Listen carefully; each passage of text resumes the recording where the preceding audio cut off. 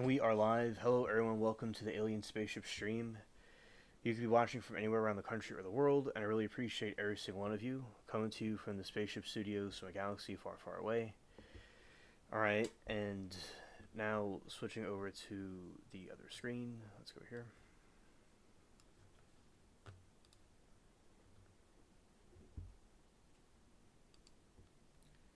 Alright, hello everybody.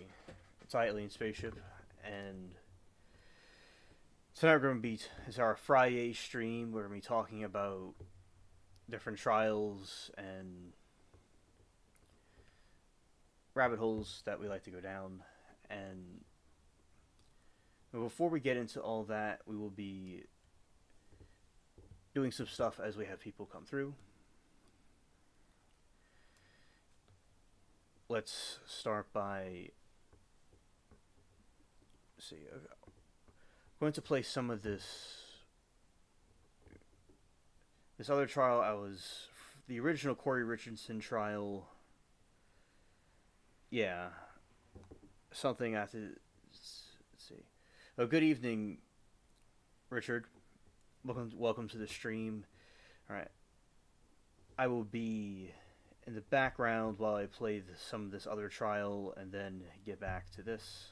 All right, so let's go here.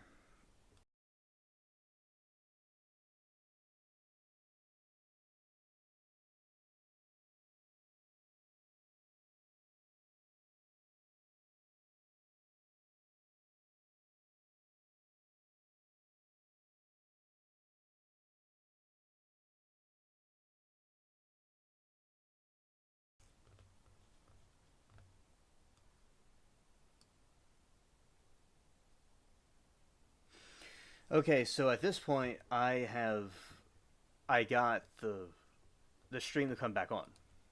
What happened was I had too many tabs open, so that was my issue. Okay, and like last Friday, I had this. I forgot how many windows I had open from earlier, and then I saw it was one too many, so now I restored the session. And yeah, the trial today, I think, yeah, there was a part towards the end where the judge got angry and he wanted them to stop recording them for a second, and they had to start a new stream. And then it was like 48 minutes, and they ended it, but the stream went on for several hours, that stream.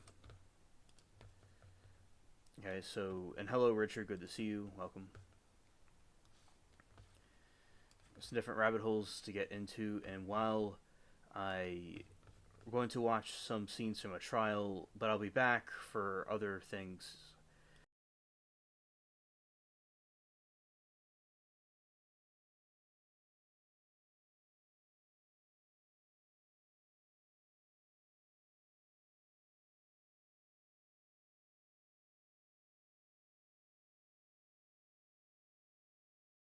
Factual,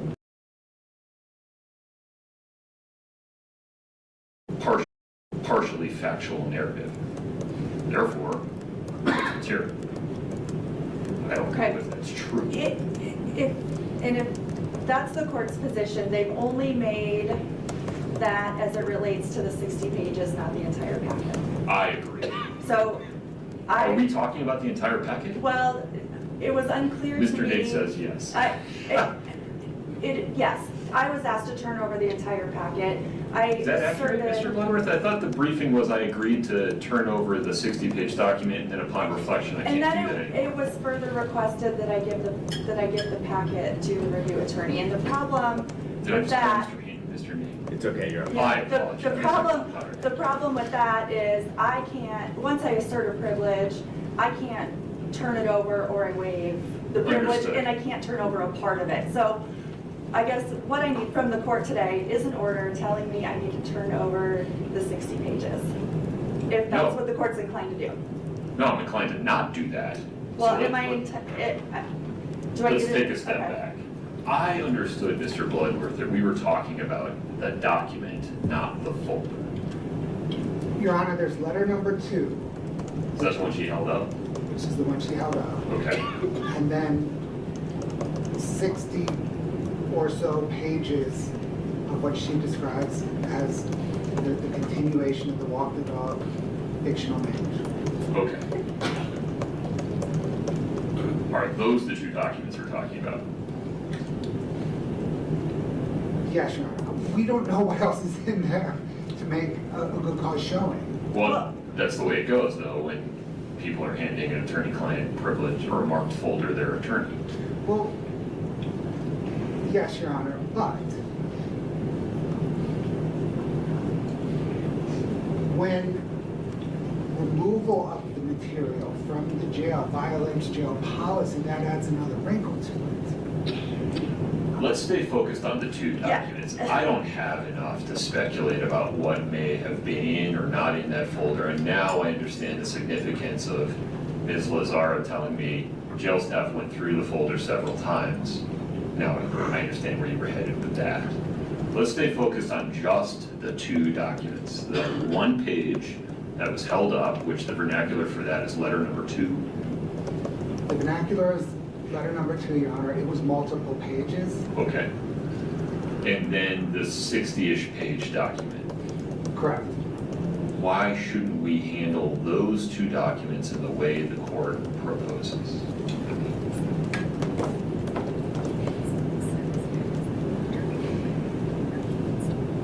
I have no objection to that, provided that the court order me to give them to the review attorney or the Right. court. I have no Understood. objection to those two documents. Okay. Well, we're so going to need to long put as- an order in place first, identify who either the review attorney or the shielded representative of the state in this process is. And listen, I understand that normally the court would just review a document and make a determination about privilege. This case is very high stakes. It's an aggravated felony. It has enormous amounts of attention. I don't want to make this decision without the benefit of the adversarial process, so we're going to use belt and suspenders on this one. Have you determined, Mr. Bloodworth, who is going to represent the state in this process? Your Honor, not by name. Okay. We can, but the state will select somebody at short order to serve as the state's advocate in this process. I appreciate that. What I'm inclined to do is order counsel to meet and confer regarding the terms of an order that will control how this process unfolds. It states in black and white who is allowed to have access and not allowed to have access to the 60-page document and letter number 2, and then hopefully provide some deadlines for submitting the two documents to the state's shielded attorney and briefing deadlines for getting it before the court. Does that sound reasonable, Ms. Lismer? Yes. Mr. Bloodworth? Yes, Your Honor. That is the state's order. Can you meet and confer on that within 1 week? I am, yes. Or It's no? not- Probably not, actually. Okay. I'm gone. I'm going to be out of town working the majority of next week, and I'm on vacation the following. How much time would you like to get this sorted out? Can we go to maybe the beginning of December? By December 1, I need a proposed form of order or competing proposed form of order submitted to the court. And just so I'm clear today, the court's ordering me to, Not disclose anything yet. okay, until you have this Until proposed- the okay. rules of this review are set, the participants are identified, those that cannot participate are identified, and that order's in place. Okay, Then everybody will know what they can and can't do. understood. I think that's the appropriate way to handle this. Any objection, Mr. Bloodworth? No, Your Honor. Okay. All right. That handles for today. The motion for good cause, motion to compel good cause disclosures. To be clear, I'm not expressing any opinion one way or the other about what's in this document, whether it's material, beyond the facial, prima facie showing of good cause, or whether any other privilege would apply to it. I just don't know what's in it, and I need better briefing regarding the circumstances under which it was created, who it was provided to, things like that. Okay. I think, Ms. Lazaro, Mr. Bloodworth, that brings us to conclusion on the motions that are pending in the criminal matter. Is that correct? Yes. Okay. Mr. Bloodworth? Yes, Your Honor, to the extent the motion to compel is concluded. Well, it's concluded for today. For today. Yeah. All right, very good. Let's turn next to the probate case. Switch spots. Your Honor, perhaps before that, can we discuss scheduling in this matter? I think that was part of today's initial agenda. Yes, that makes sense.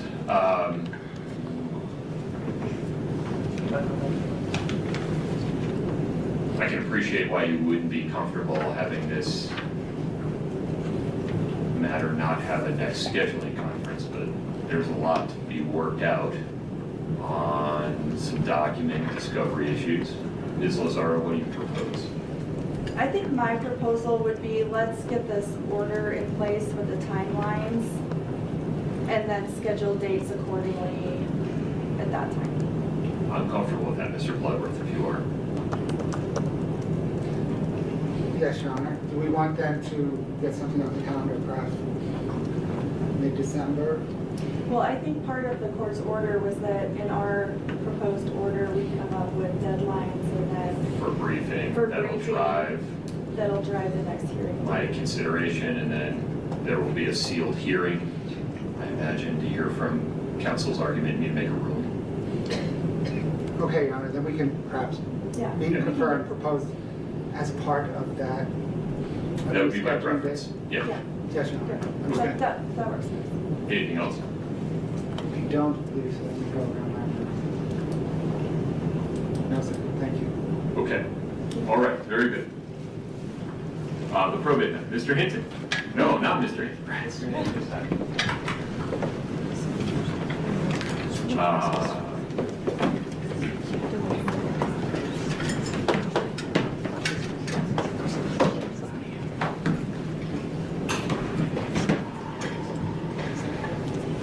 Let's begin with the motion for preliminary relief under the Slayer statute in case 223-500-019. Can I have counsel for the trustee and the estate make their appearance, please? Yes, Your Honor. Your Honor. James Tracy and Jake Gorange on behalf of Katie Richens Benson, who is the personal representative of the estate of Eric Richens and is also the trustee of the Eric Richens Trust. Welcome to all of you, and then counsel for Corey Richens in this matter, please. Yes, Your Honor. Austin Nate and Skylar Lazar on behalf of Court Richens. Okay, very good.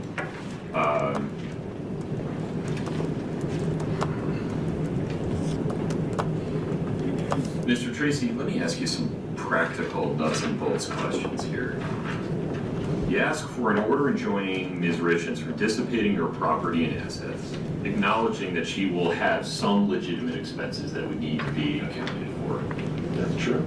You ask for an order imposing a constructive trust on her assets and requiring execution of a trustee's bond. I have a lot of questions about that order. And then appointment of a receiver to manage Corey's property and assets, pending a determination of the estate's petition to establish disqualifying homicide.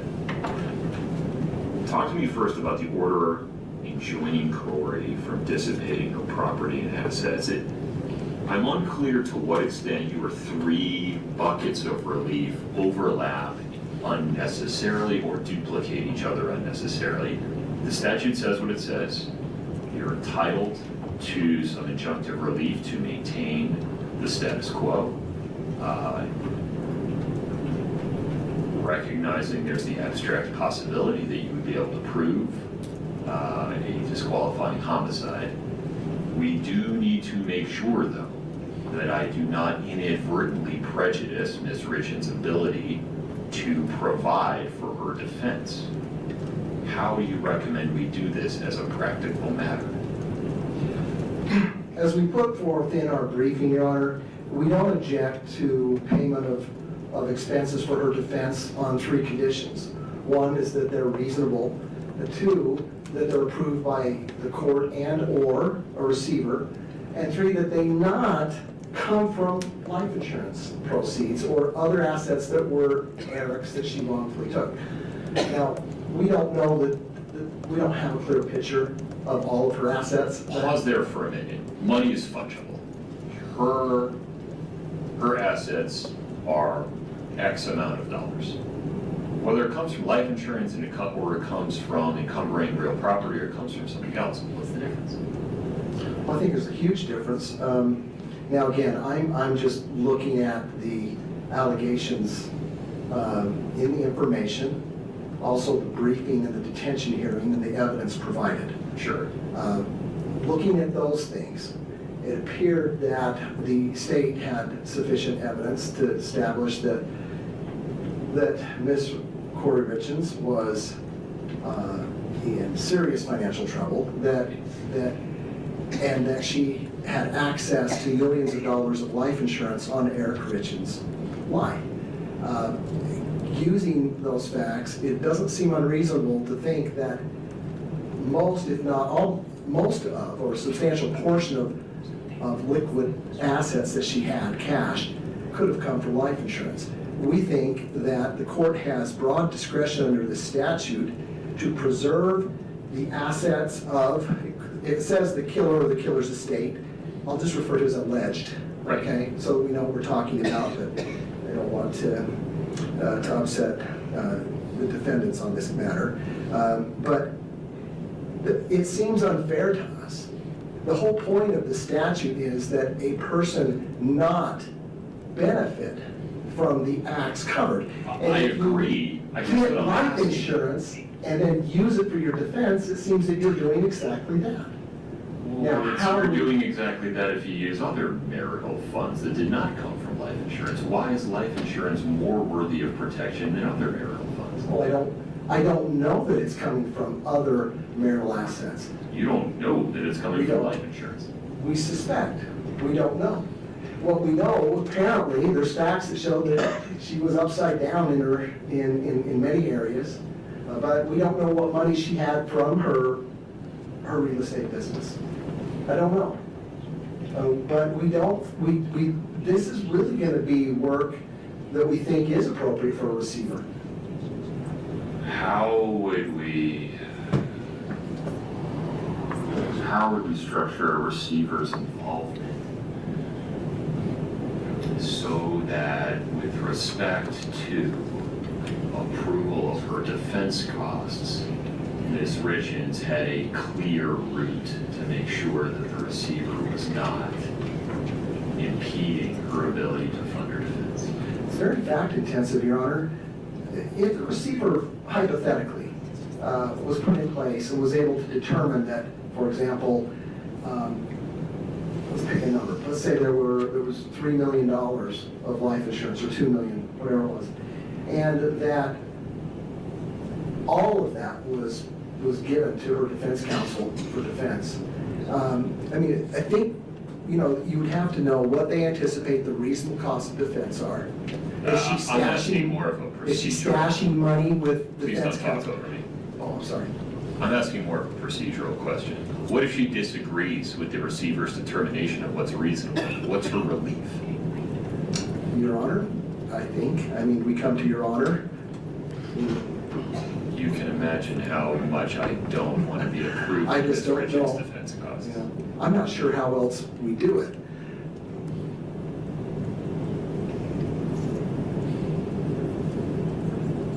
That's okay. Thank you. All right. Your Honor, the statute, it contemplates sort of a wide range of options. And by the way, I noted in preparing for this hearing, this section of the statute is just a little over 2 years old. Section 8, which we're dealing with, was put in effective May of 2022.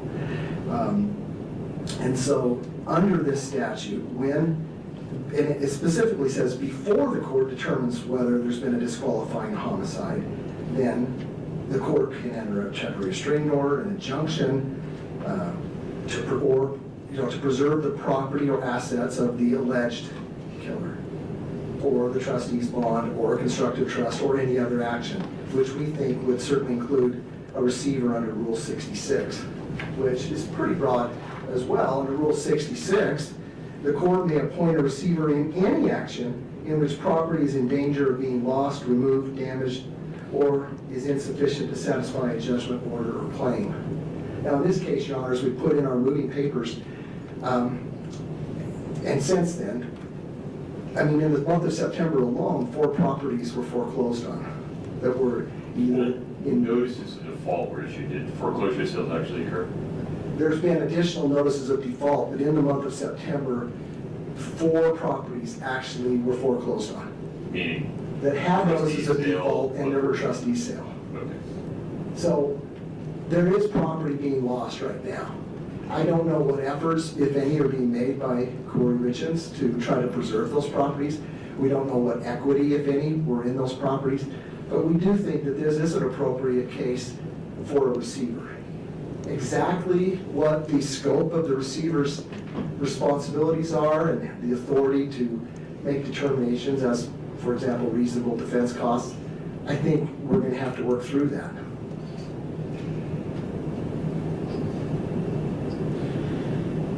Talking about the constructive trust, typically, right, constructive trust is a equitable remedy imposed after some transfer has occurred to claw it back or provide a notice flag this in, however you want to look at it, to say this is going to be coming back in this direction in the future. How would it work here?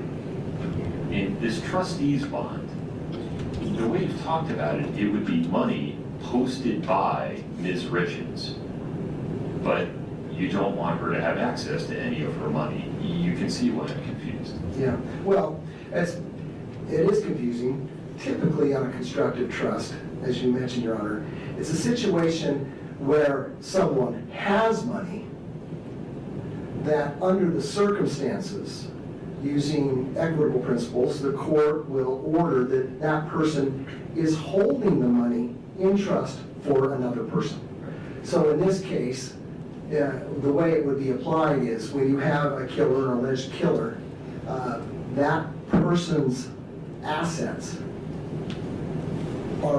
would be determined by the court to have been held and are being held for the benefit of the decedent's estate, whatever they are.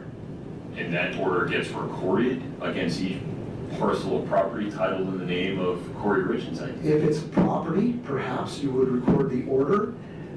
If it's other assets, they're just deemed to be held in trust. And then I guess if there's transfers out, then potentially what you have is a breach of fiduciary duty because they were being held in trust. How is this better than the claims for fraudulent transfer that you've already brought?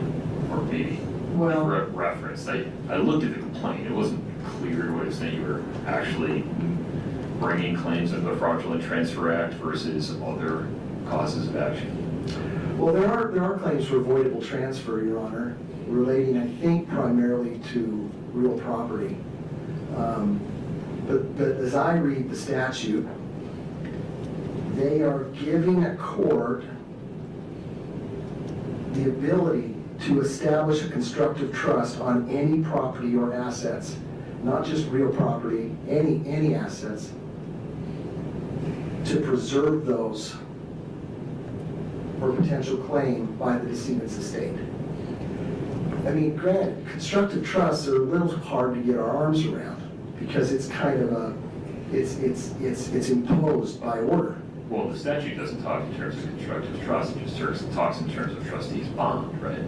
No, it says establish a constructive trust Oh, I on see. property. My apologies. Yeah. And then you can also require an execution of a trustee's bond. Now, I can tell you how trustees' bonds typically work. It wouldn't work in this case.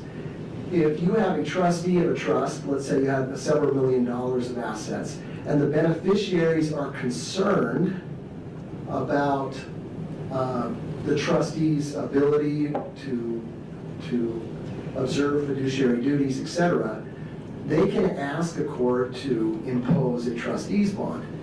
In a normal case, a trustee could go to a surety company and get a trustee's bond for a fee. But you have to have assets and collateral, and you know how that works. Nobody's going to give Ms. Richens a trustee's bond, Right. which means Cash. it would have to be cash. And again, we don't know what cash she has. I mean, this is going to be part of the job, we hope, for a receiver to kind of figure out what she had, what she's done with it, what she still has, and then make some recommendations on if there ought to be a bond, if there's a cash bond, if there's, maybe it should be posted with the court, or someone that we can agree on, an escrow company. We don't really know because we don't have a clear picture of what her assets are. What we know is we're aware of 6 or 7 properties. We know that 4 or 5 of those have been lost through foreclosure already. The remaining number of them have notices of default. So whatever real properties she had are either lost or in threat of being lost. And then we have the issue of what happened with all of the insurance money that she collected. All of these would comprise her estate, and the purpose of this statute is to allow the decedent's estate to be able to preserve assets for the decedent's estate. And that's what we're seeking. Exactly what form that'll look like, you know, I think that's what we want to talk to you about and see what's fair. But I think the first step, I think, would be to impose an order that says Corey Richens shall not dissipate her remaining assets, that ordering that there's a constructive trust imposed as of the date of Eric Richens' death on all assets, and appointing a receiver to manage her remaining assets. The terms of that receiver appointment would need to be worked out. Yes.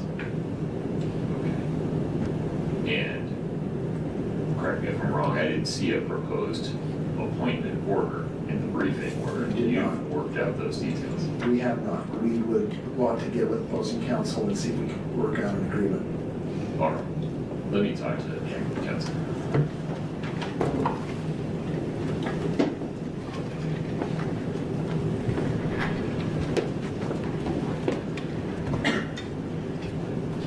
Thank you, Your Honor. It sounds like you may have some specific questions that you'd like me to address right at the outset on this. The difficulty here, to say the quiet part out loud, is the legislature drafted a statute with policy in mind. So I can't take the position that this is never enforceable. It says may, so it's not required, but I think it would be an abuse of the court's discretion, or the word may, to take the position that I don't have to do this, so I'm not going to. I'd have to make some findings about why it's inappropriate in this case, and contend with the either explicit or implicit policy decision made by the legislative branch that this is the type of thing that should occur in a case involving a potential disqualifying homicide, which this is. How do you recommend the court navigate those waters? I think it's a fair question, and frankly, some of the questions that the court has, asked today are some of the questions that we've been asking ourselves. It's just the practical implications, or how you practically actually create a situation where this makes sense, I think is extraordinarily difficult. And just to add to what's already been discussed, I mean, if we're talking about a receiver over all the assets, I think that would necessarily also include, or typically does within a receivership, causes of action that are held or pursued, which would mean beyond carve those engagement. Right, so I guess if that's a way to carve that out, and then to the extent that there's a recovery in those cases, does that also automatically become part of the receivership estate? I mean, all this to say, I think that this will expand the scope of litigation substantially. I think that you'll be, the court will be, substantially more involved in this than perhaps what it would like to be or what is necessary or really what is prudent for judicial efficiency purposes. Right, but come back down to the specifics. Yeah. My biggest concern is inadvertently prejudicing Ms. Richens' financial ability to fund her defense. That implicates constitutional concerns that seem paramount. Is there a way to sufficiently fund her defense, but otherwise prevent dissipation, maintain the status quo, protect assets? We don't believe so, Your Honor. And But why? I guess perhaps there could be a way to craft that, but again, we're talking about substantial amounts of time, energy, and expense to actually figure out what that's going to look like. And so that in and of itself, going through that process of figuring out how we're going to fund her defense, we're going to deplete resources that would have been allocated to the defense in the first place. Does that make sense? Sort of. Can we agree that I'm not going to ask you what her assets are, and I don't think it would be appropriate for me to put you on the spot about her right now, but do you know what her assets are? Generally, I would say yes. Specifically, I would say no.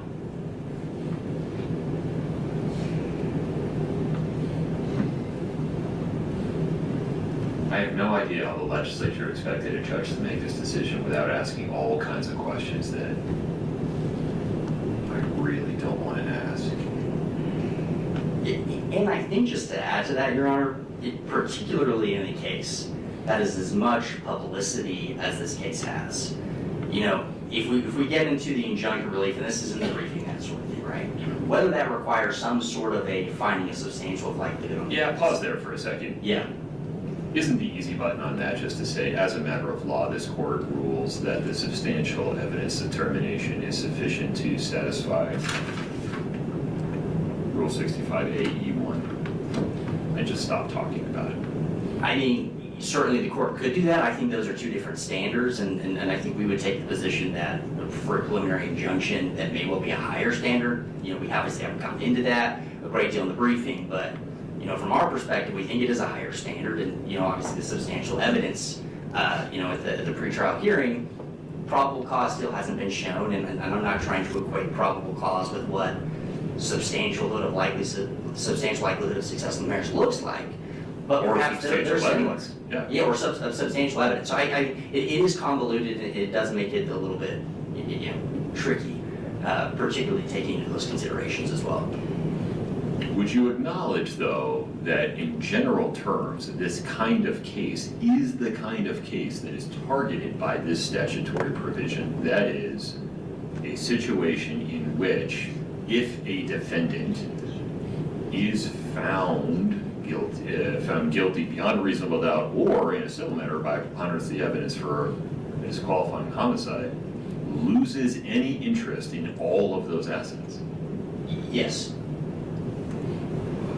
Okay.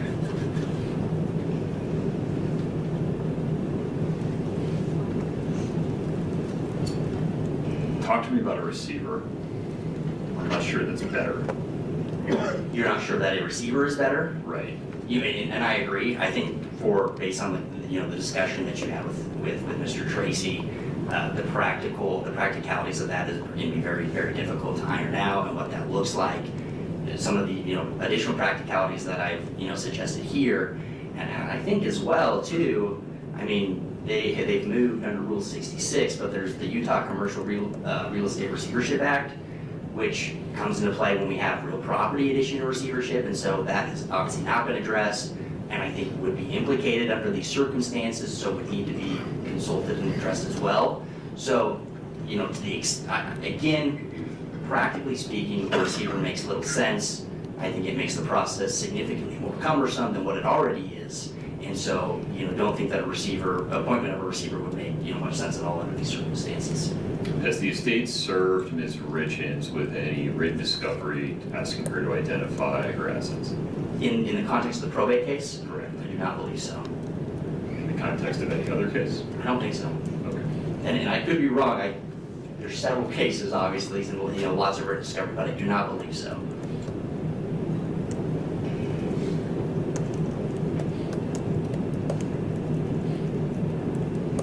All right.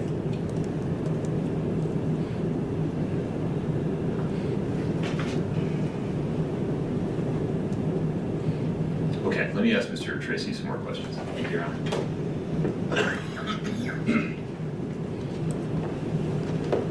Mr. Tracy, what's the irreparable harm here? There are other tools available to the estate to identify assets in the flow of money, to trace the flow of money, to provide notice to potential bona fide purchasers or other transferees, and to claw back assets. Money in many ways is fungible. Why is there irreparable harm here if I don't put any injunction in place, but allow you to start figuring out through the discovery process the answers to the questions you don't currently know the answer to? Well, first of all, Your Honor, typically in civil litigation, we're not allowed to inquire as to a defendant's assets without a judgment. In this case, because This is a little different. I know it is, but I guarantee in some of the, like for example, the civil fraud case, they're not going to answer questions about what her current assets are. In fact, they moved to stay in the case, which you'll hear here in a minute from my partner, Mr. Gorringe. Right. Let's talk for a second about, and by the way, in the estate case, we did demand an inventory. As part of the inventory, we asked for disclosure, but we haven't gotten a disclosure. But it's something we can follow up with motions in the estate case. But I do want to be clear, and I think you asked a question about Rule 65. As we put in our briefing, it's not clear that Rule 65 applies to paragraph 8A, 75-803, sub 8, paragraph A. It certainly does on paragraph B, but that only applies if you're seeking an injunction without notice or an opportunity to be heard. We don't concede that Rule 65 applies, and in fact, in preparing for this hearing, I'm more convinced that it doesn't, and we could submit briefing on that. I think the legislative history will show that Rule 65 was inserted only if you want a injunction without notice or an opportunity of a hearing. Under subsection 8A, no mention of Rule 65 is made. So I don't think that we're subject to the substantial likelihood of prevailing on the merits. But we addressed it in our motion in this way: even if we were subject to it, we meet the requirement.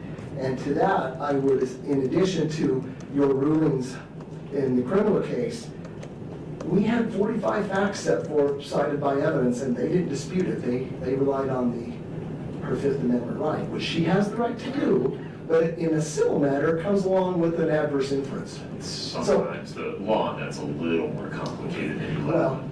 she didn't rebut any of the facts. I don't think we really have a problem meeting the standard under Rule 65, but I don't think it applies technically. This is why I'm asking you about irreparable harm. Why is injunctive relief necessary here? What about the status quo can't be either compensated in the future in money damages, preserved through other means, better characterized? I mean, just because I don't grant the motion today doesn't mean I can't grant the relief. So, first of all, I don't concede that you can't get an injunction only when your damages can be compensated through money damages, because there are circumstances where you just will practically, you'll never recover the money. And I will mention, what if there's nothing in 75-803 that carves out an exception for attorney's fees, by the way. And in every case where you have a disqualifying homicide, you're probably going to have a murder trial. I mean, more likely than not. So I don't know that the legislature was concerned about how do we carve out defense costs. When we prepared our motion, The Constitution might be concerned. I said the Constitution might be concerned. which is why in our motion, we specifically stated we're not seeking to prohibit her Right. from having reasonable defense costs. I just make a note for the record, there's nothing in the statute that carves that out. Again, you have a variety of things in the quiver here that you can use to address this. Just imposing a constructive trust seems contemplated. Why not? And I can't see why not to do it. Why not freeze? Enter an order freezing her assets in their current state of title, meaning can't hypothecate any of the assets out of current states of title. If they're titled in the name of Corey Darden Richens, they stay that way until further order of the court. If they're titled in the name of K. Richens Realty. you think I can reach that entity since it's a single member LLC? We think so. She'd be the human being that would be acting on his behalf. So if they're titled in the name of KAR, they stay that way. If there are funds in a bank account, they stay in the bank account. And then press pause. And let you all get me better information about why you think this will or won't work. You're asking me to shoot in the dark here. Because we are in the dark.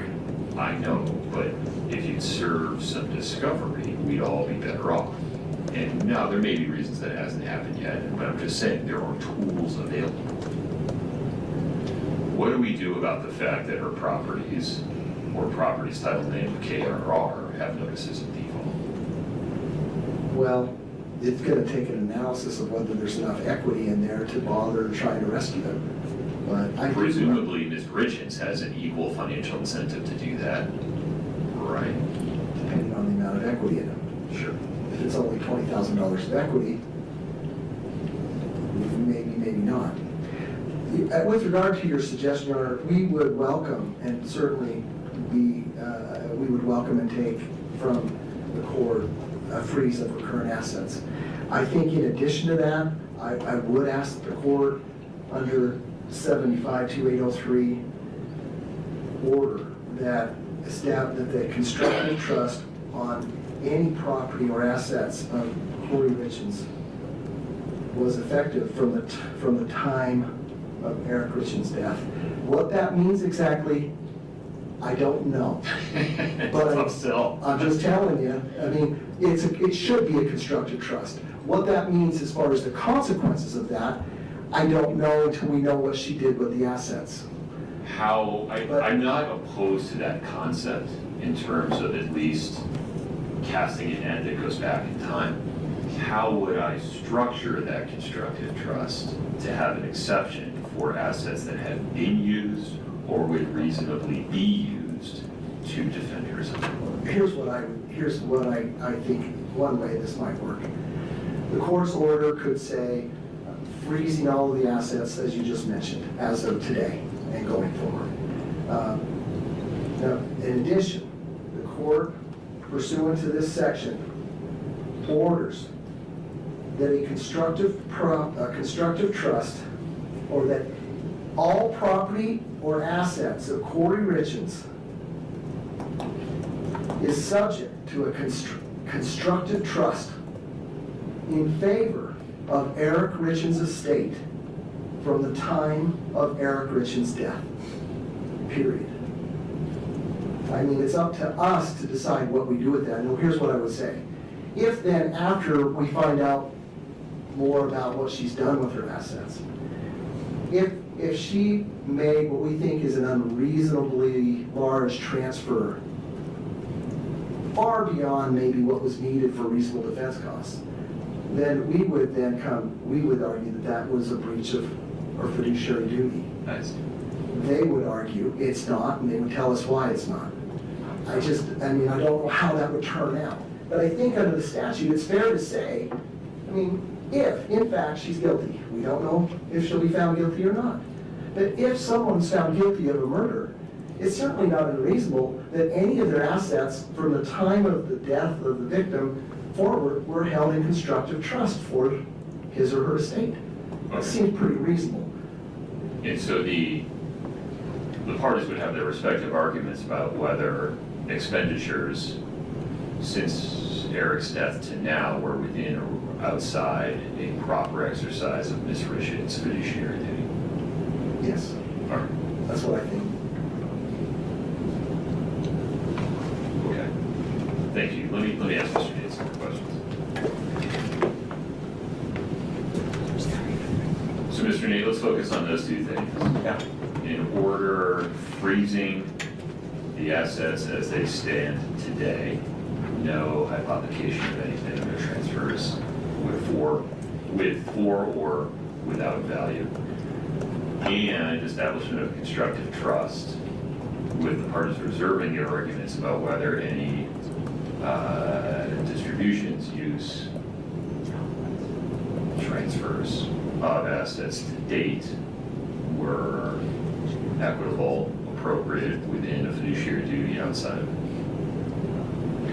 You wouldn't be waiving any arguments in the future to say, Judge, this is too restrictive, you gotta loosen it up so that she can defend herself. You would maintain the status quo. It would honor at least some of the intent of the statute. It would protect the estate of Eric Richards. It's not as specific as I can be given what I know right now. What's your response to that? I think first and foremost, obviously, our position is that no relief should be granted and that the court has, discretion under the statute and should deny the motion. To the extent the court is inclined to do anything with respect to this motion, I think the relief that you just laid out is probably, would probably work and would probably be fine. At least for now. For now, for present purposes, yes. Okay. All right. I appreciate that. Anything else on this? No, Your Honor. Mr. Tracy, you're entitled to the last word. Is there anything else? Just, Your Honor, I think that in an order that you might issue, you should make clear that we're allowed to proceed with discovery on our assets. But again, I know you've got a motion to stay that you're going to hear, Right. and that can be part of the decision on that as well, I suppose. We'll get there. Thank you. Okay. All right.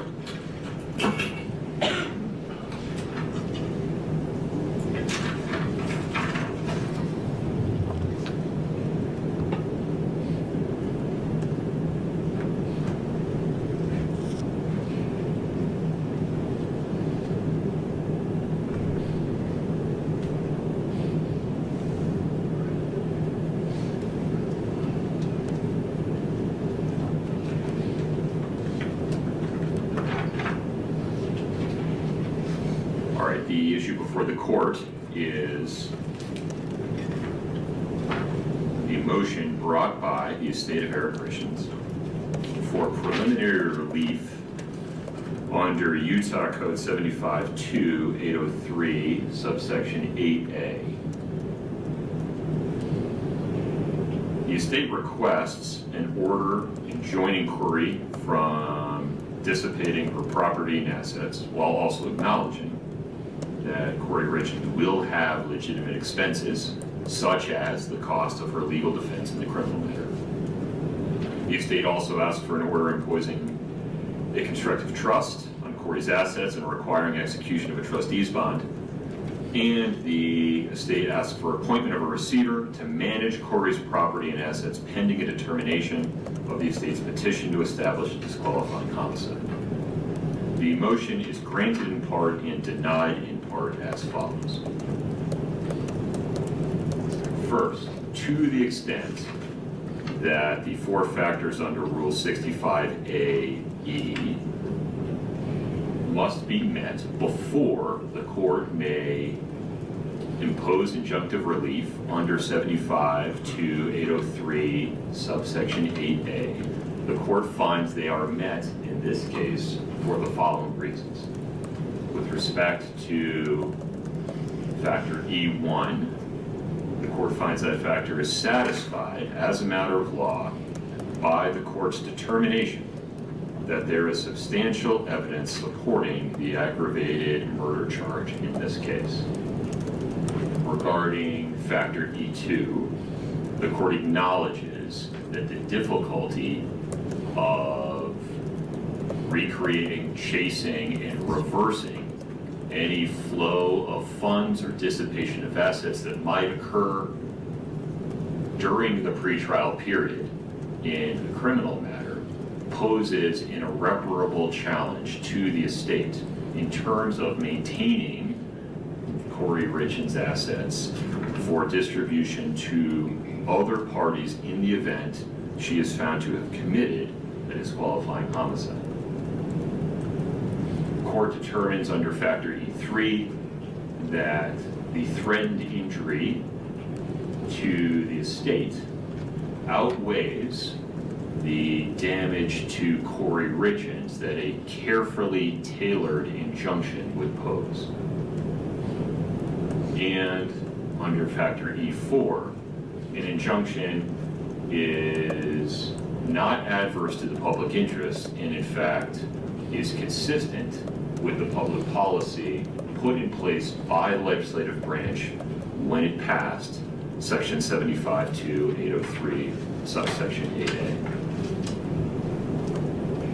Having determined that some form of injunctive relief is appropriate, the court is nonetheless concerned that an overbroad injunction will be constitutionally infirm because it will unduly burden Ms. Richens' ability to fund her criminal defense. And to avoid that prejudice to Ms. Richens, the court determines that a limited injunction in the following form is important and appropriate. First, the court is hereby issuing a preliminary injunction that hereby enjoins Corey Darden Richens from transferring, changing the title of, or otherwise hypothecating any asset that she currently holds or controls, or that her realty company, KRR, currently holds or controls. Second, under subsection 8A, 3, the court hereby establishes a constructive trust on all property and assets of Corey Darden Richens and KRR Realty. The constructive trust is effective from the date of Eric Richens' death. The court will consider in the future as necessary arguments that transfers or disbursements of Ms. Richens' assets to date or in the future are reasonable and necessary to fund her criminal defense. And the court recognizes that exceptions to its order enjoining any transfers or changes in her current asset titling or holding may be necessary for that purpose, and exceptions to the constructive trust may be necessary for that purpose as well. The court is not imposing the requirement of a trustee's bond. It is not appointing a receiver at this time. The court denies those requests without prejudice. Mr. Tracy, I need you to take what I said and make it look good on paper. I need you to run it by Mr. Nate for his objection or approval. We will do that. Okay. Mr. Nate, any questions? No, Your Honor. Mr. Tracy, any questions? No, Your Honor. All right. That brings us to related motions to stay the probate case and the wrongful death case pending the outcome of the criminal case. That briefing has taken some twists and turns. Mr. Tracy, Mr. Orange, what is, pardon me, I'm doing this in the wrong order. Mr. Nate, Ms. Lazara, what is the scope of the stay you're currently requesting in those two civil cases? So again, just to be clear, with all the cases that are going on, we're talking about the probate case and the trust case, correct? Did I catch you correctly? I may be using different vernacular than Okay. you use. I apologize. So, what I have been calling the wrongful death case is 262. Okay. And then the probate case, I think, is 019, the estate case, right? Correct. Okay. So with respect to the wrongful death case, and do you want me to come up to the? Wherever you're Yeah, I'll go ahead and come up there.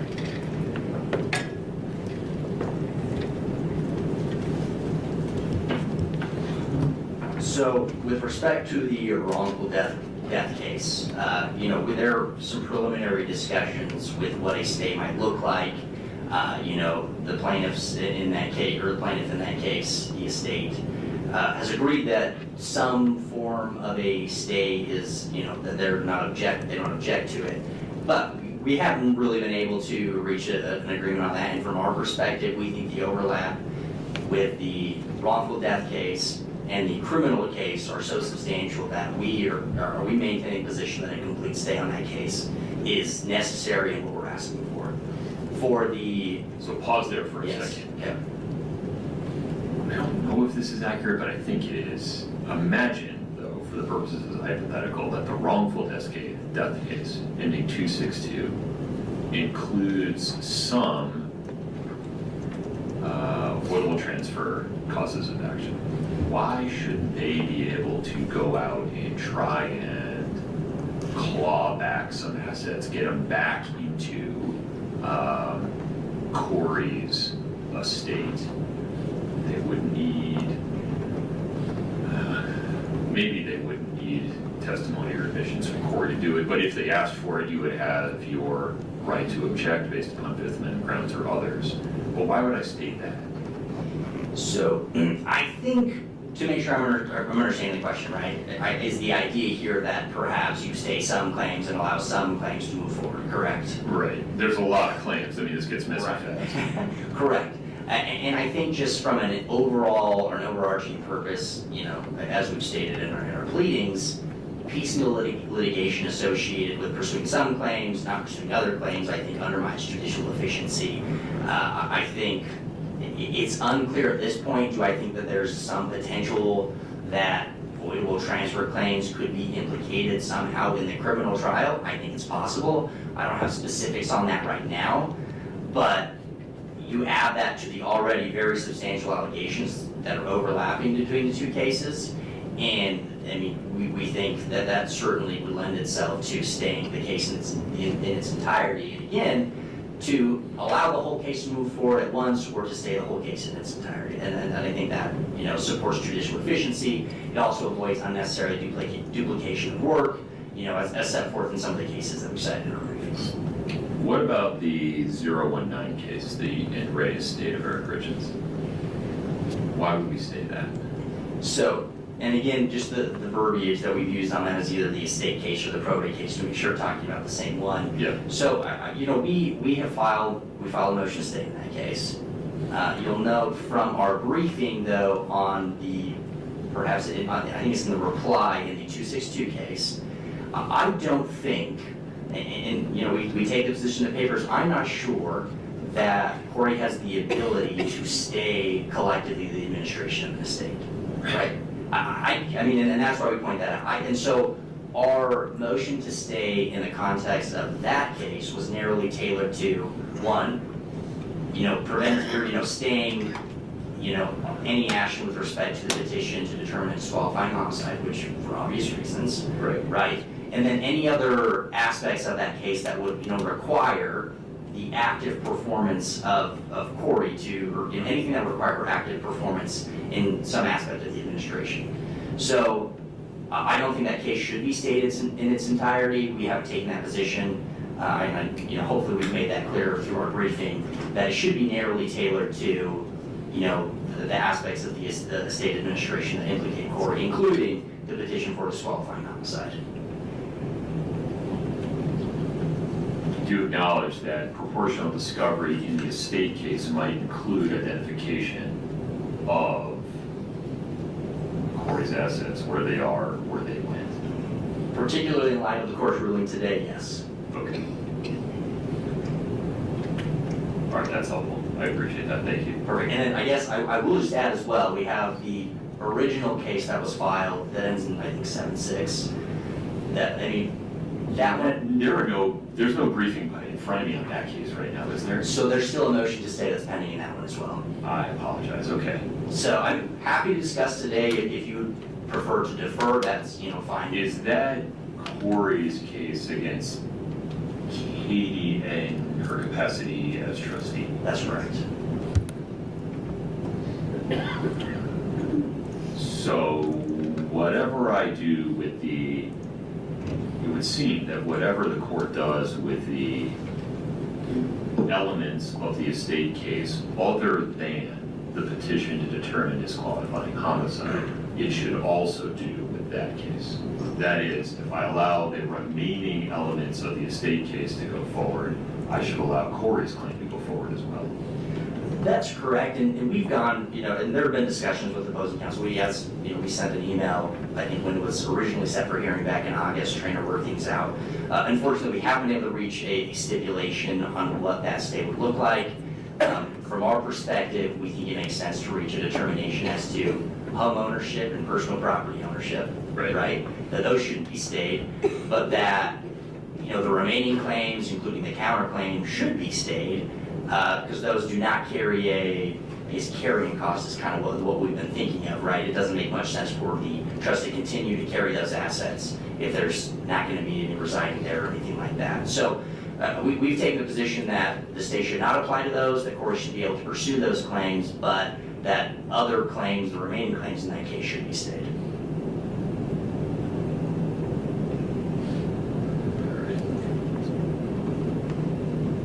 I feel like it's going to have unintended consequences that I can't quite identify at the moment. Okay, I understand your position. Yeah. What is the case number in that case? It ends in 7-6, I believe. Okay. Your Honor, it's 220500076. Thank you. Okay, I appreciate Yeah, it. thank you, Your Honor. Mr. Gorge. Yeah, and just another point of clarification. So there's also the case ending in 230, which is Corey's case against Katie in her capacity as personal representative. Now that case arose from the probate case, right? So the genesis of that is, in the probate case, Corey files a claim against the estate. We disallowed it. Then under the probate code, she had 60 days in which to file a petition for allowance or a separate action. She elected to file a separate action. So now we have what we've called the estate case pending over here, which ends in 230. And I believe that Corey's motion to stay in the probate case touches on that as well. Give me that case number one more. Sure. 230500230. 230500230. Correct.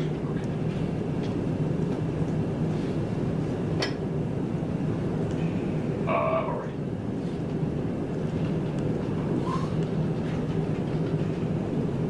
Mr. Orange, at the moment, acknowledging that I may need to revisit this issue depending upon how much frustration and mischief arises in discovery, am inclined to stay any proceedings related to the petition to determine disqualifying homicide in case ending 019, and to stay case ending 262, the wrongful death action in its entirety, but to otherwise not stay the remaining civil actions or the remaining elements of 019. My reasoning being, there seems to be an immediate need to address what assets are held by whom, what their status is, and whether some changes to that status need to be made.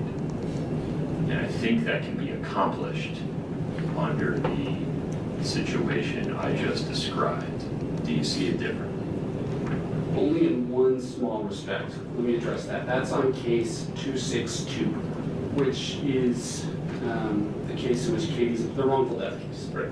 So the only issue I would take is with respect to Katie's voidable transfer claims, which you mentioned. Those voidable transfer claims are narrow. They deal with a transfer that occurred just earlier this year with respect to a piece of real property that K. Richens Realty transferred to Lisa Darden. There are other defendants in connection with those voidable transfer, and there's also a civil conspiracy claim. And so we can't contemplate how that would come up relative to Corey's criminal prosecution, simply because it's a transfer that occurred so long after any effect. What's salient for purposes of prosecution, I don't know whether the prosecutors are going to look into that, but it doesn't seem relevant to us. And to the court's point, one of our concerns is trying to get that asset back into the estate. Otherwise, I think we're fine staying the remainder of 262, other than we do want the ability to conduct third-party discovery. That's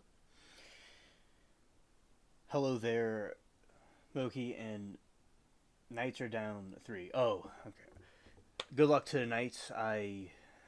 Hopefully they can have their victory tonight. All right, and yeah, in this, I suppose, yeah, I'm not too. I think there was the hockey games. I don't know if they started new seasons yet, which obviously they're playing games, so they started something. Because usually, like with football, it starts in the new year, so I'm not too sure if because I'm not really familiar with it. They started a new season, or they were playing from last year. So I would assume, because there's something recently I've heard about some games, so some sort of championship. So it must be a new season. So yeah, and okay, now continuing this. And then I'll be getting into some other things. And I got some emojis, some new emojis.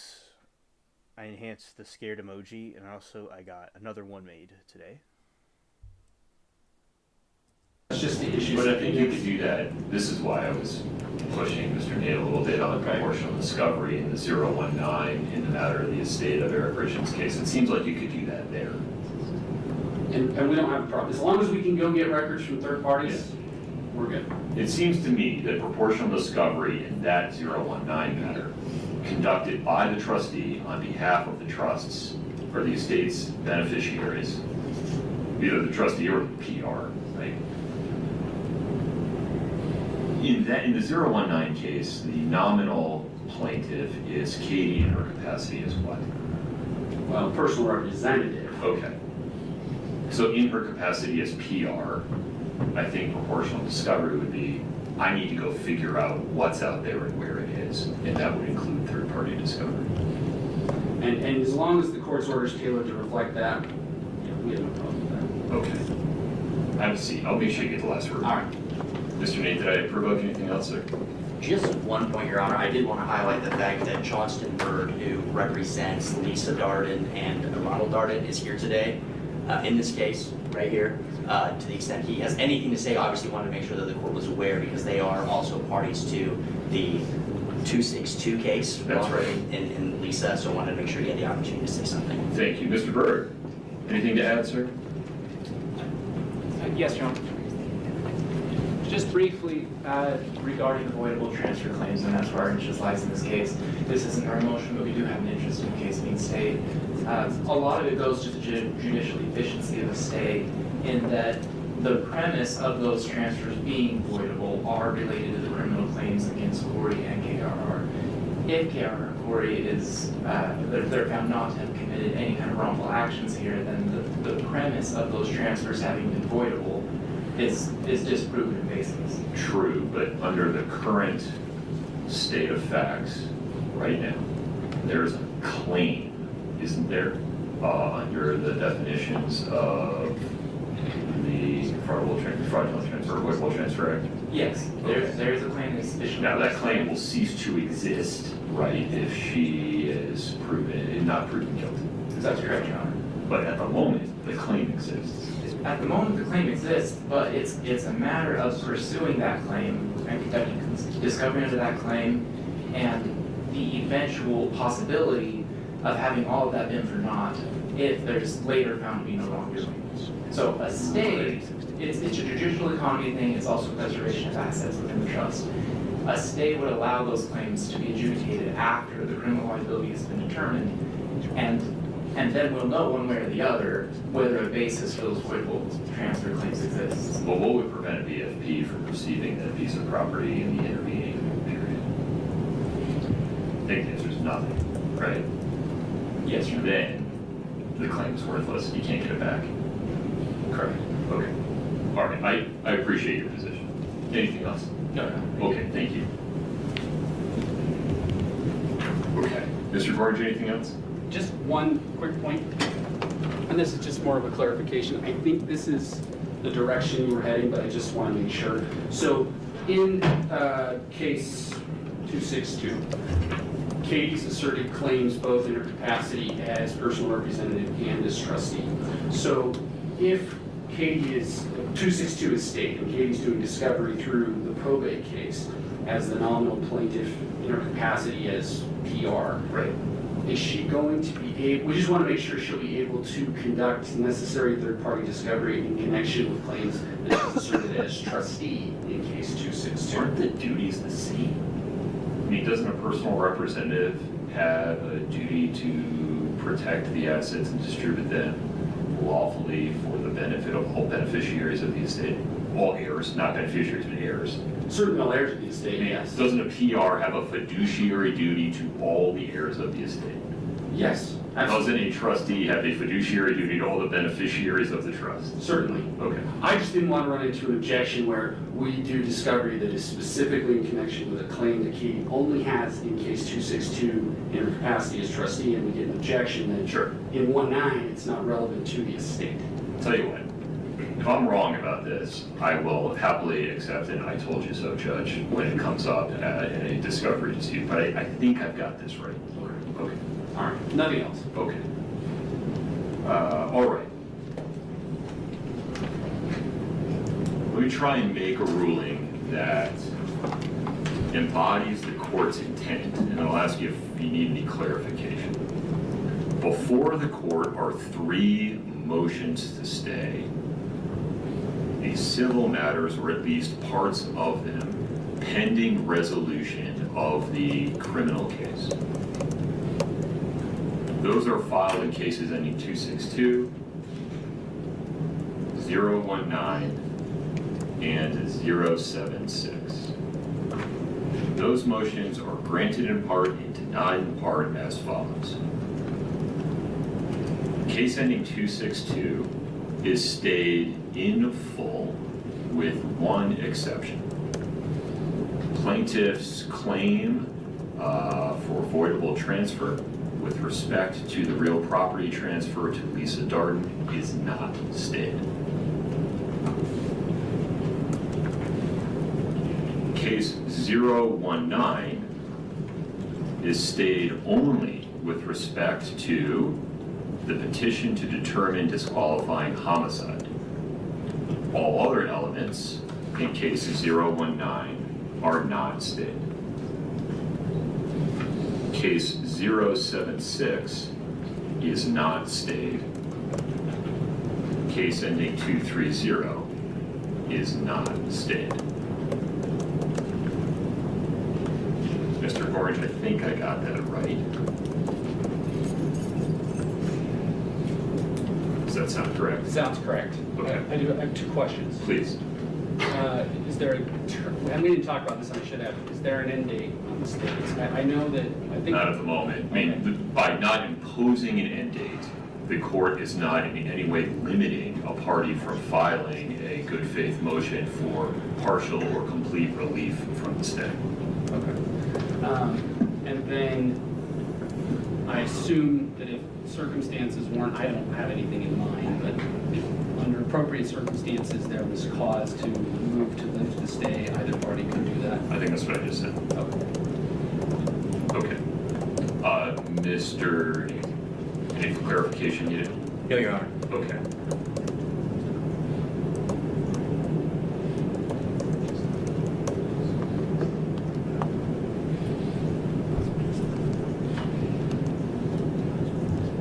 Yeah. So, Your Honor, I think there's one thing that's been overlooked, and Mr. Nate can correct me if I'm wrong. In case ending in 076, which you indicated was not stayed, there were at least a few of those claims, counterclaims, that I believe the parties, I think, probably agreed that should be stayed Counterclaims brought by by. Katie as trustee, including that a power of attorney was fraudulently signed, that a second mortgage was obtained in violation of her fiduciary duties, all of which came up in your detention hearing. So I think we had agreed that those would be stayed, so Okay. we're happy, we could have run away and said, ha-ha, but I think it's better, since we're here, let's just clear it up so we're all on the same page. I don't think either side, The Katie's counterclaims in her capacity as trustee, Okay. because she is the owner of the home that's subject to the second mortgage that we, of $250,000, that we say was obtained with a fraudulent power of attorney. I understand. Mr. Gornick. Yes, thank you, Aaron. Yes, I'm enjoying my birthday month. The party has continued, and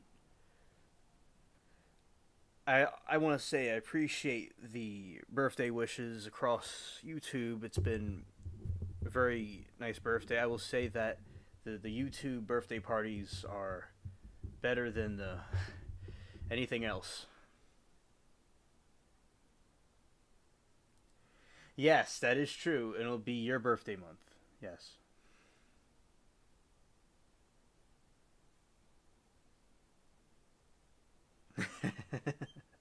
Yeah. Certainly, the angel Aaron, we will be gladly celebrating your birthday as a festival. Absolutely. As long as it's celebrated after mine, then it's yours, and I think that is an awesome way to go. And the next month, by the way, just will be the spring month, where we usually have lots of clovers and stuff bloom. It's like the St. Patrick's Day type month. Well, of course, depending where you're at, spring might come later or earlier for whoever it is.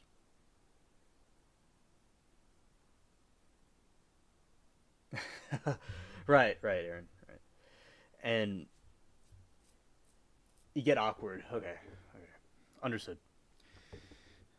Yeah, so basically with the aliens, a lot of times they like to get the UFO over a populated area, so everybody goes, "Oh, look, it's a UFO right there."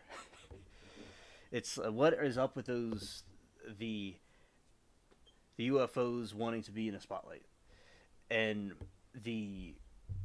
because that's what have these different UFOs that go and fly out. So I can understand. I know where you're coming from, and happy. I will say for those that will have birthdays coming up, I wish that they have a very good birthday coming up, and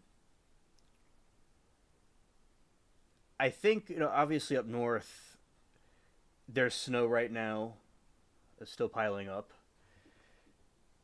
Down here, it's kind of like it probably feels like summer for some places, but it's getting closer to spring.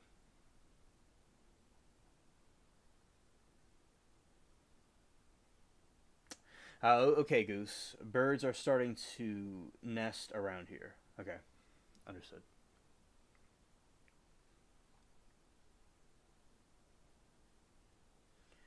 One silly goose. Yeah, the birds are starting to nest around here. Yeah, so with the birds, I know what they do. They like to. I don't know if they go in hibernation like the other critters do, but I would say that when it's springtime comes, I'm sure they'll set up their nests and build new ones. Right. Oh, you need some signs of spring. Well, Aaron will be sending spring up your way, up there.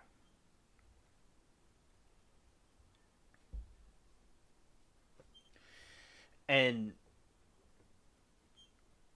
because I know what it's like to have like a place, not of course for a very long time, but for brief moments we've had snow where it covers everything, and then eventually, yeah, I can see what you mean. It's kind of like it's like kind of like seeing something one color. Now down here, actually, people like it when it gets colder, and up north likes it when it gets warmer.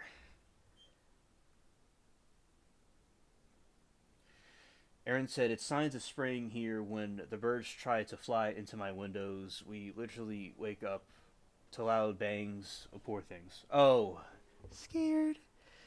Yeah, it sounds like a problem when that occurs because,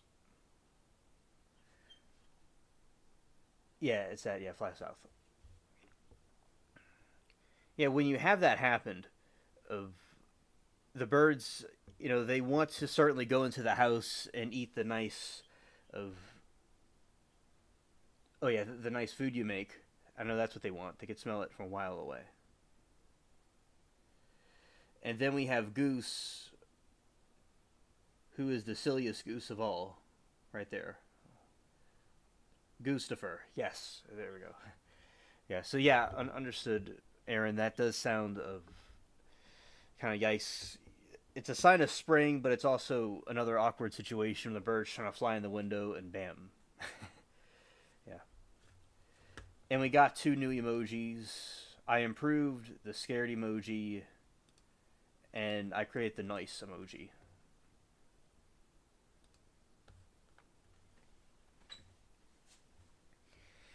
And we got the OG goose, the granny goose. Okay, shout out to the granny goose. Facts. Aaron says, I know, but I don't like those fake bird decals. It's just a short time. Last year, our biggest issue was the woodpecker who's been doing B&E on my roof. Oh, the woodpeckers. Oh, where I am, there'll be woodpeckers. I thought they weren't here, but they are here.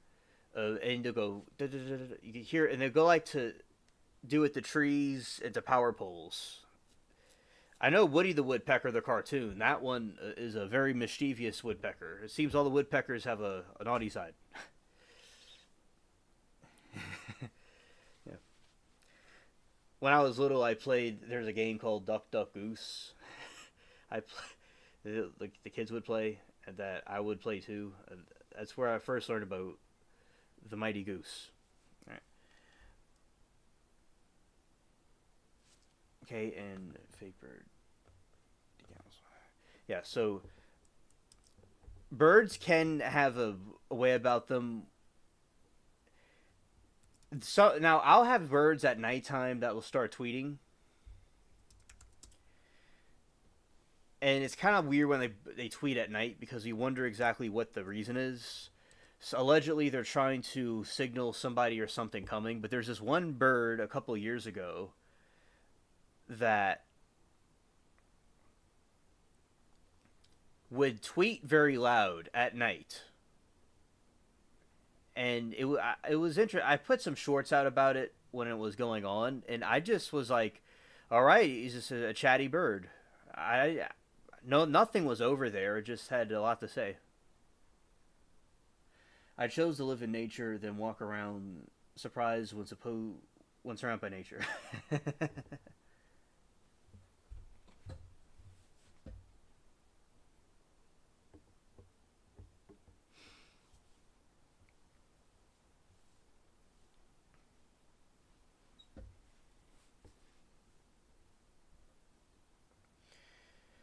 Okay, and oh yeah, so Erin moves to nature, then she's surprised by what nature does.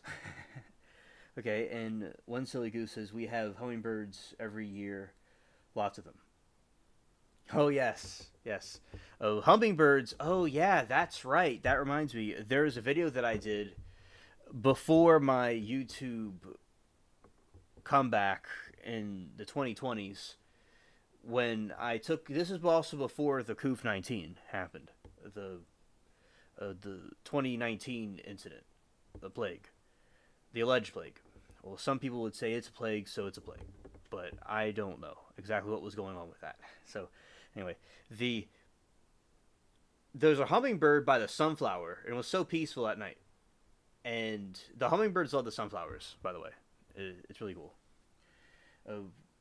We named Boutique because Emu daughter is obsessed with porch goose and silly goose stuff. Yeah. Oh, that's nice. Yeah. I like that. Yeah, the emu, right? That's an interesting one. Emu bird. Yes, that is a very fascinating bird, the emus. It kind of reminds me of an ostrich.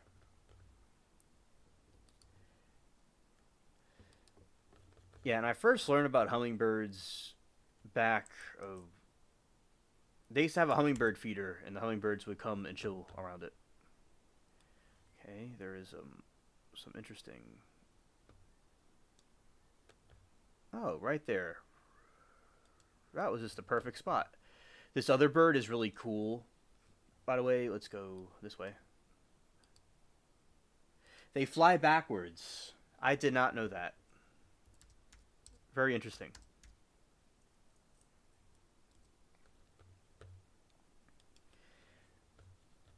This is a bird called the kiwi bird. Right here.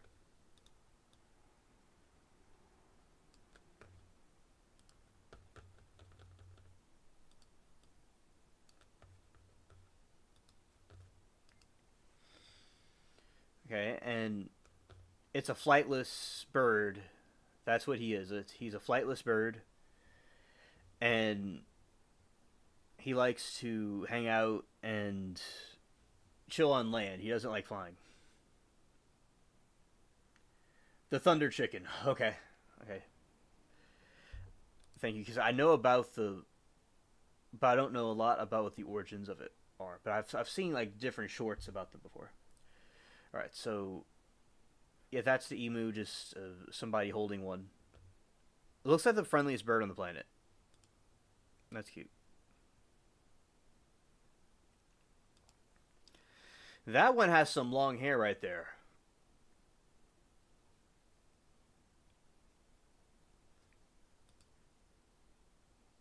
It's eating some berries.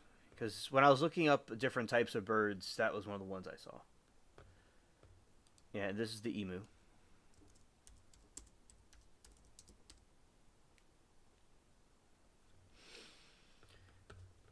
Looks very active. An active bird. I'm scared.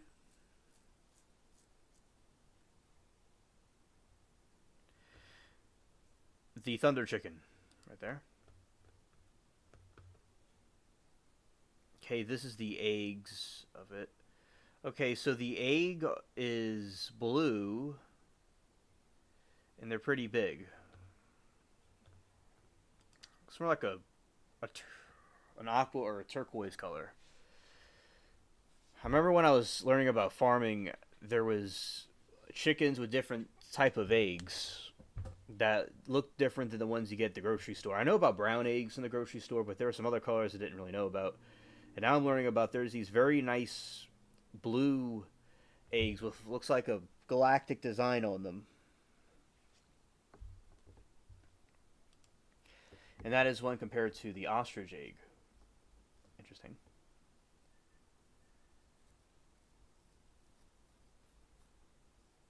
Okay.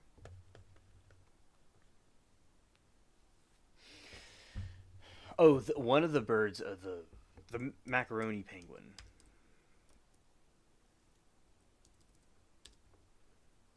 Okay, this penguin, by the way, is the macaroni penguin, and one time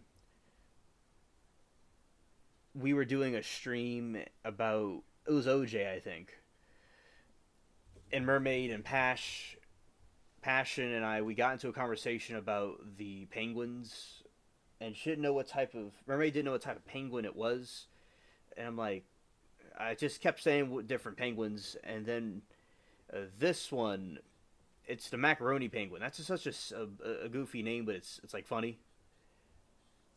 And it came from an Italian movement of the macaronis in Italy, and the British people were interested in it, and they brought it back to England, and they named this one a macaroni penguin because it had like a cool hat on its head.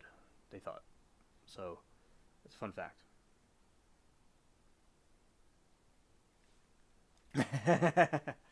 Erin's collecting her parental tax, the parental tax collector. And Goose, a silly goose, says, "We like animals." of all kinds of them. We love possums and groundhogs. Oh, that is great. Oh, I like possums and groundhogs too. Oh, hello, Eugene. Welcome to the chat, buddy. All right, and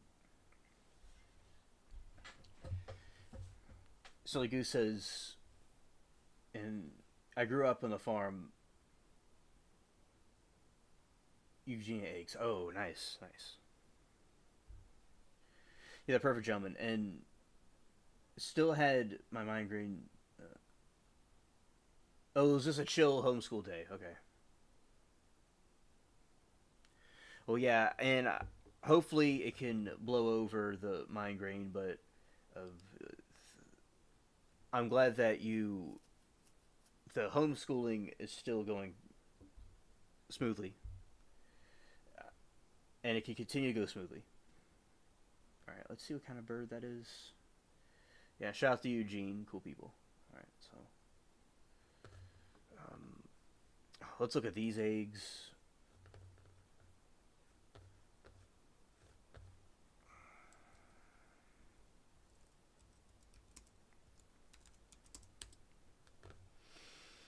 Yeah, these are fowl eggs. Okay, smaller than chicken eggs with a thick specked shell and rice, creamy flavor yolk. That deep golden orange. Ooh, nice.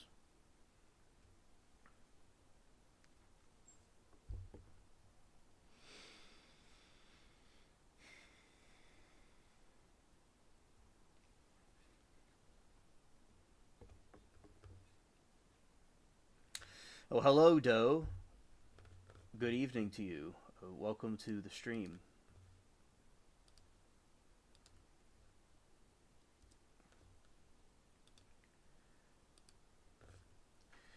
Hello. No such thing as a smooth homeschooling. It's an adventure, either literally or emotionally. Ah, okay. So, the smooth, my ideal of a laid back of island where homeschooling happens, where everything is just smooth as usual, does not, there's no smooth as usual, doesn't exist. It's just a cycle of a roller coaster of emotions or literal adventures. So you always have a story to tell.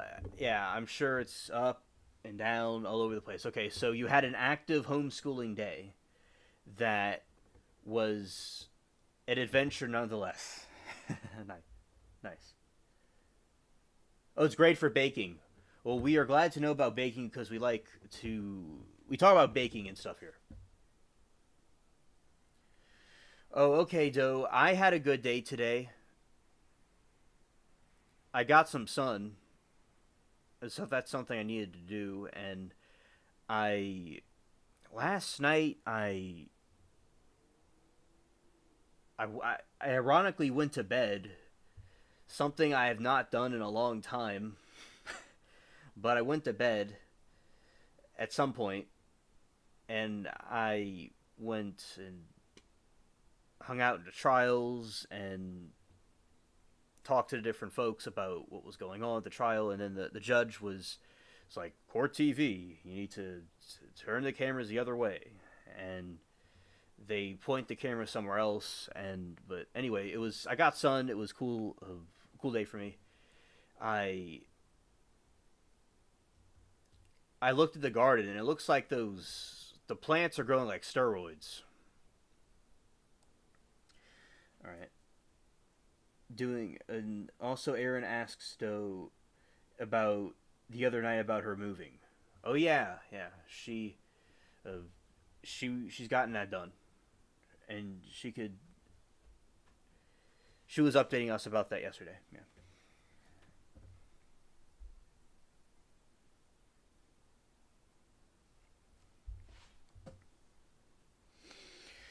Yeah, the reason why the camera was off for some of the trial, especially towards the end part, is from what I could gather from my observation, is that the judge was talking to counsel, the defense, about some matters, and the camera was pointed at them, and he wanted some privacy about it.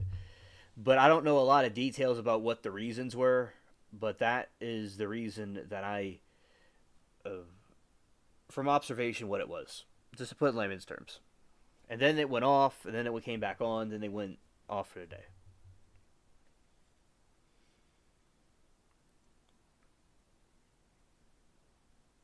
Oh, you've been in the Colin Gray trial. Okay.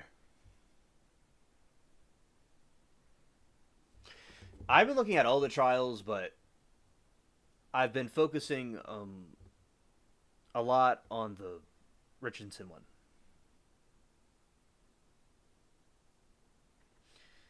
Aaron asks Goose, how do you like it? Is he 100% guilty? I mean, it's a good question. Okay, and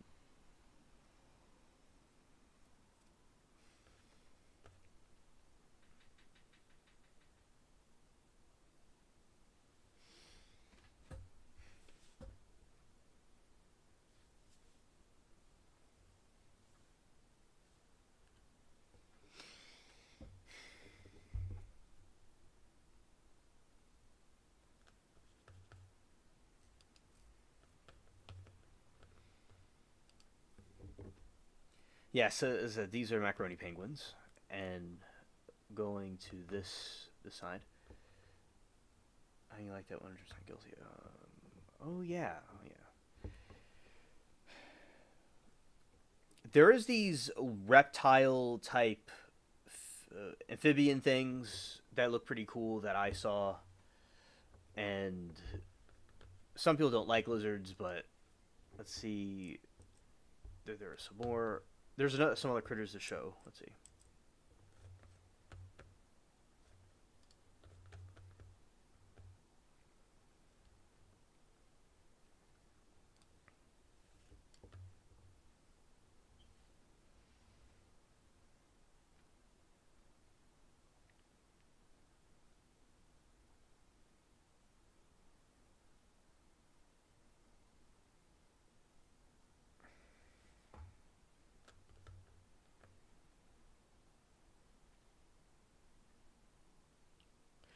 Fair enough. I feel yes. I could have kept it open.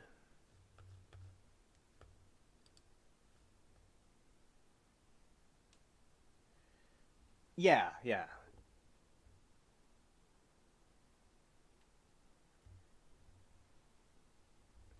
you see, with the shootings that happened, oh, that one, oh, those, the parents were really crazy. It's the the kid had problems, and I'm talking about the shooting case, and he wanted help, and they bought him a military style rifle, a machine gun, like a military machine gun. It's like there's hunting rifles, there's BB guns, but you're gonna get my dude like a whole military rifle to go fight in Afghanistan or Asia, in Afghanistan or Vietnam, type weapon. Dude had pictures of the school shooters in his room, and you give bro a machine gun. I mean, there's either really stupid people or really evil people, or maybe they're both. Yeah, it's a, and people are talking about how they wanted to look at the evidence first.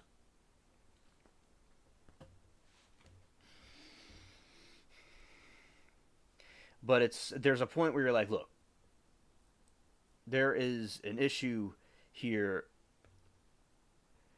and that issue specifically is when somebody wants this help to happen and they don't get it.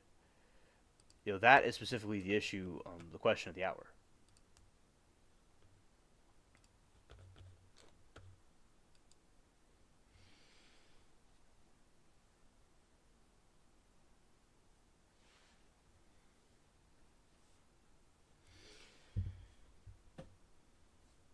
Oh yeah. Okay, so I'm gonna show some other cool critters.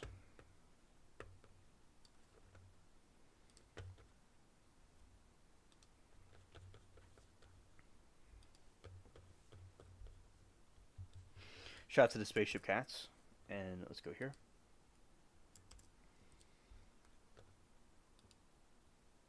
This is called an axolotl. This is really cool. I think I had a Galapagos or Africa penguins in my music video, Happy Beach. And by the way, Eugene has very cool music he does in his channel, and shout out to him. He could like tap on his username right there, and you could go to his page that way. So, anyway, these are some really crazy looking critters that I saw here, and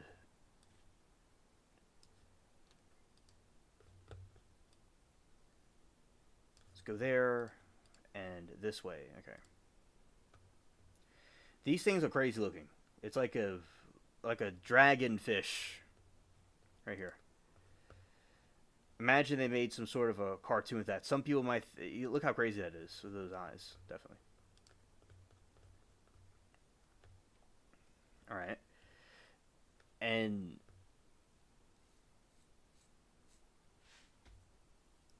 these I've never seen before, but there's a blue one. They come in all kinds of different colors. It would be cool to have this in some sort of a cartoon or animation, by the way. And more info on this critter. It's an amphibian. It's a mole salamander. Yes, yes. Those are what people called dragons back in the day, right? And species of mole salamander.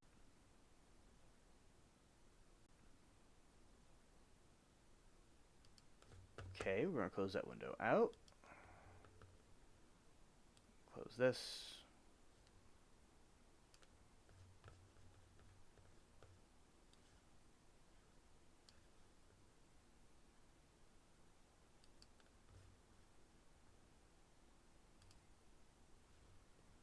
Okay, I'm coming back in. I'm coming back.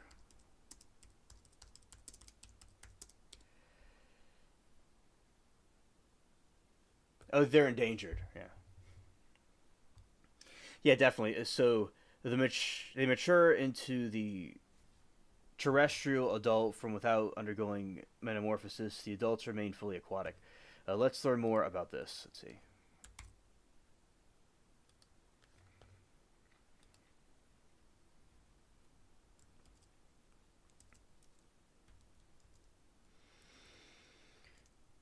Explained.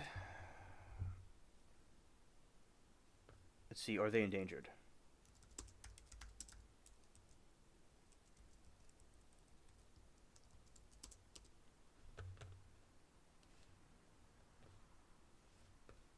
They are endangered. Yes. The axolotls are critically endangered in the wild. While they are incredibly common in home aquariums and research labs, their natural population is on the brink of extinction. Wild population crisis. Declining numbers. In 1998, there were roughly 6,000 axe per square kilometer in their native habitat. In 2014, that number had plummeted to just 36 square kilometer. Current estimates, there are thought to only be 50 to 1,000 adult axolids in the wild. Imminent extinction risk. Recent studies from National Autonomous University of Mexico have warned that they could completely disappear from their natural habitat as early as 25 to 26. Well, hopefully that they don't disappear. Okay.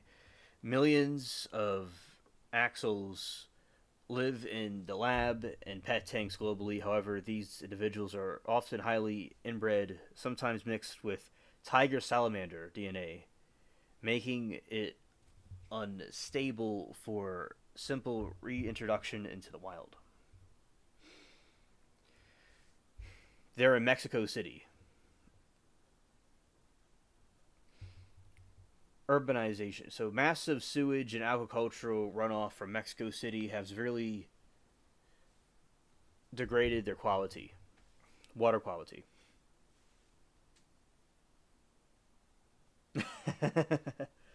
Yeah, those it can't be the plastic straws. I might say that though. It might be the Timu plastic straws though. Right? Might be the Sheen ones also. Invasive species. Introduced carp, tilapia compete with axolots for food and more importantly eat their eggs and juveniles. So there's an invasive species and they're saying the rising water temperatures are dangers for the amphibians. But I personally thought that amphibians like warmer weather, but I don't, what do I know, which require co-oxygen-rich water to survive. So they're saying different types of pollution, but the main reason is the invasive species as well.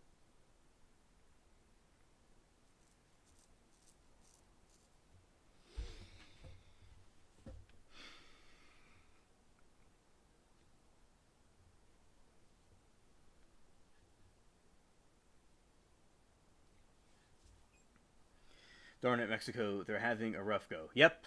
Yeah, they're having a rough go. We gotta save the axle species.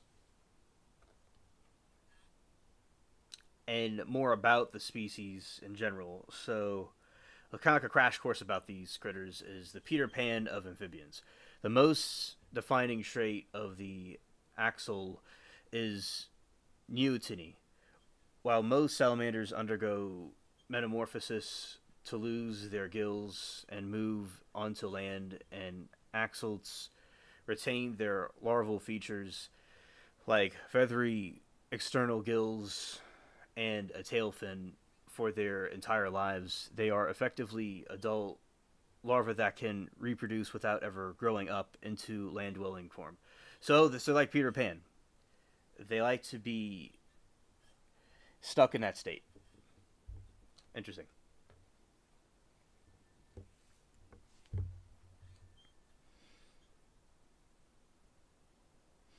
All right, Eugene says there is supposed to be a similar creature in Eastern Europe caves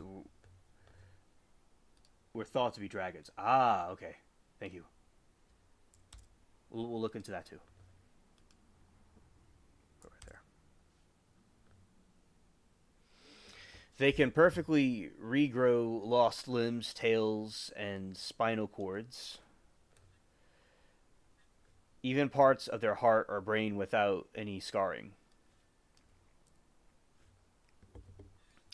Massive genome.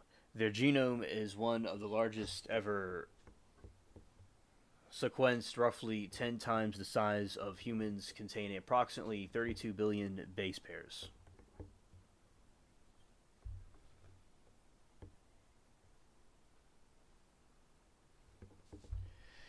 Habitat origins. One place on Earth in the wild they are found exclusively is Lake Exchimilico near Mexico City. Aztec mythology. Olim. Oh, okay. Thank you, Eugene. Their names comes from the Aztec god Exolotl, the god of fire and lightning, who supposedly transformed into a salamander to avoid being sacrificed. Critically endangered due to the pollution, habitat loss, and invasive species like carp and tilapia. They are nearly extinct in the wild, with estimates suggesting only 50 to 1,000 individuals remain.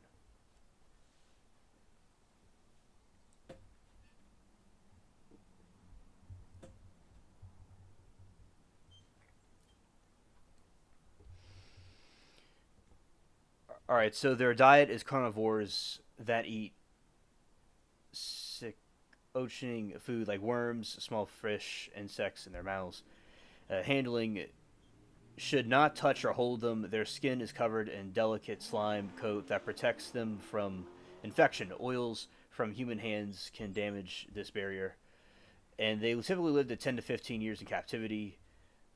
They're illegal to own in several U.S. states, including California, Maine, and New Jersey, because they harm local ecosystems if released. All right.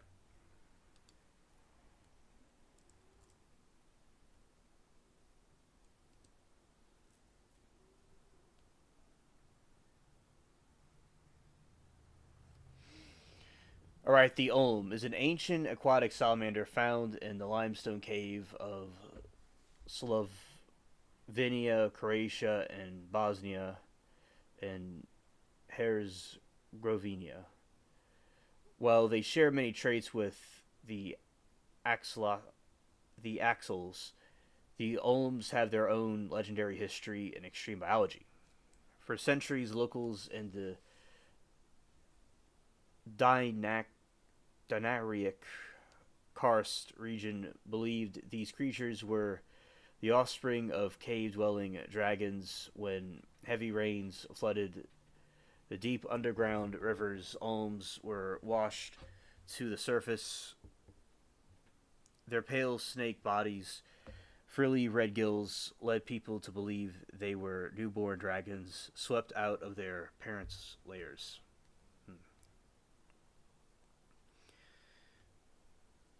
Okay, the Olms are blind.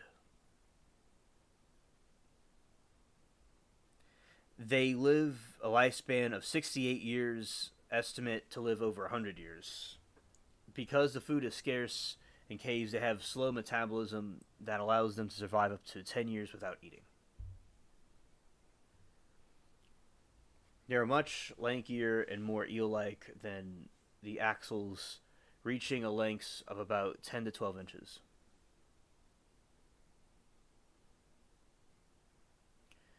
Locals also call them human fish because their pale, translucent skin resembles the skin tone of light-skinned humans. The skin is so thin that you can sometimes see their internal organs through it. They're transparent.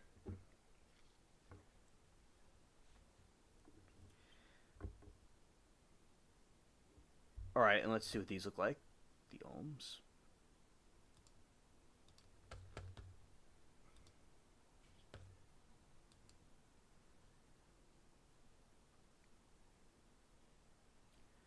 Yeah, these are the ones that are thought to be dragons.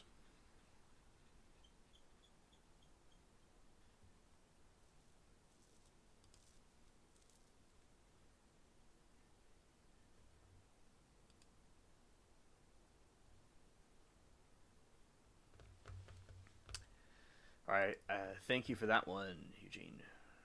Okay.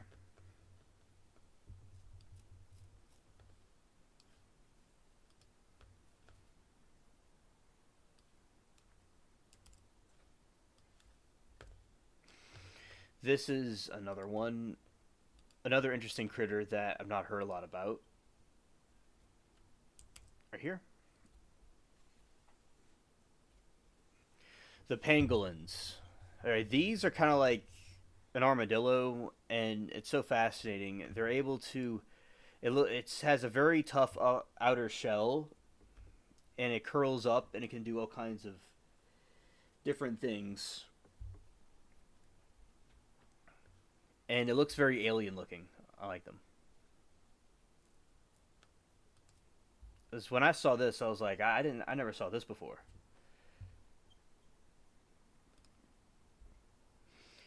It almost looks kind of like an alligator scale. Right there. Okay.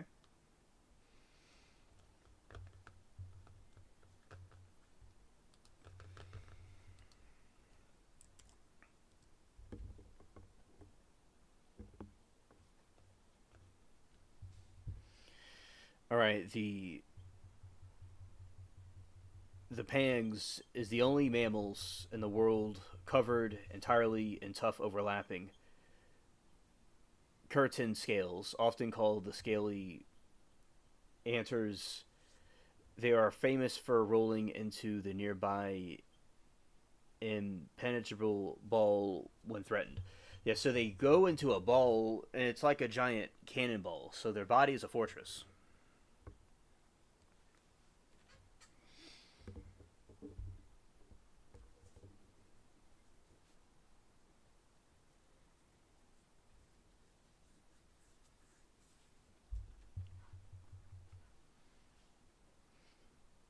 There are 8 recognized species in pangolins. They spill evenly between Africa and Asia. Asian species: the Chinese, Sunda, Indian, and Philippine. All right, so it looks like they're in Asia. And there's an African species, the ground. It looks kind of like a anteater with a shell. That's what it looks like to me. African species, the ground, giant ground, white-bellied and black-bellied pangolins. Environment: they live in diverse habitats, including tropical forests, savannas, and grasslands, sometimes arboreal tree climbing and prehensile tree tails, while others are strictly ground dwelling and live in burrows.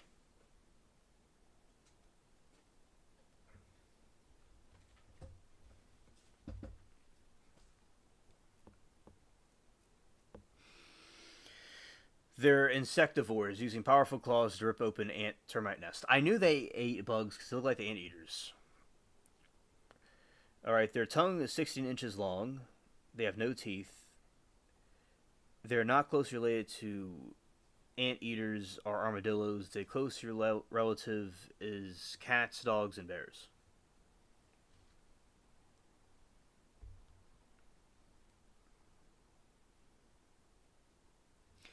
And it's the most trafficked wild mammals in the world. Endangered status: all 8 species are threatened with extinction as of this year. Like China and the Philippines remain critically endangered.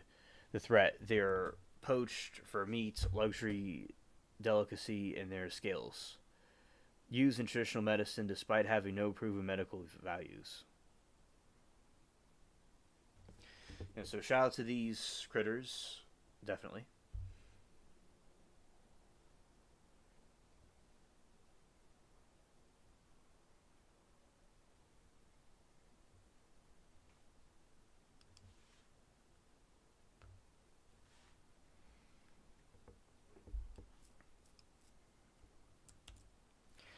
All right, so those are some interesting critters. Okay, now something I was learning about recently was, I learned about it from before, but there's this other one that I wanted to know about is Elements 115. And this element explained it has to do with aliens.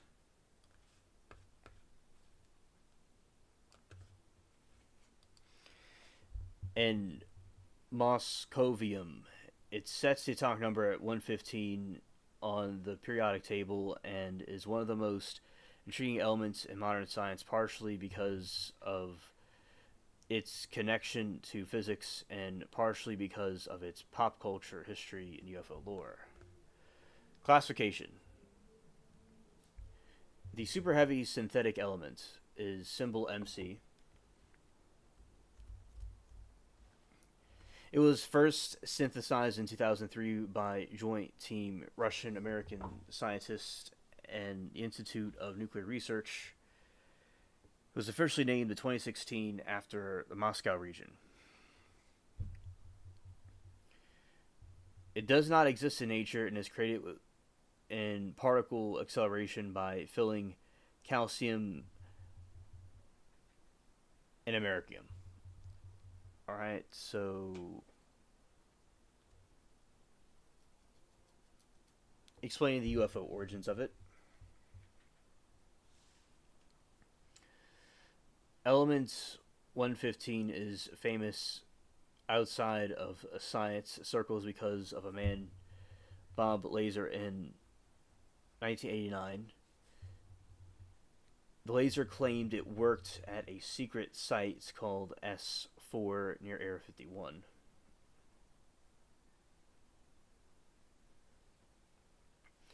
He claimed that element 115 was fueled for alien spacecraft, and he said it was used to generate gravity waves that allowed the craft to bend space and time. The problem: at the time of this claim, element 115 had not been discovered. When it was finally synthesized in 2003, it did not show any of the properties laser described.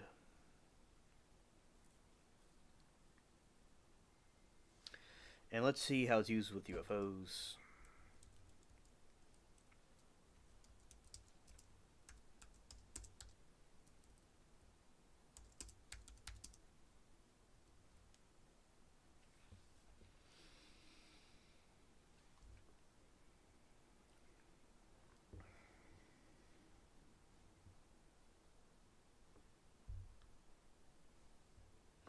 According to the lore, the element is able to do a gravity wave. It is bombarded with these different transfusions which decay its release of antimatter. More importantly, they produce gravity A waves by amplifying the wave to craft could supposedly bend or warp space-time, pulling a distant destination toward the ship rather than traveling across the distance. This would explain why UFOs are often reported making 90-degree turns thousands of miles per hour without occupants being crushed. The ship isn't moving through space, it's moving space itself.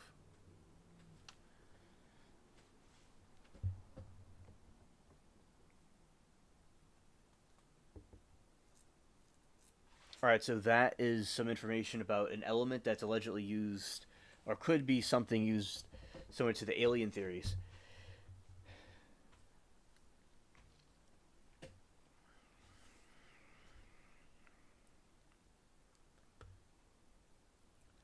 Okay, and we got that. I think, obviously, with the aliens and future people that will use this type of technology are going to be having this, rather than going light speed, they're going to be traveling along with space like a wave to their destinations. All right. So those are some interesting animals, some interesting critters in nature, and some alien element as well.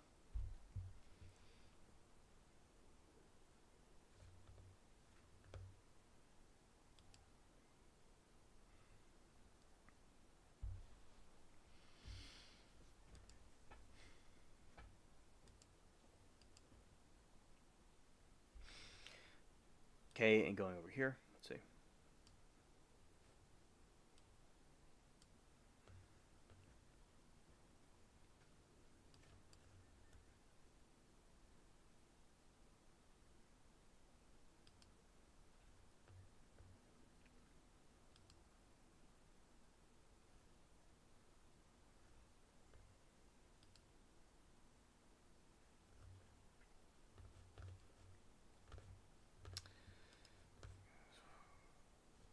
All right.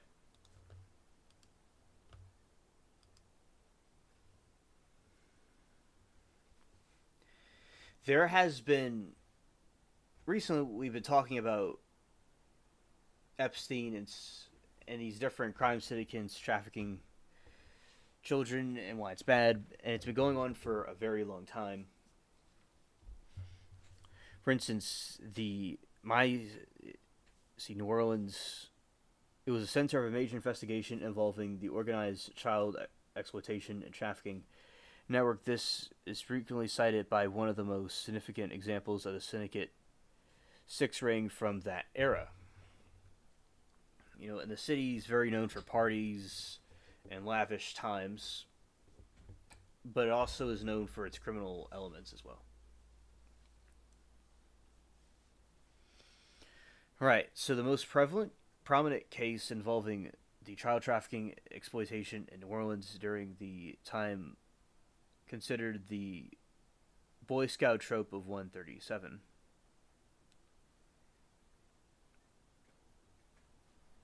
At least 25 boys agreed to 8/15 for sexually abused CP and pimping for these predators, etc., that were outside the state. And this is a very evil action, and this stuff still happens today. And a lot of these people were wealthy and powerful that were behind this.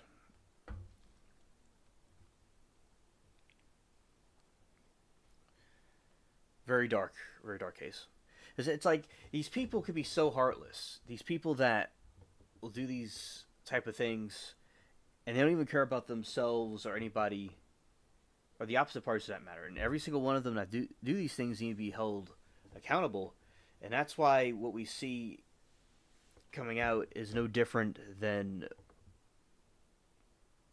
what has been going on, just has been more exposed.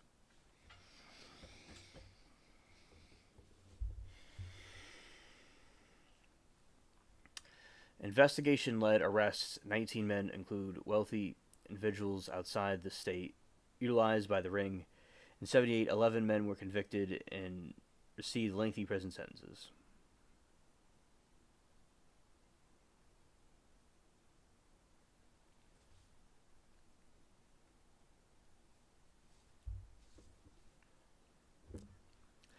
And there is the child sex trafficking involved the city of the New Orleans Archdiocese that date back to the mid-70s. You know, that the church is... No, it doesn't mean the church, like, there's good people in the church, but there's also bad people too. And there's the human trafficking element to the church that certainly needs to be dealt with. And when I don't see people being held accountable for these crimes, I get a little bit triggered.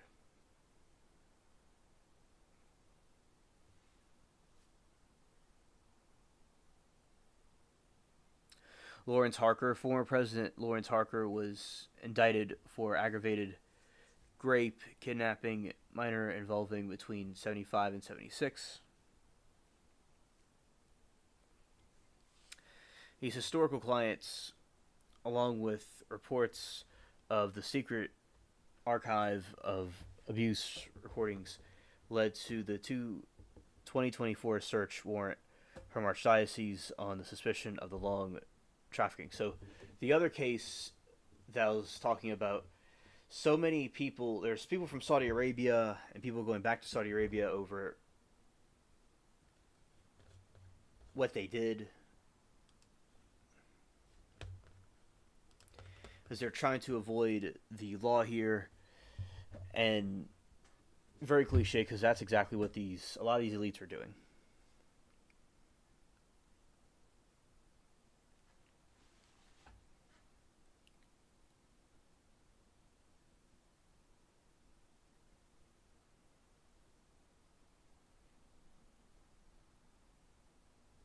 Right, and the historically occurred on July 15, 1976.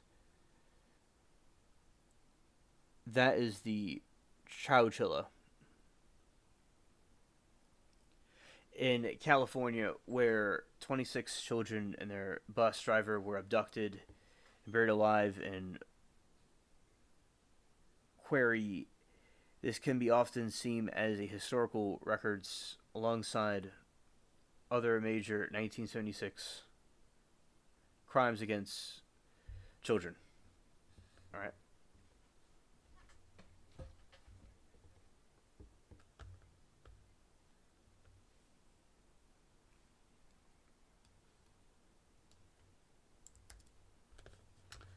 All right, let's go here.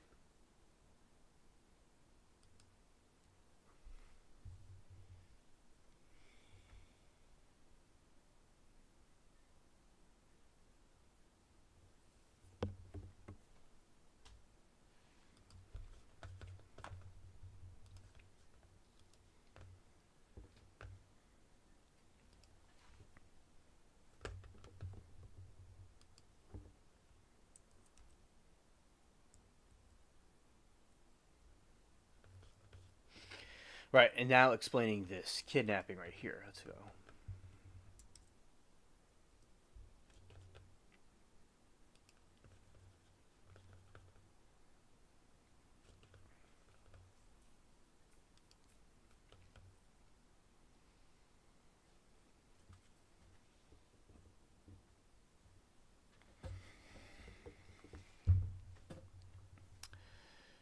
The Chihuahua kidnappings of July 15, 1976 is often cited as the largest man kidnapping in U.S. history. Abduction. The three masked gunmen hijacked a school bus carrying 26 ages 5 to 14 and the driver Ed Ray near California. And California, there are returned from a summer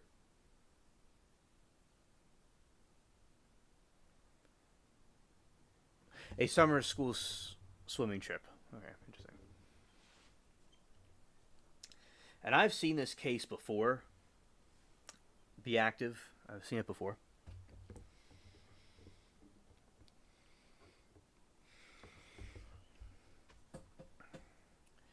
In Brisbane, after driving the victims for 11 hours into the windowless van, the nappers forced them the kidnappers forced them into moving truck trailer buried 12 feet underground in this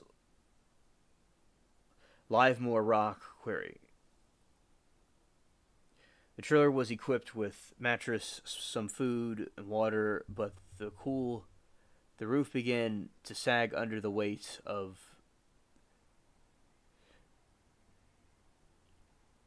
the dirt above, as well as the air low. So it looks like there's natural fronts and man-made fronts that caused them to thankfully be caught.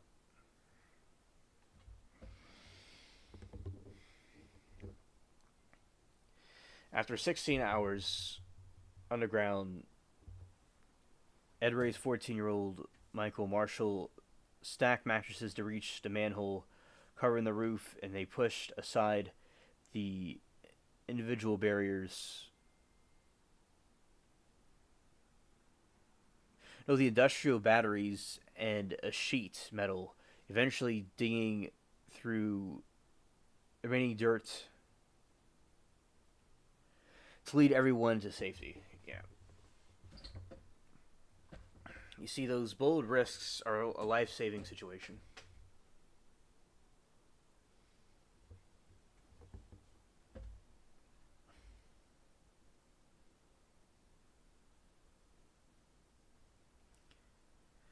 Kidnappers were there, young men from families Frederick Newhall Woods, the mastermind, and brother James and Richard. Oh yeah, Schoenfield.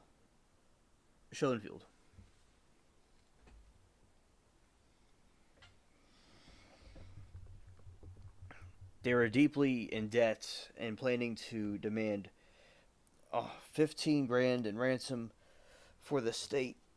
That reminds me of the Nancy Guthrie missing case, actually.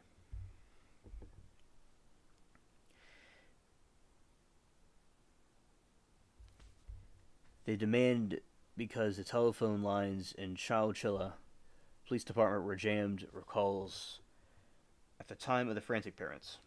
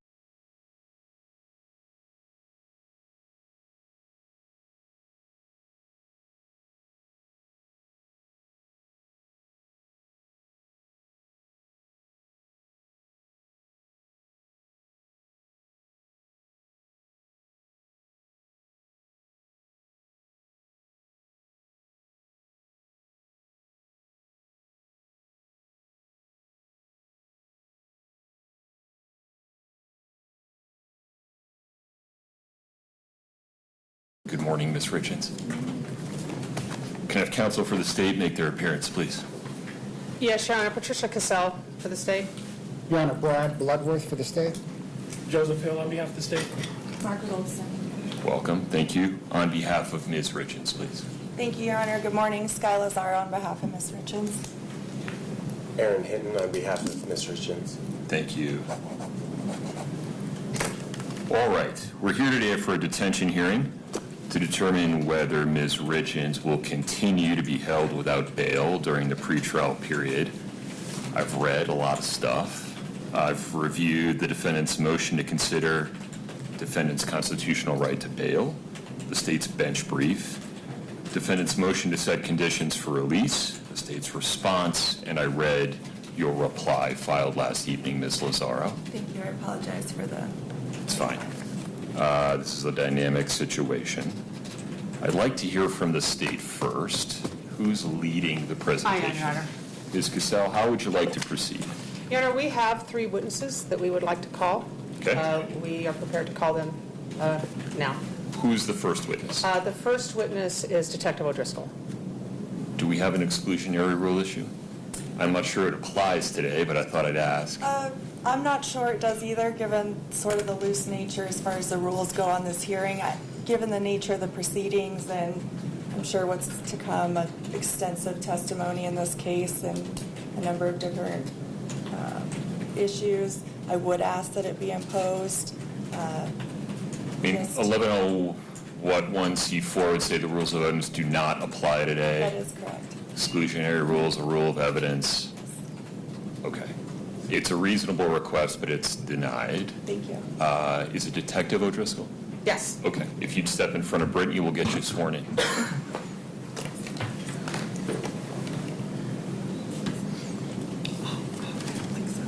Do you solemnly swear the testimony you're about to give in the matter before the court to be the truth, the whole truth, and nothing but the truth, subject to the pains and penalties of perjury?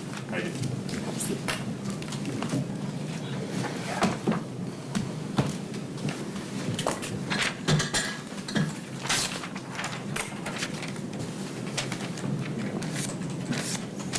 Good morning, Detective O'Driscoll. Can you please introduce yourself to the court and explain your relation to this case? My name is Detective O'Driscoll. I've been with the Summit County Sheriff's Office for 7 years. I'm assigned to the Investigations Division. I was assigned to be the lead detective in this case in April of this year. This case is an active case and the investigation's ongoing. Detective, what was the Sheriff's Office first involvement in this case? On March 4th, 2022, at 3:22 hours, Summit County Dispatch received a 911 call regarding an unresponsive male in the Francis area. Have you listened to that 911 call? Yes. Who placed that call? The defendant, Corey Richens. In addition to saying that someone was unresponsive, did Ms. Richens, the defendant, identify who was unresponsive and anything else about that person's condition? Yes, she stated that it was her husband, Eric Richens, that was unresponsive, that he was cold to the touch and not breathing.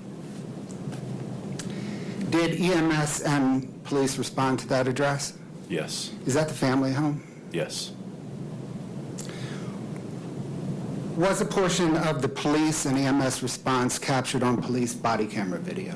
Yes, it was. Have you reviewed that video? Yes, I have. On that video, what time does EMS pronounce Eric Richens dead? 03:58 hours on March 4th. What, if anything else, does EMS say about how long he had been dead? One of the EMS personnel made the comment that he had been dead a while.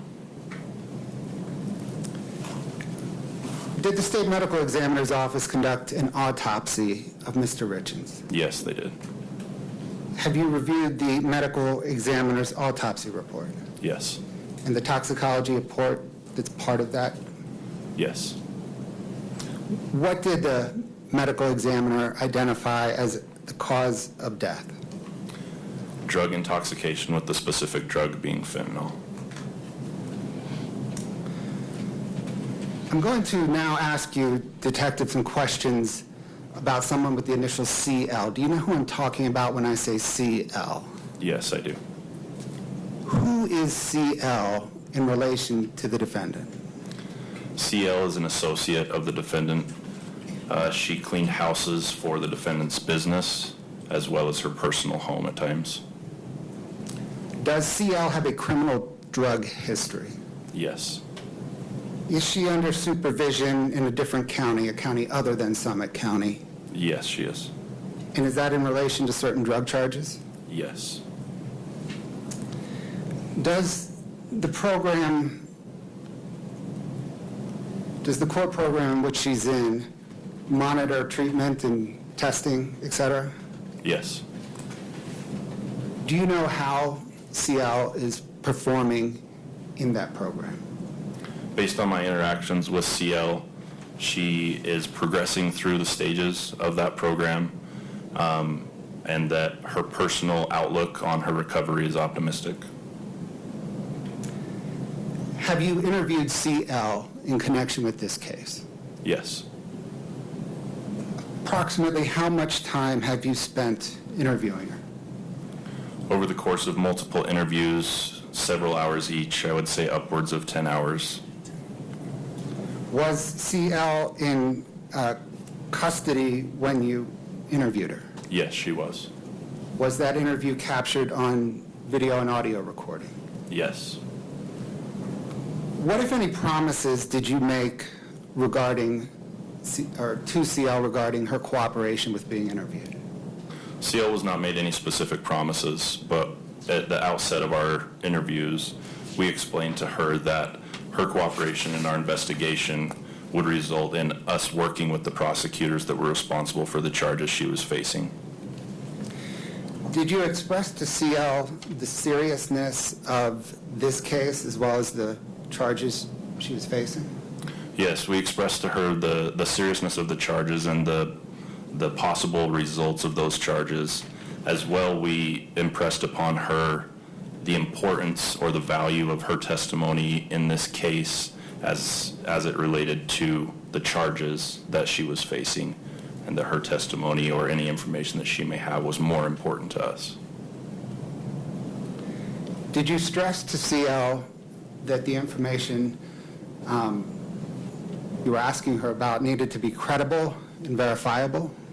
Yes, we told her at the beginning of our interview that any information that she may have, we would need to corroborate in order for it to be of value to us.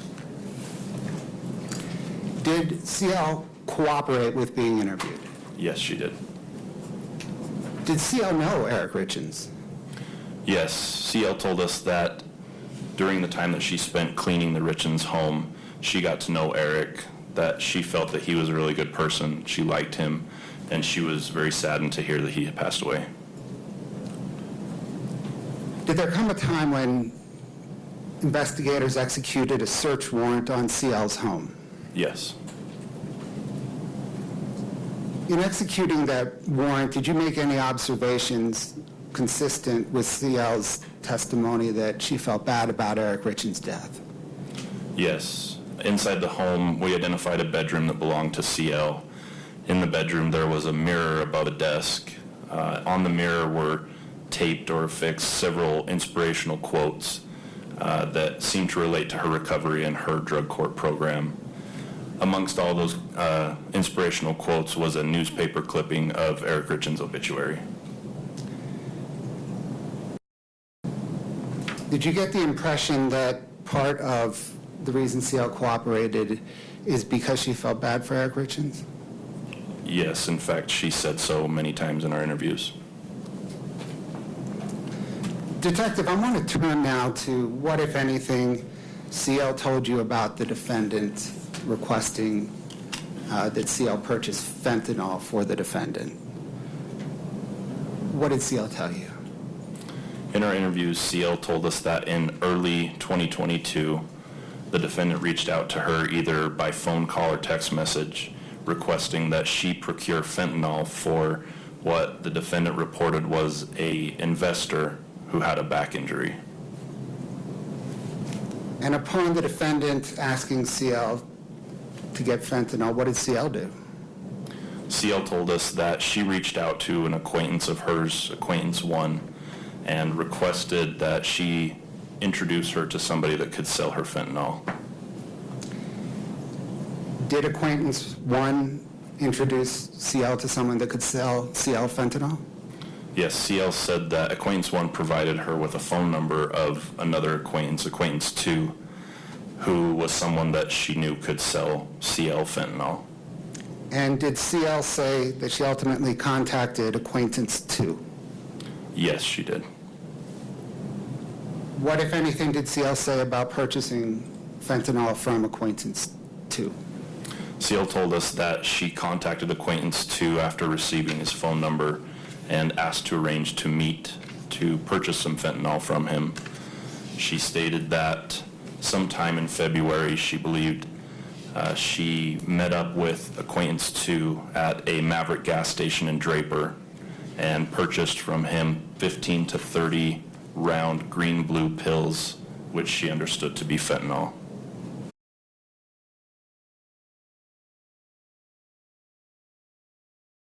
That CL purchased fentanyl from acquaintance two at the Maverick in Draper? Yes, based on forensic evidence, we were able to determine that that date was February 11th, 2022. What, if anything, did CL say about what she Station did in with Draper, fentanyl pills and that she purchased from him acquaintance 15 two? to 30 round green-blue pills, which she understood to be fentanyl. Using phone records through the course of your interview with CL, were you ultimately able to narrow down on what that date was in February that CL purchased fentanyl from acquaintance two at the Maverick in Draper?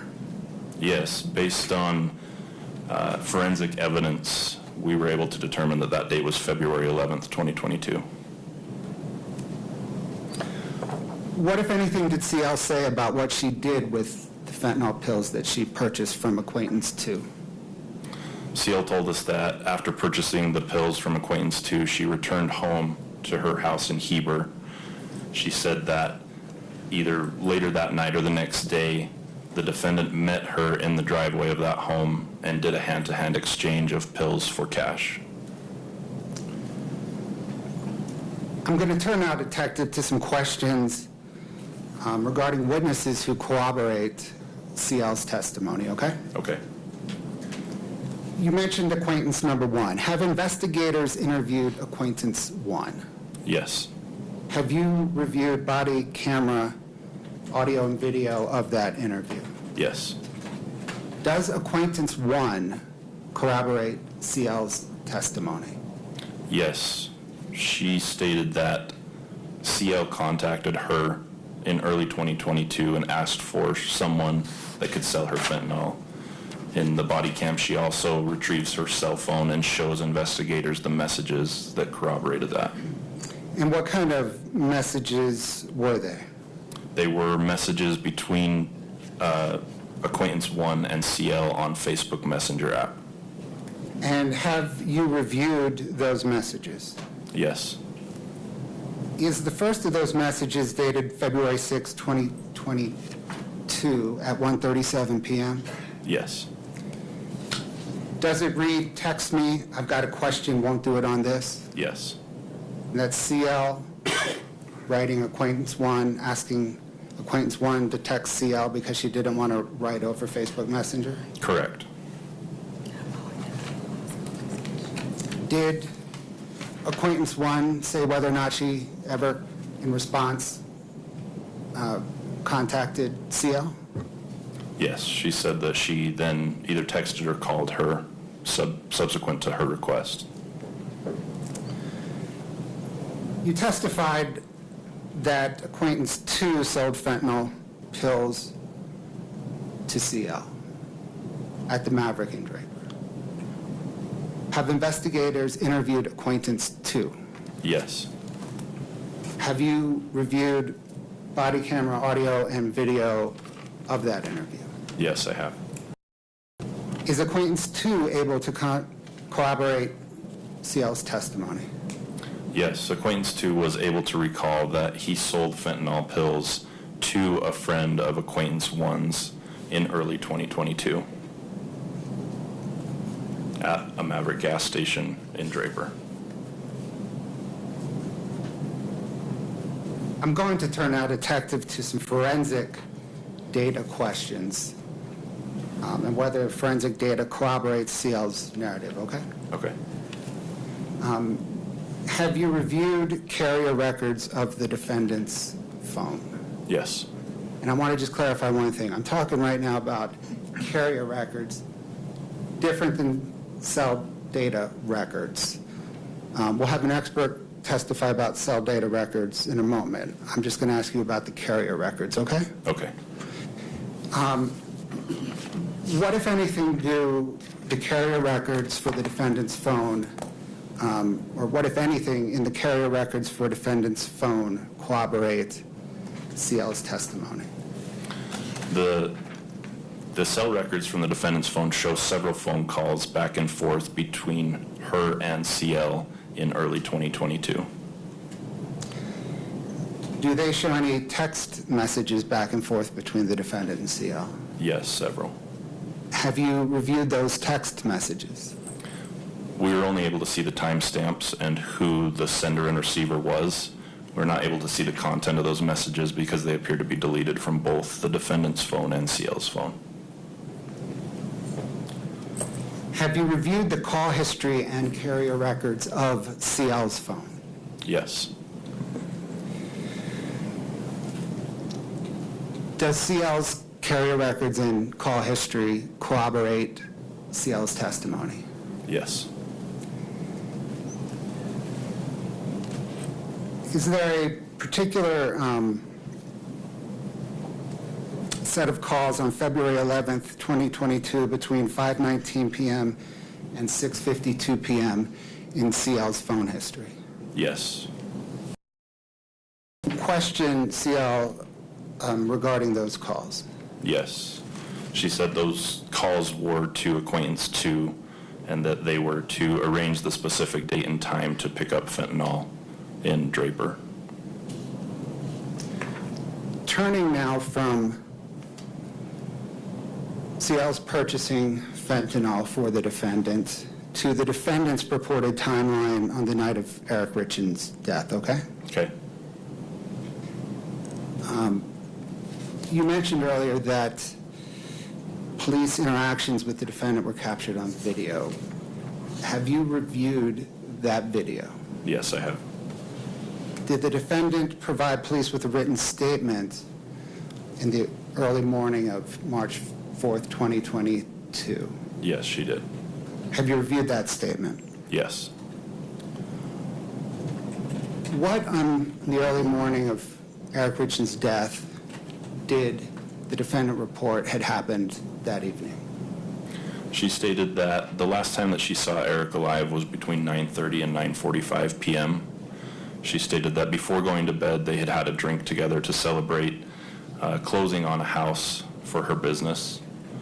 She said that they got in bed between 9:30 and 9:45, and that shortly after getting into bed, one of the children had a nightmare, and that the defendant got out of bed and went to be with that child in their bedroom and slept in that bedroom until 3 a.m. or around 3 a.m. when she woke. She stated she returned to her own bedroom, got into bed, and felt that Eric was cold to the touch. She stated that she turned the light on, saw that he wasn't breathing and that he didn't look normal, and that she then called 911. Did the defendant say whether anyone else was in their home other than the defendant, her husband Eric Richens, and their 3 young children? No, she stated no one else was in the home.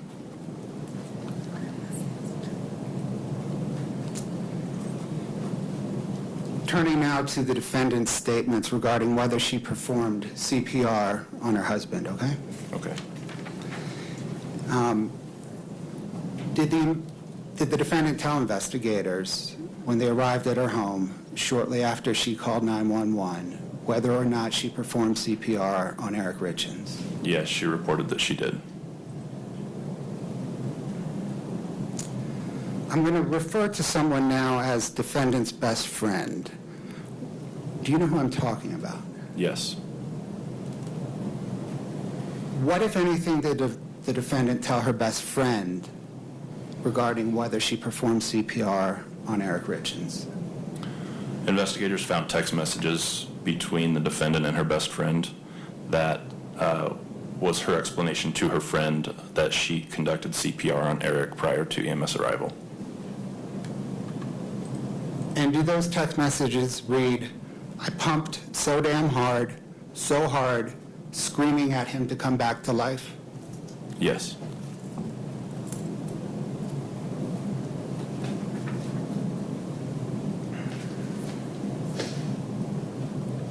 You testified earlier, Detective, that EMS responded. Have you interviewed the first EMS responder? Yes, I have. What observations did that EMS responder make? They told me that when they arrived, they began CPR compressions on Eric, and that upon beginning those compressions, Eric began to foam at the mouth. He stated that that observation indicated that CPR was not likely conducted before he arrived. Detective, as part of your investigation, did you look into whether Eric Richens used illicit drugs? Yes. What did you determine?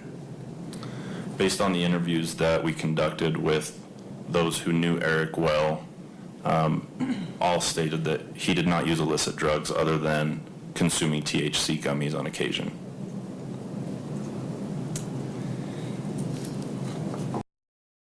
Those that you spoke to include Eric's two best friends that he's known since high school?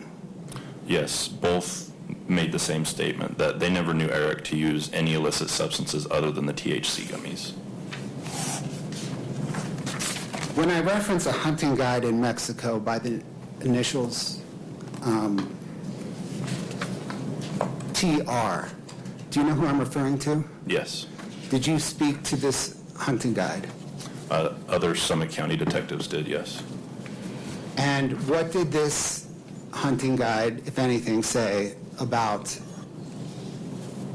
Eric Richens using illicit drugs while hunting in Mexico?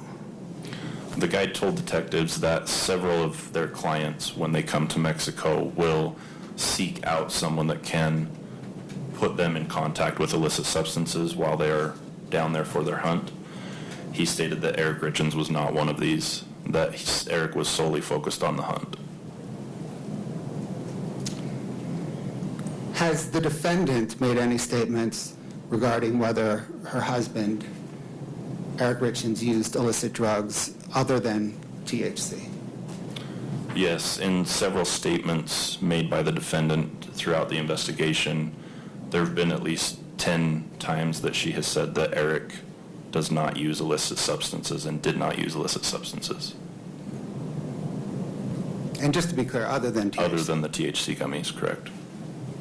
On the night Eric Richens died, did investigators search the Richens home? Yes. Did they find any illicit drugs? No.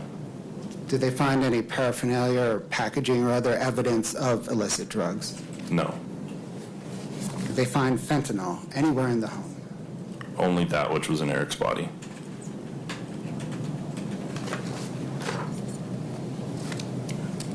I'm going to now shift, Detective, from the night of Eric's death to a second drug buy initiated before his death and concluded after his death, okay? Okay.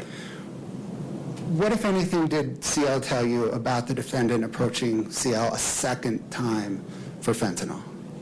CL told us that approximately a week after delivering fentanyl, the defendant reached out to her again by text or call and said that she wanted some more fentanyl that was stronger than the previous batch. And in response, what, if anything, did CL do? CL told us that she again reached out to acquaintance 1 because she had lost the phone number for acquaintance 2 and again requested from acquaintance 1 that she provide her with the phone number for acquaintance 2. She also made other statements in Facebook messages regarding that request.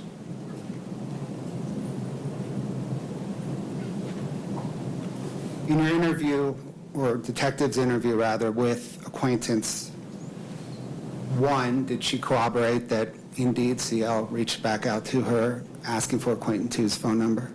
Yes, in the same Facebook Messenger, it showed the 2 different contacts on the 2 different dates. And does the second Facebook message, was it dated February 25th, 2022 at 9:40 p.m.? Yes. And does it read, I need those again, but more, and I don't got a ride, I lost your friend's number? Correct.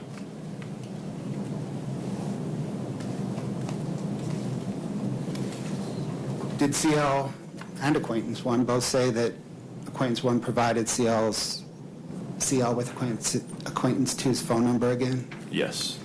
What then, if anything, did CL do with acquaintance 2's phone number the second time? CL told us that she again contacted acquaintance 2 and arranged again to meet up at the same Maverick gas station in Draper to purchase again 15 to 30, this time blue round pills that she understood to be fentanyl.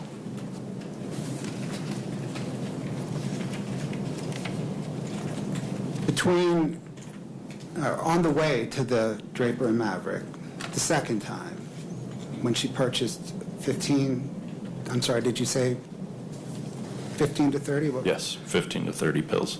Which she believed to be fentanyl. Did she make any stops along the way? Yes, CL told us that the second time that she procured fentanyl for the defendant, she did not have a vehicle to drive on that date. She said that she reached out to a friend, acquaintance 3, and asked that he give her a ride to go purchase fentanyl.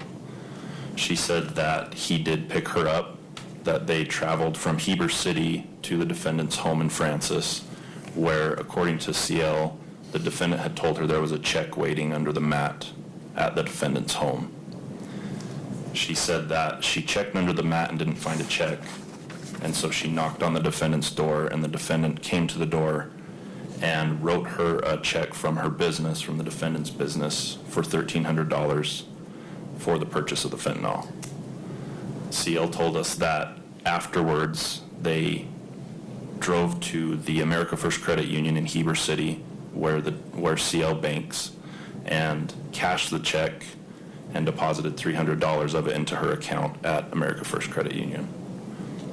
She said that after stopping at the bank and getting the cash, they then drove to the Maverick gas station in Draper and purchased the pills from acquaintance 2. Did investigators execute a warrant at the America First Credit Union in Heber? Yes, and that warrant returned a copy of the check written from the defendant's business account in the name of CL, and a receipt that shows that it was cashed and that $300 were deposited into CL's account. And then CL ultimately, being driven by acquaintance 3, went to the Maverick in Draper and purchased fentanyl a second time from acquaintance 2. Correct. What, if anything, does acquaintance 2 say that corroborates CL's testimony? Acquaintance 2 in his interview stated that he remembered selling fentanyl to a friend of acquaintance 1's on 2 separate occasions at the same Maverick gas station in Draper. He also said that he remembered the second time that he sold her the pills that CL was with another person who matched the age and gender of acquaintance 3. Have you interviewed acquaintance 3? Yes. What, if anything, does acquaintance 3 say to corroborate CL's testimony? Acquaintance 3 corroborated all the same details that CL told us about that day, and in fact showed us text messages on his phone that also corroborated that story.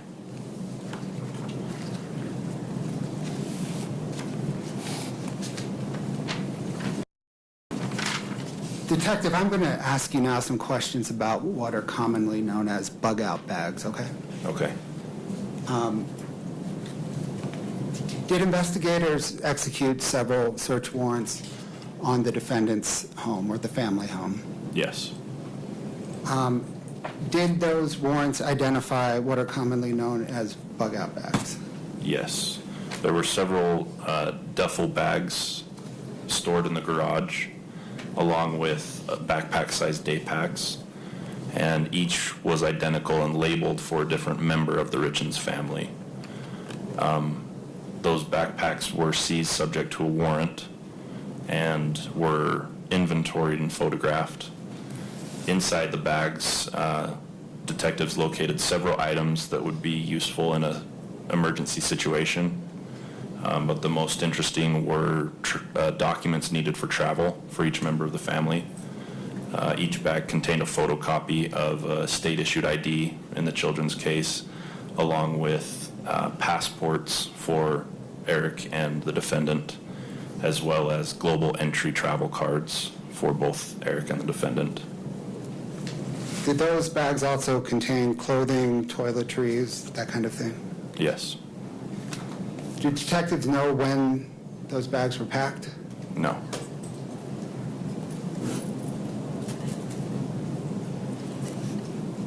And there was a bag for Eric as well, is that right? Correct. I have no further questions for you. Mr. Lazaro on mine. Thank you.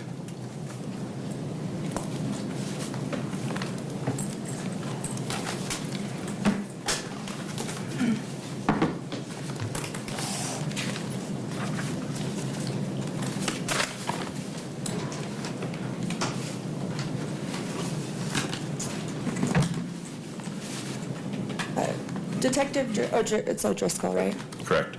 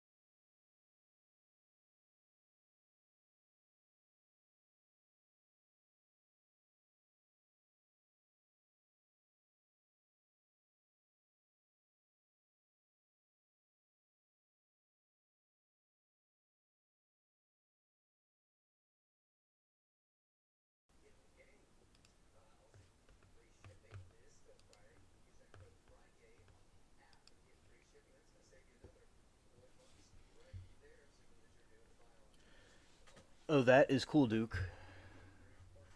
A lot of crimes trials we'll see happen in Utah for some reason. Here's some fun facts about the alien conspiracies. There's some conspiracy theories about the alien hybrid cloning, and the theories about why this is a thing is because it typically suggests to several motives. Shadow government, while pursues hybridization, survival breeding. One common theory is aliens are facing reproductive bind in their home worlds and are using humans as biological incubators to ensure their species survival. Planetary. That's funny, Duke. Survival breeding. One common theory is that hybrids are often viewed as infiltration units that look human but possess superior traits such as telepathy or extreme intelligence, allowing them to eventually take over Earth.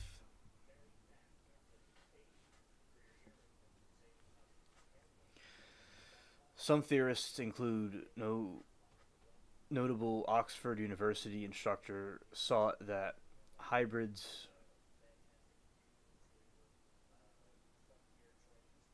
Hello, Delight. Good to see you. Welcome.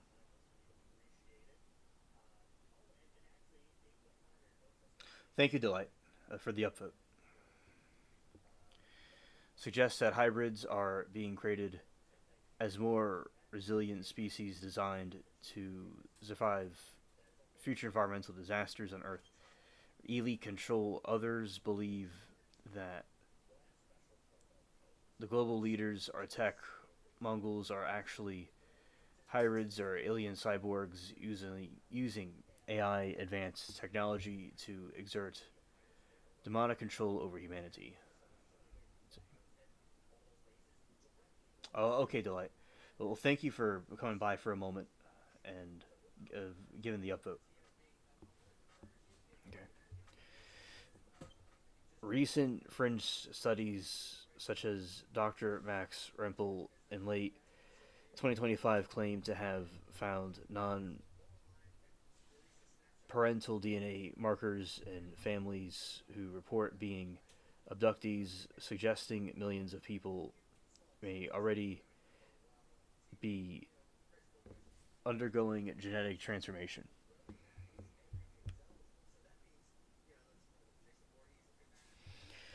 Underground bases, locations like the Dulce base in New Mexico, frequently cited as secret scene story facilities where human alien cloning experiments take place allegedly.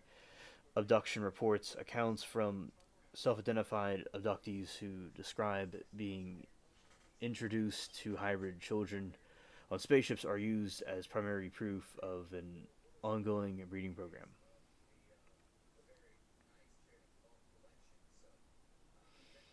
Astronomical anomalies. Current events such as 2025 appearance of the interstellar comet Friyay Atlas are often framed as the arrival of an alien mothership or weapon linked to those hybridization efforts.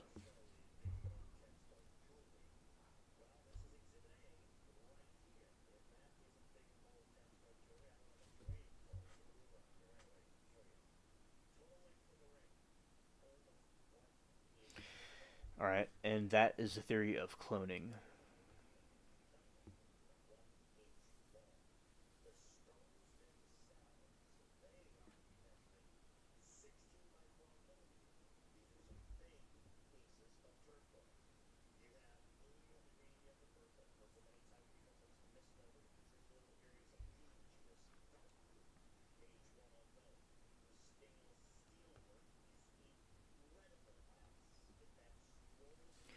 Right, the theory of Epstein operated a professional blackmail ring is one of the most prominent aspects of this case, fueled by witness testimony, physical evidence, and surveillance, and his ties to intelligence figures.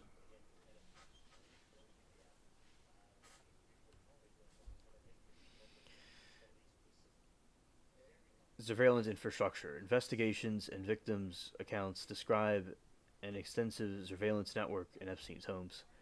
Hidden cameras in 2005, Radom Palm Beach police found hidden cameras inside clocks in his garage office. Later, records show Epstein directed an employee in 2014 to install motion activated cameras inside the Kleenex box. There's monitoring rooms where they're dedicated. Photos of his Manhattan townhouse revealed rooms with 24-hour surveillance, a sign containing monitors hooked up to cameras throughout the property.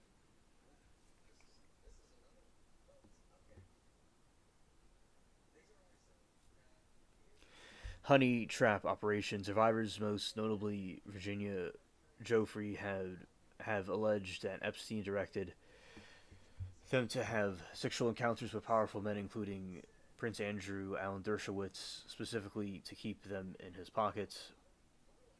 Financial leverage. Some investigators speculate that Epstein's wealth did not come from traditional finance, but from using compromising footage to force wealthy individuals to invest with him or siphoning funds from associate like Les Wexner.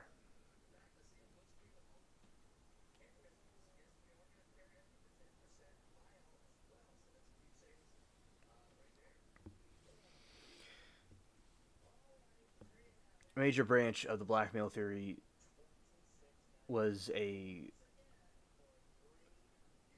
compromat asset for foreign domestic intelligence services, most notably in Israel Mossad, the Maxwell connection. This theory often points to the partner, Maxwell's father, Robert, suspected Mossad asset. There's Ehud Barak, in the files documented long-running relationship between Epstein and the former prime minister.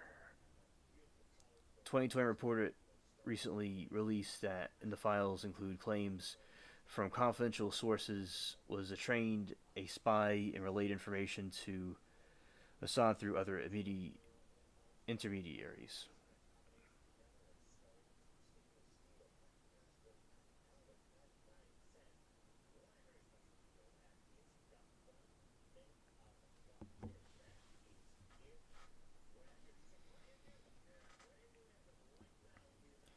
The DOJ FBI stated that exhaustive review, there is no credible evidence of the blackmail prominent associates, which I think there was, in my opinion. But they're saying that it wasn't. Missing evidence. While the FBI seized dozens of electronic devices, they claimed to find no evidence that Epstein recorded victims for blackmail purposes. Dissenting voices, figures in U.S.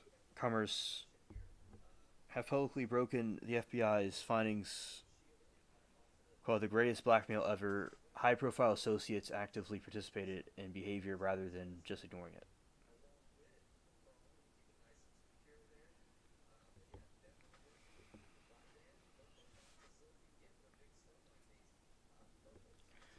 Okay, and Jeffrey Epstein built a reputation as an elite financier and educator. Recent investigation revealed that these roles were largely carefully constructed, front designed, and gained access to wealth and powerful circles.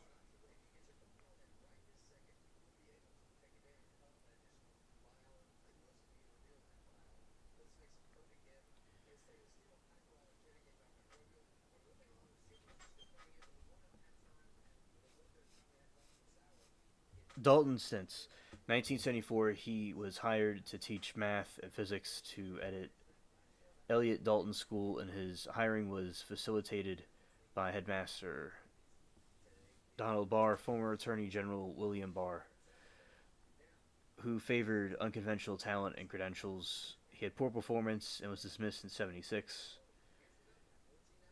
His time in Dalton was less about education, more about networking with parents of New York's elites. He used parents-teacher conference to dazzle Alan Greenberg and Bear Stearns to launch transition into finance. Epstein managed hundreds of millions of dollars. He really was a traditional financier who generated wealth through market expertise. Instead, he functioned as a prodigious manipulator and scammer.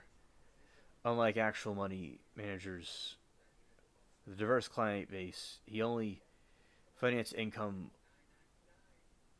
from Les Wexner, Leon Black, Wexner power of attorney. Epstein secured power of attorney over Wexner's vast fortune, allowing him to sign checks, buy, sell properties as if he was his own. And he said Epstein mispurported vast sums of his family's wealth.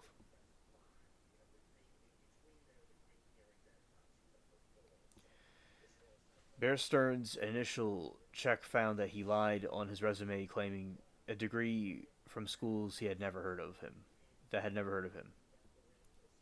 So he was just basically a scammer, a con artist, all the way around.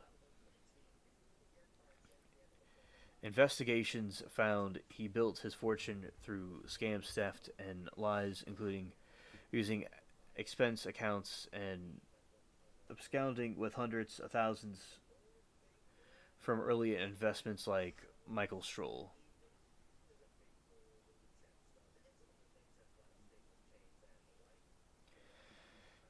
He uses fake credentials to get into Harvard, influencing Harvard and different schools like that. Yeah. Really a very cringe con artist.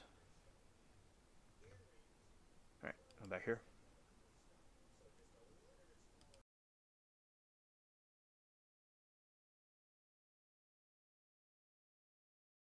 Good morning. Good morning.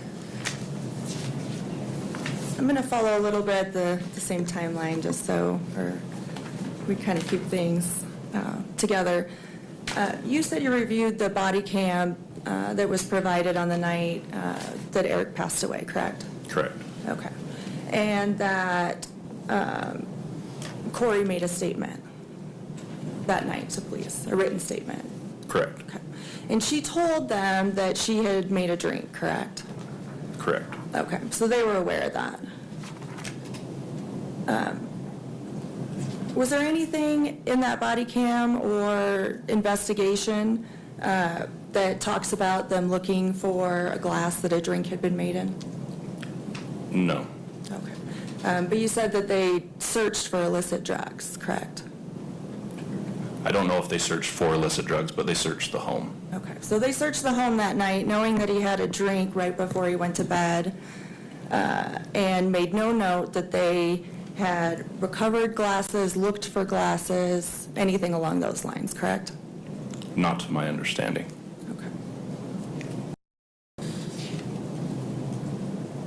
Okay. You also testified that when you interviewed CL, she was working on both a personal and, I'm going to say, professional capacity for Corey, correct? Correct. And she was cleaning houses, that she was both cleaning Corey's personal home and then she would clean homes that were investment properties, correct? CL told us that she cleaned both homes for Miss Richens' business as well as at another time frame she cleaned their personal home. Okay. So not necessarily at the same time. But at the time, she was cleaning homes for the business, correct? Which time are you referring to? On or about the time leading up to or during your investigation, end of the year, end of 2021, beginning of 2022?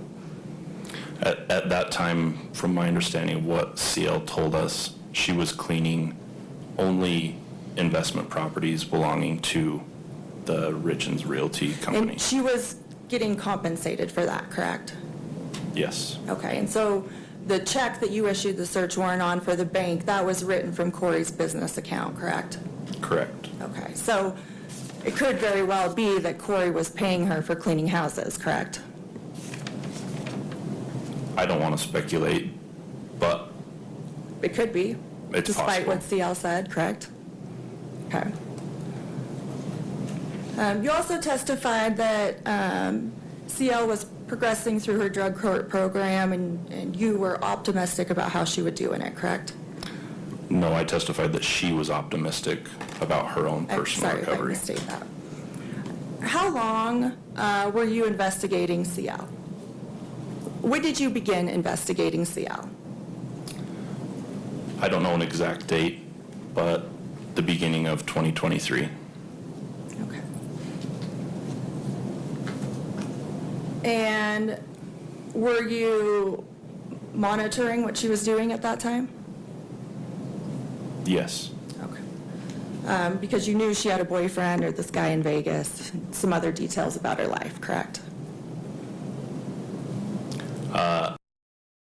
Set of investigating CL, no, we didn't know all those details. But over the course of your investigation, you learned them? Correct. Okay. Did you have CL's phone? Summit County Sheriff's Office evidence text do. But you've reviewed it? Yes. Okay.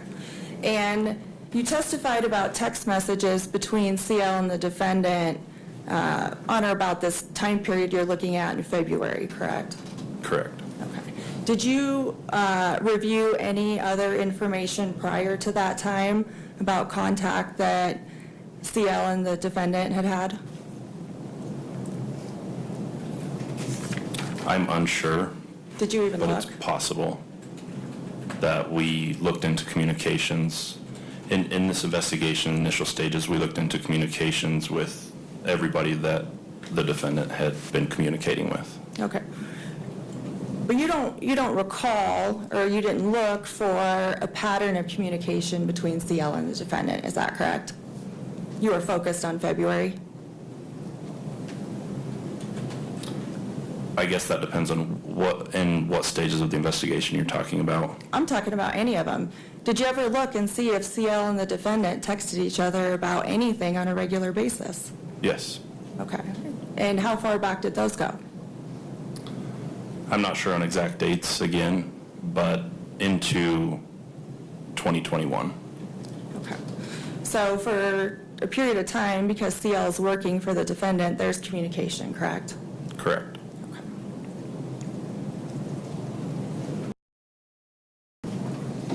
And nowhere in the communication between CL and defendant, text messages asking for drugs, correct? We didn't find any, but there were also time frames in the phones when Okay. we looked at them. Now, I want to also talk about, you said you didn't make any promises. Correct. No specific promises. Okay.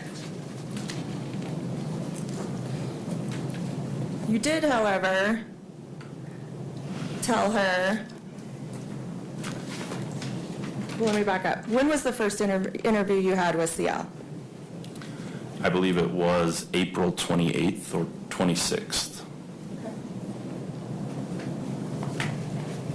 I believe it was the 26th.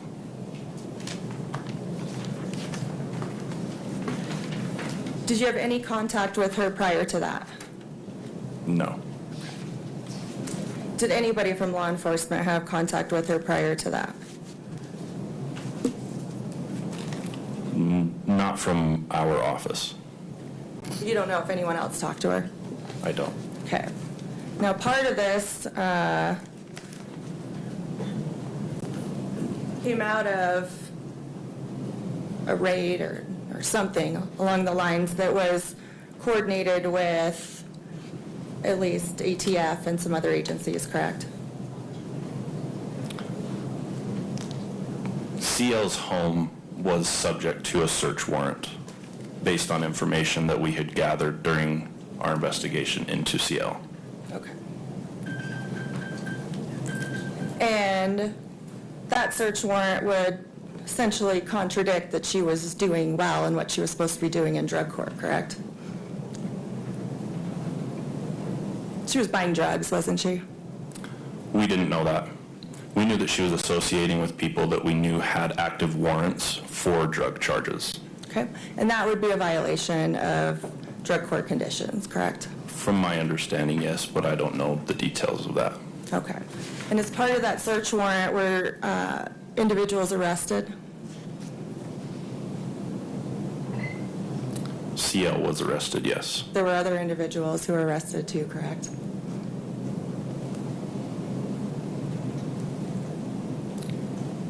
I'm not recalling other individuals that were arrested on the date that the warrant was served. Okay. Were any drugs recovered at the home? Yes. Okay. And you also recovered a firearm from CL's bedroom, correct? Correct. And that would be a violation of her drug court conditions, correct? Correct. Okay. Now, in this first interview in April, you begin the interview. Give me a moment here to find the right notes.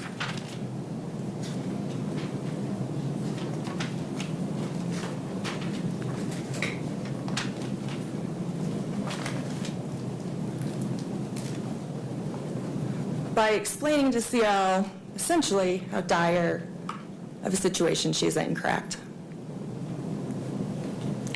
I don't have the interview memorized, but I know we talked about that, yes. Okay, well, you told her that she was on probation to drug court for 4 first-degree felonies, correct? Correct. Okay, a violation of that is a potential prison sentence, correct? It would depend on the prosecutor, but that's potentially true. Okay, a first-degree felony carries a possible penalty of life in prison, correct? I don't know. I would have to reference the code.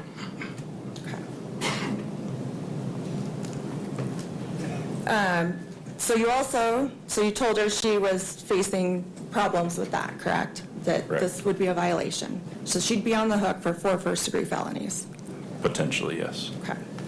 And you also told her that having the firearm could potentially be a new crime, correct? Correct. Okay. And then you also told her that the U.S. Attorney's Office was essentially on board with screening drug distribution charges, correct? I'm happy to play it if you don't remember. I don't remember specifically. Okay. Do you remember talking to her about potential federal charges? Yes. Okay. So she was aware that not only was she facing multiple first-degree felony prison sentences, she was also potentially facing federal charges, correct? Correct. And during that initial interview, she tells you that she didn't buy fentanyl, correct? I don't know if she made that specific statement, but she talked about not knowing anything about fentanyl. Okay. And that interview lasted about an hour and 19 minutes, hour and 20 minutes, correct? Correct. Okay. And that interview ends, well, with you telling her, sometimes you tell her to think through all of this and let you know if she wants to help. Yes, I gave her the opportunity to tell us up front whether she was willing to cooperate or if we should just not bother interviewing her anymore. Okay. But this is after you essentially tell her that she has the potential of doing a considerable amount of state and federal prison time, potentially. Yes, this is a common tactic in law enforcement to be able to leverage charges for information. Okay. In fact, you did in this case leverage charges for information because you told her that you didn't care about first-degree felonies or federal charges. What you cared about was information about getting. I told her that I was interested in the information that she may know about this case. Okay. But you told her also that Eric died of a fentanyl overdose, correct? Correct. And you told her that you thought that Corey gave him the drugs, correct? I did not specifically say that. You alluded to the fact that you needed information about Corey getting fentanyl because that's how Eric died, correct? I don't know if I made that specific, but the information that we tried to convey to CL was that we wanted to know the information that she may have regarding Eric's death. Okay. And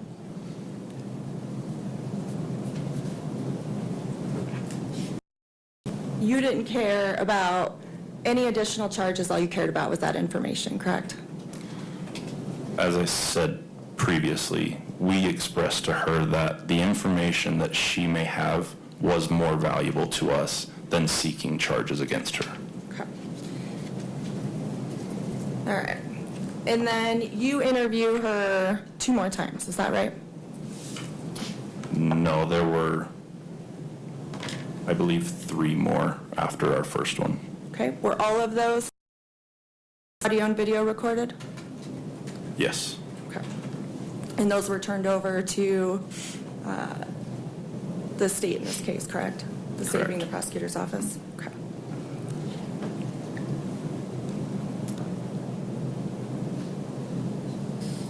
Now, forgive me because with all these interviews, I'm not sure which one comes from which. You, in subsequent interviews, tell CL that she needs to give good enough details that will ensure that Corey gets convicted of murder, correct? I don't know if I made that specific statement, but I did express to her that the information that she gave us needed to be specific enough that we could corroborate it and that it could be presented to a courtroom. Okay. And that she was, quote, screwed at this years if there's not cooperation, correct? No, I never made such statement. Okay. Did you ever tell her this was her get out of jail free card? No, I did not. Okay. Are you sure about that? Yes. Okay.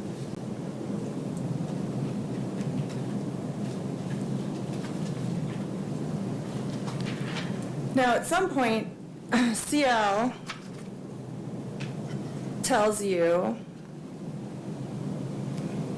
that in one of the interviews that Corey contacted her between December and February to obtain prescription pills for an investor, correct? Correct. Okay. And she doesn't specifically state fentanyl at that point, correct? Are you referring to CL? I'm referring to CL. I don't remember, but I don't believe so. Okay.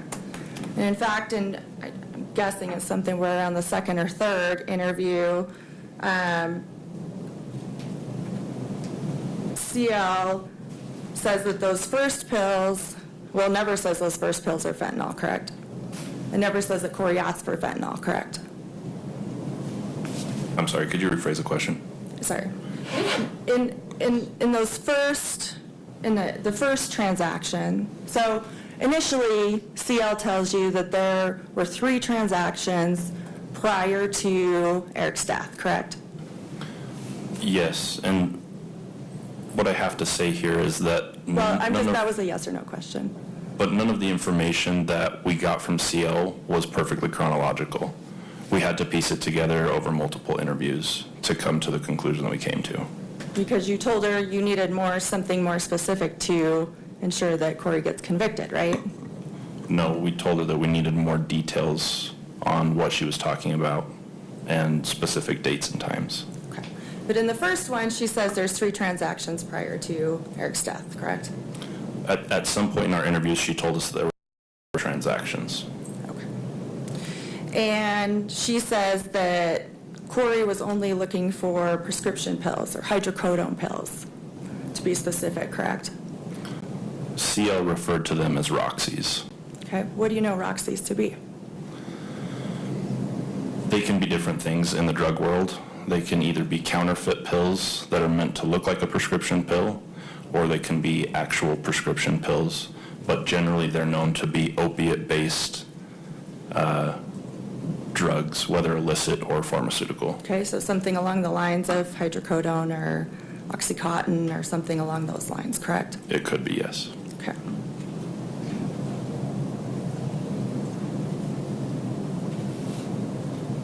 And she specifically says that she was looking for $900 worth of fentanyl pills, correct?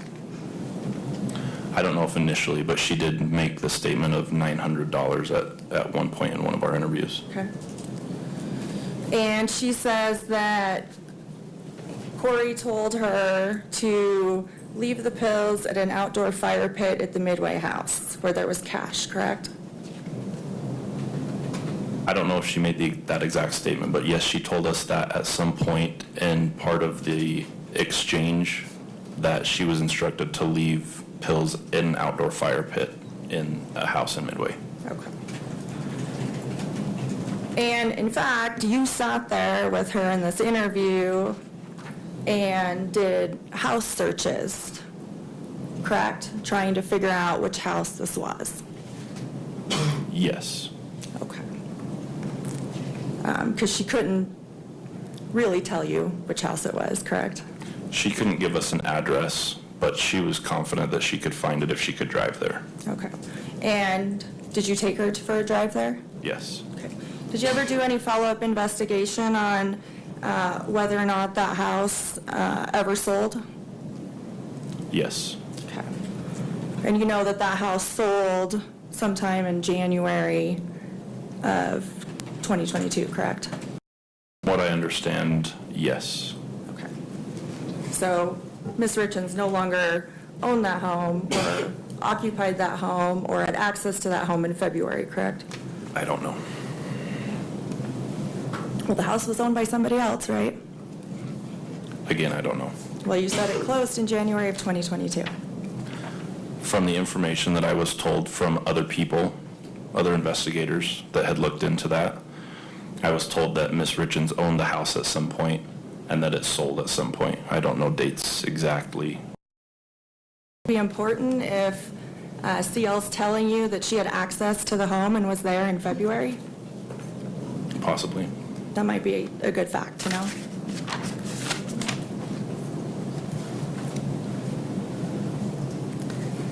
Okay. CL then does subsequent interviews, correct? Yes, we had multiple interviews with her. Okay.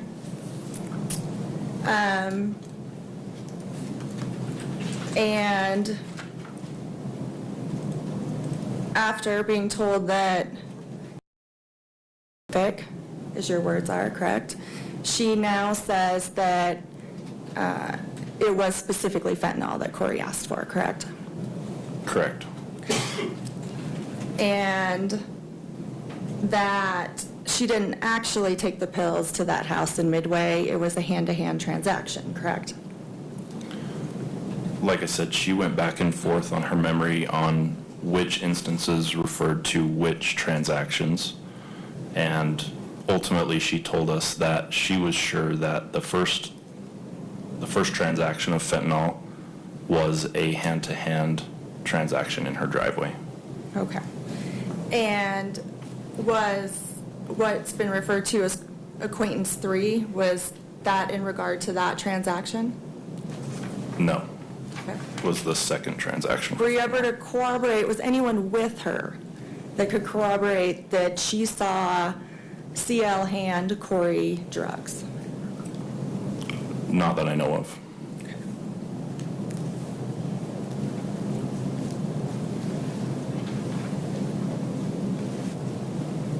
And then she states that now there was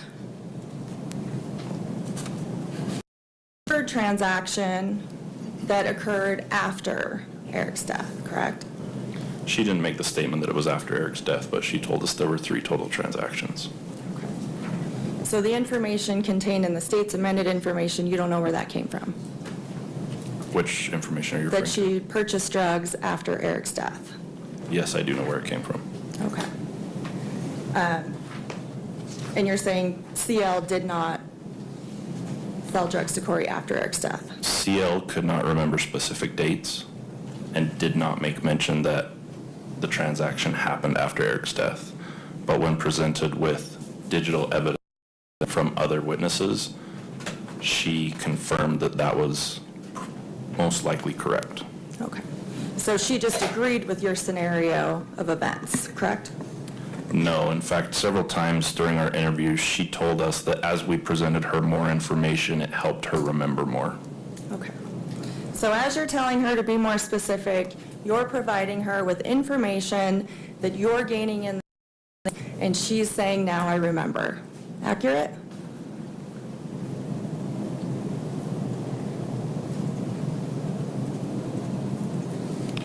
Yeah.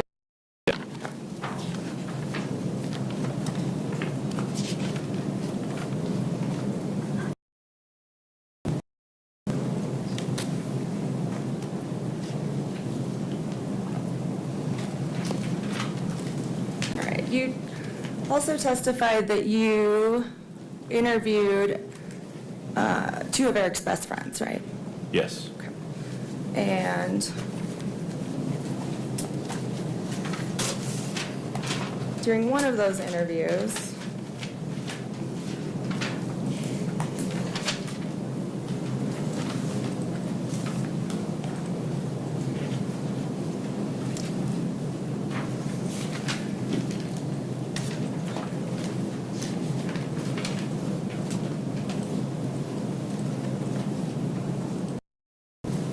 actually, I'm going to go back to CL for just a second.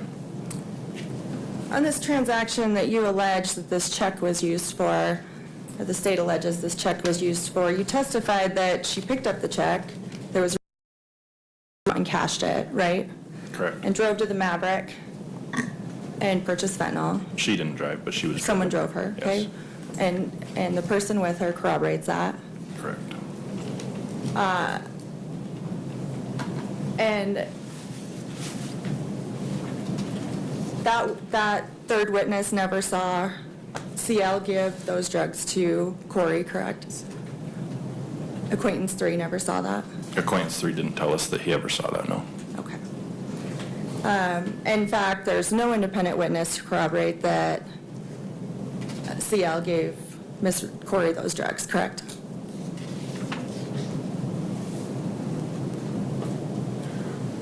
No eyewitnesses that we have identified, but the investigation is ongoing. Correct. And CL is currently out of custody, right? Depends on your definition of custody, but she's not incarcerated, no. Not incarcerated, just on, I think, ankle monitor and not to leave the county, right? Correct. But following your interviews with her, she was released from jail. Not immediately, no. She worked with the prosecutor in the other county where her drug court is and came to a resolution as to those charges against her. And part of that was being released on ankle monitor. Okay, so in exchange for the testimony, or not testimony, in exchange for the information that she provided to you, and a deal was worked out where she was placed, essentially released from jail on the order to show cause, correct? I don't know the specifics of what went on between the prosecutor and CL, Okay. but subsequent to our interviews, we reached out to the prosecutor's office and let them know that she was being cooperative. After that, I was not involved in any decisions regarding her release. Okay, because that's up to the judge and whatnot. Correct. But you did communicate that to prosecutors? Yes. That she gave you the information you needed? That she was being cooperative with our investigation, yes.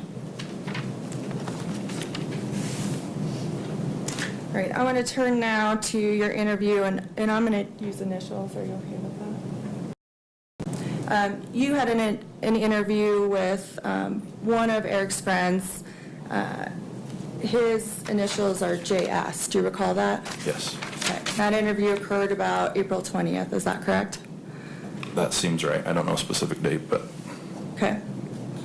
And during that interview, he discussed, or you discussed with him, that he and another individual were essentially Eric's best friends, correct? Ms. Lozera, my apologies. Yes. April 20th of which year? Oh, 2023. Three. I apologize. Thank you.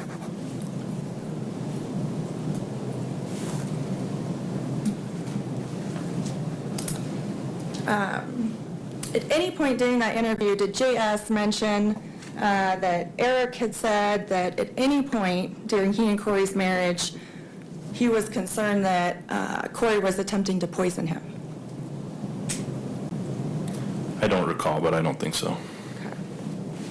In fact, you present him essentially 3 scenarios of what could have happened to Eric, correct? That he potentially did it to himself knowingly, that someone else did it to him, or that it was accidental, right? Okay. And you specifically ask him if he thinks Corey would have done it, and he says, no, in my gut, I don't believe so, correct? I don't know if that was a direct quote, but yes, he said that he didn't believe that she would have done it. And he also states during that interview that at the time of his death, Eric and Corey's marriage was in a really good place. Yes. Correct? Now, he also details or talks about a falling out that he and Eric had over the course of their friendship, correct? Yes, that sounds familiar. And that Eric and his other friend that he refers to in this interview actually had a falling out right before Eric passed away, correct? Yes.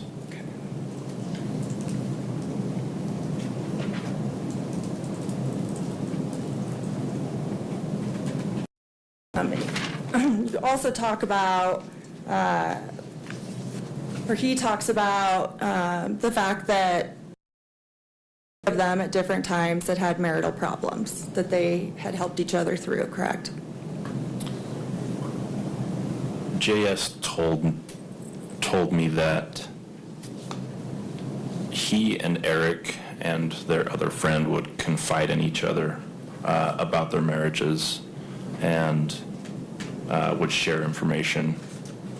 And that was how he had the insight that he had into Eric's life. Okay.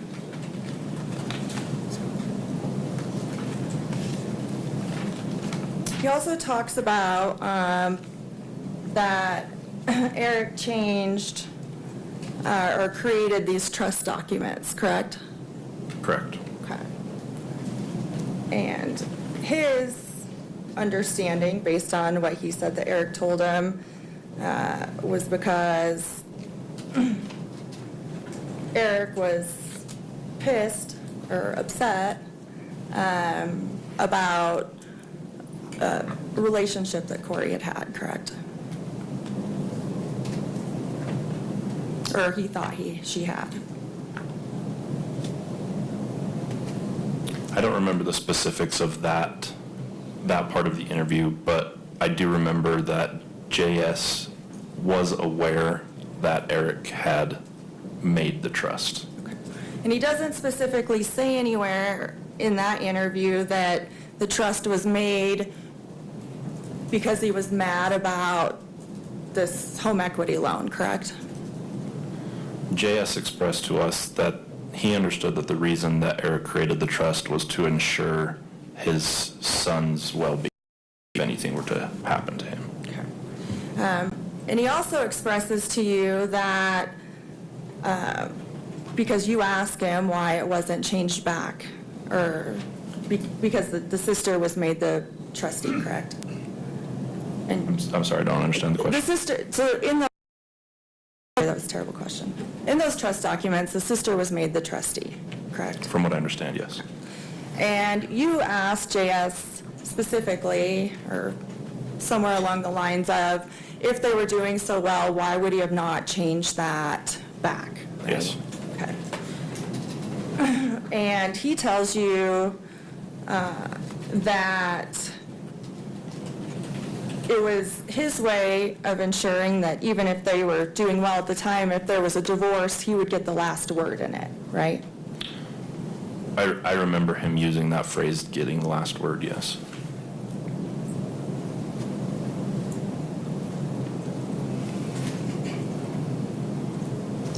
All right.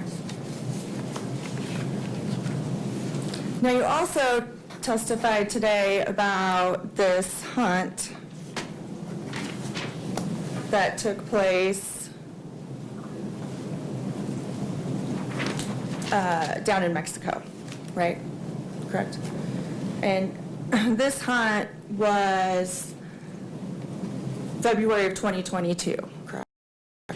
I don't know specific dates, but I'm aware that Eric was on a hunt in Mexico shortly before his death. Okay.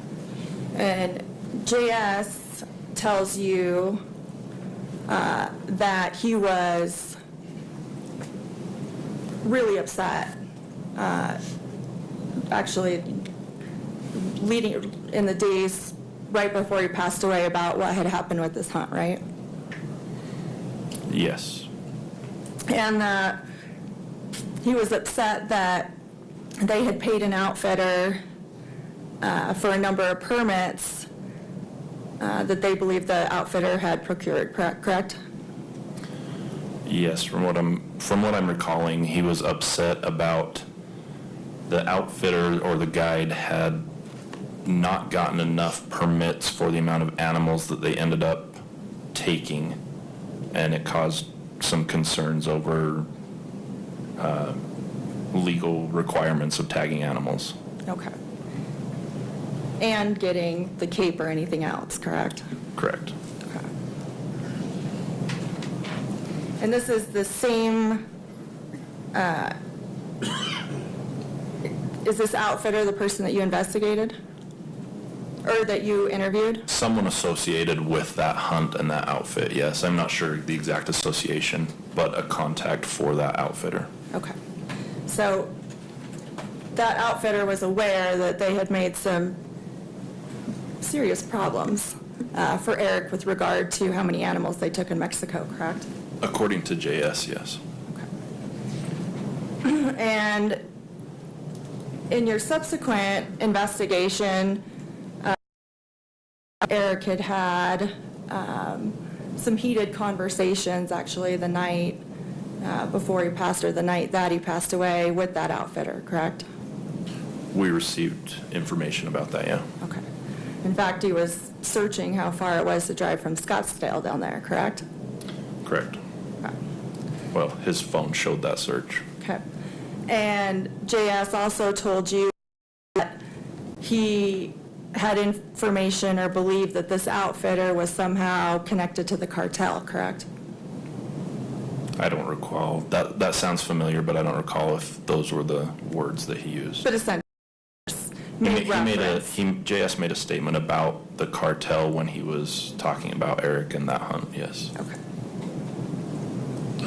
Counsel, would you approach for a minute? Yes.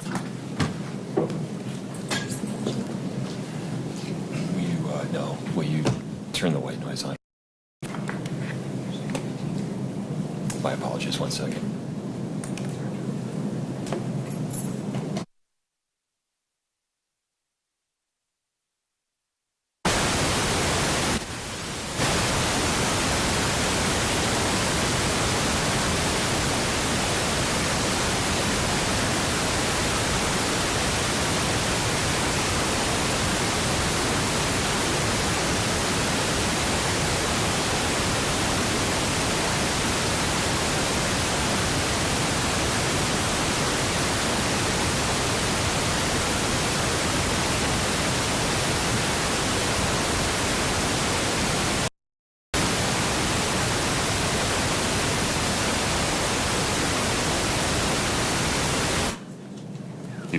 You come here for a second.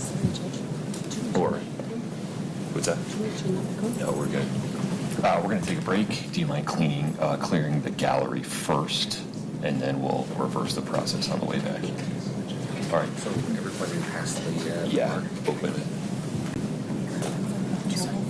Oh, yeah, no, you're fine. So, ladies and gentlemen, I need to handle an issue with some members of the media that are live streaming without permission to do so.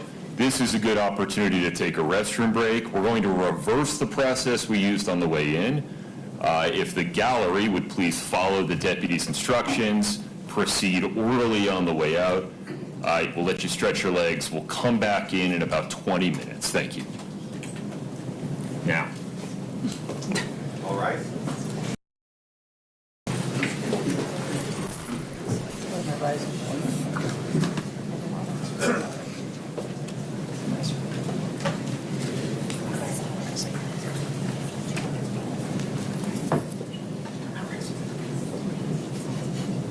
Hey, Chris.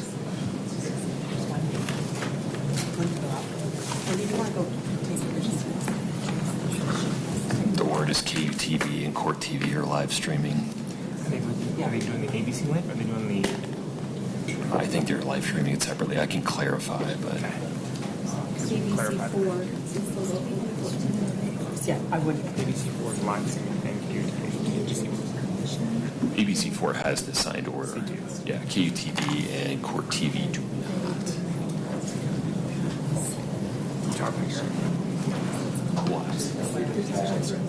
Okay, I'll do that. Okay, thank you.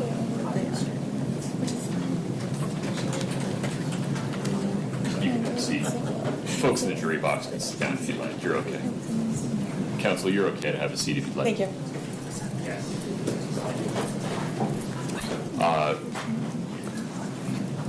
If Ms. Richards would like to use the restroom, that's fine.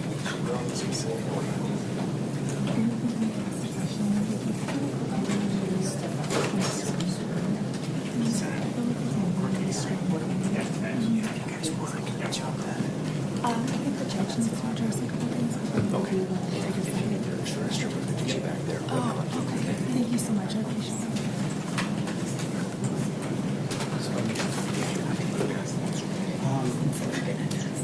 You can step out if you want. I can't talk to you. Well, let's just confirm that's what we're doing. Okay.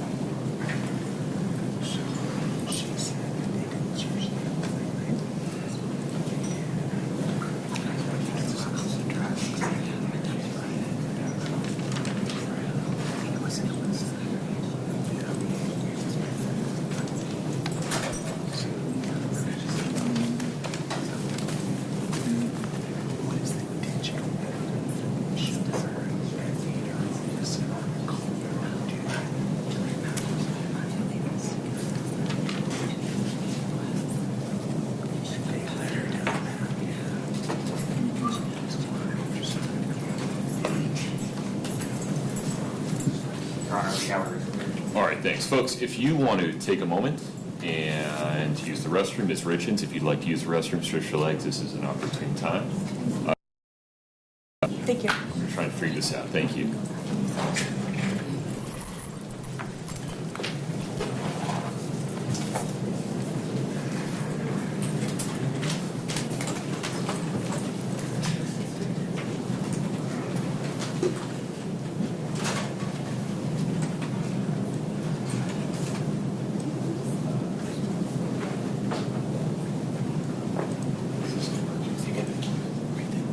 Are we all taking a break, Judge, or just? Yeah, that's fine. Okay. I Okay.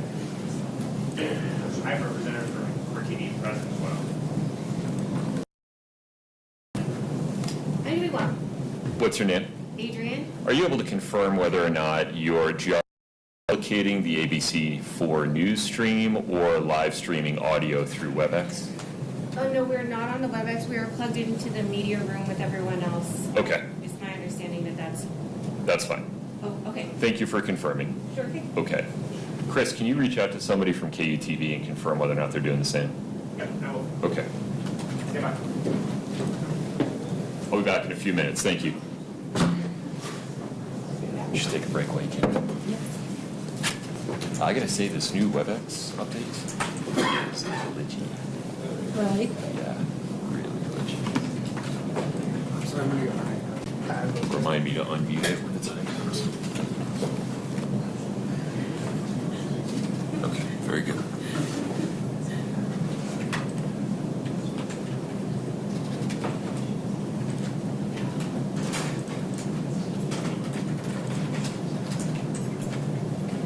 Okay.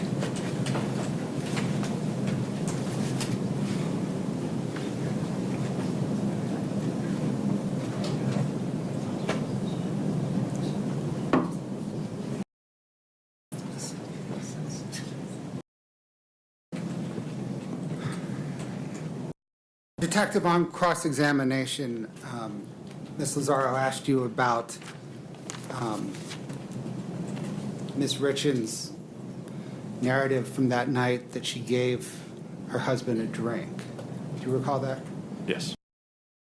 And she asked you about whether or not the police recovered a glass, a cup, a mug, some kind of container for that drink that evening. You remember that? Yes. Were there any glasses or containers near the defendant that evening?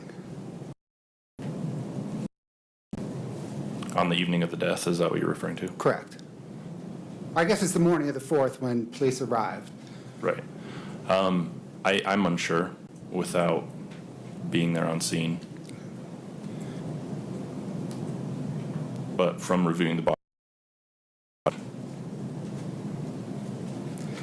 And am I right that the only information that indeed Ms. Richens, Corey Richens, the defendant, gave her husband Eric Richens a drink was the defendant's own words, right?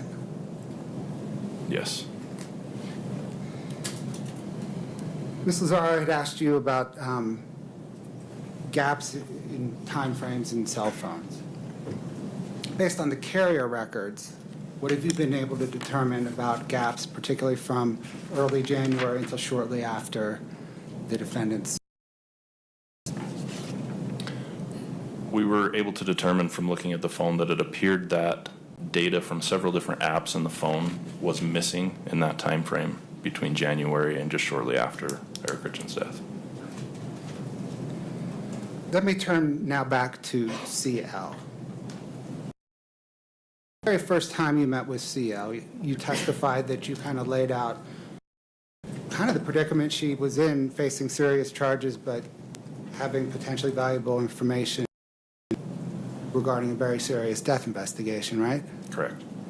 After that first meeting, how long until you began questioning her about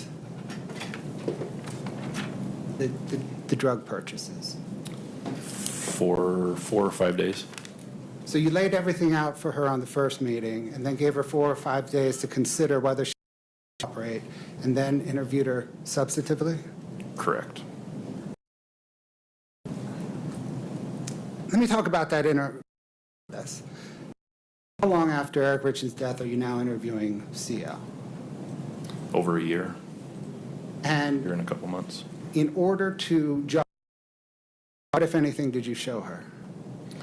We showed her the contents of her phone that we seized from her home. We showed her applications, Google Maps, Google Earth. We showed her other witnesses' phones or screenshots of those phones. And the other witnesses' phones or screenshots of those, you showed her screenshots of communications between her and that other witness? Correct. With the idea that those communications might jog her memory? Correct.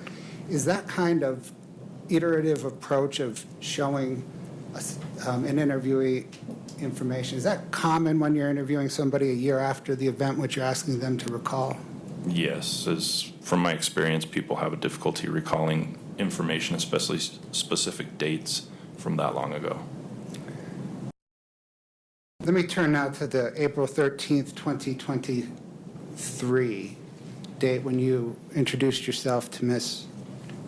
Richens, the defendant. What's the first thing the defendant did when you introduced yourself? Home. And about how long did she talk? 3 hours. Did she give any very excited to talk to you and surprised you taking so long to come talk to her? Yeah, she made multiple statements that she was glad the investigators were there to talk to her because she felt that she hadn't been in contact with the sheriff's office very frequently before that day. And did there come one or even several times towards the end of the interview when you said your goodbyes, tried to leave, and she continued to talk? Yes. The interview after you and Sergeant Hoffmeyer left, did she email Sergeant Hoffmeyer with some follow-up? Yes, she sent an email with follow-up information and Sergeant. I'm going to mark, if agreeable, as State's Exhibit 1, a transcript of that April 13, 2020 interview. Ms. Lazaro, have you seen it? No. You got to show it to Ms. Lazaro first. Your Honor,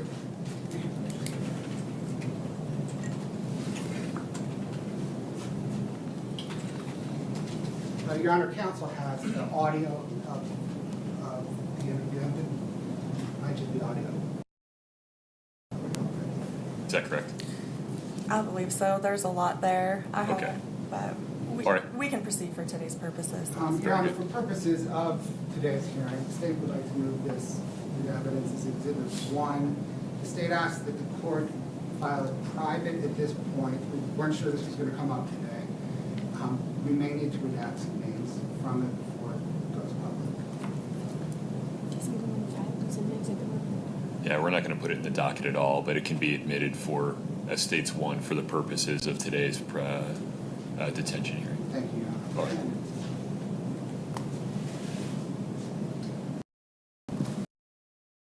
Mr. Driscoll, you recall Ms. Lazaro asked you some questions about interviewing somebody with the initials JS. And it's approximately April the 20th, 2023, right? Correct. And at that point, how long had you been active on the investigation? Less than 2 weeks. And you told, I think you testified, you told JS something like you thought there were three alternatives. One was an accidental death, an accidental overdose, suicide, or homicide. Is that right? Correct. At that point in your investigation, were you looking into and investigating all three of those alternatives? Yes. At that time, I had little information about the case other than the couple of interviews that I had conducted, and I was trying to keep an open mind to all the possibilities. Thank you. No further questions.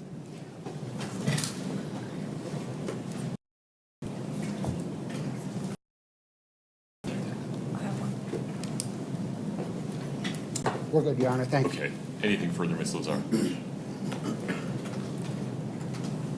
No, that's fine. You can step down, sir. Thank you. Thank you. the state's. Calls Chris Kotrodemus. Sir, if you'd step in front of Brittany, we'll get you sworn in. Please raise your right hand. Do you solemnly swear the testimony you're about to give in the matter before the court to be the truth, the whole truth, to the pains and penalties of perjury?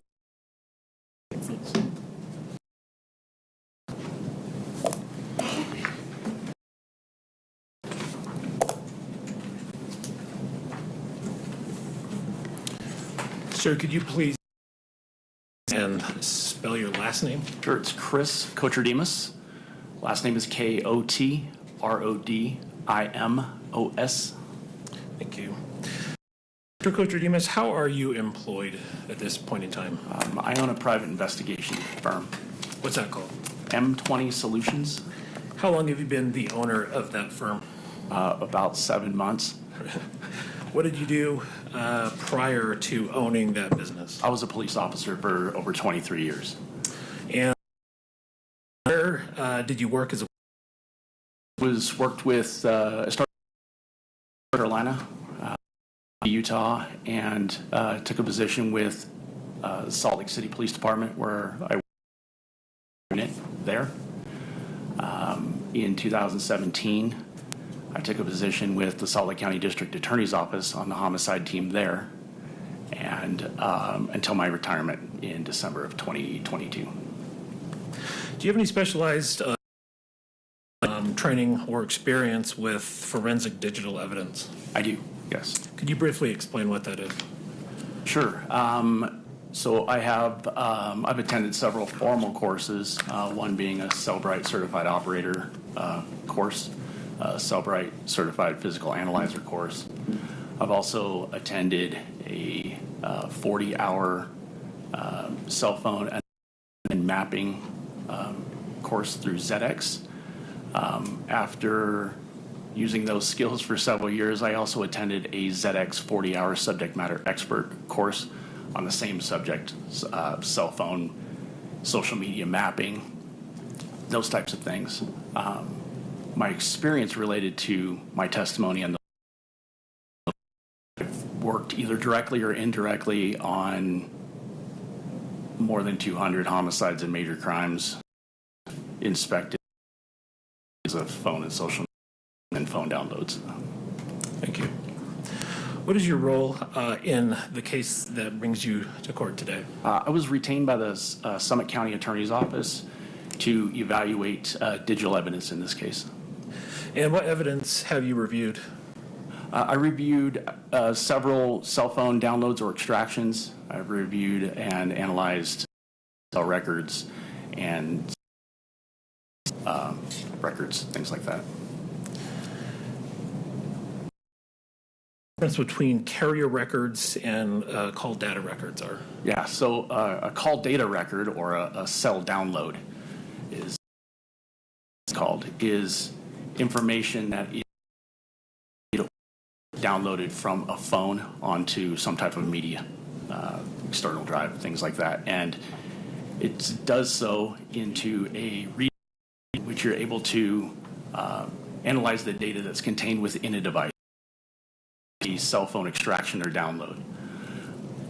A carrier record or detail record is the regular record that you would have. It's the usage of the carrier. So it records the date and times of your calls, your texts, your data usage for a given period of time. And it can include location information, such as like tower data. Can there be discrepancies between carrier records and the data that's extracted from a device? Yes. What would cause that? Usually, sometimes it's because it just wasn't captured in the phone download due to a software limitation, but typically where we see it is through deletion of information on the that does not match the carrier records that we receive from the phone company. Forensic extractions of an iPhone belonging to the defendant that was seized April 13th of 2022? I did. Does it contain digital information pertaining to the night of March 3rd and into the morning of March 4th, 2022? It does. What does show Well, let me ask you this time that that phone is used on March 3rd of 2022. Activity reported on the defendant's phone is an activity device movement 2:33 hours or 10:33 p.m. on March 3rd. When was the next time that that phone was used? The phone was inactive and then ultimately unlocked at 3:07 a.m. on March 4th, 2022. Was there anything that happened between those two time frames? On that device? On that device? No.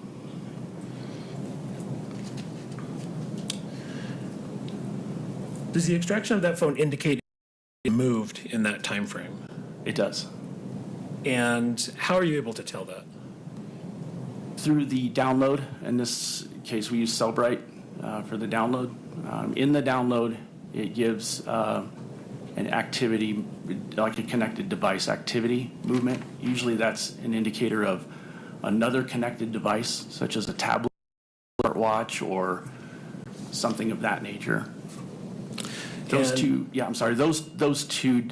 devices will communicate with each other and report potential movement of the phone through that application.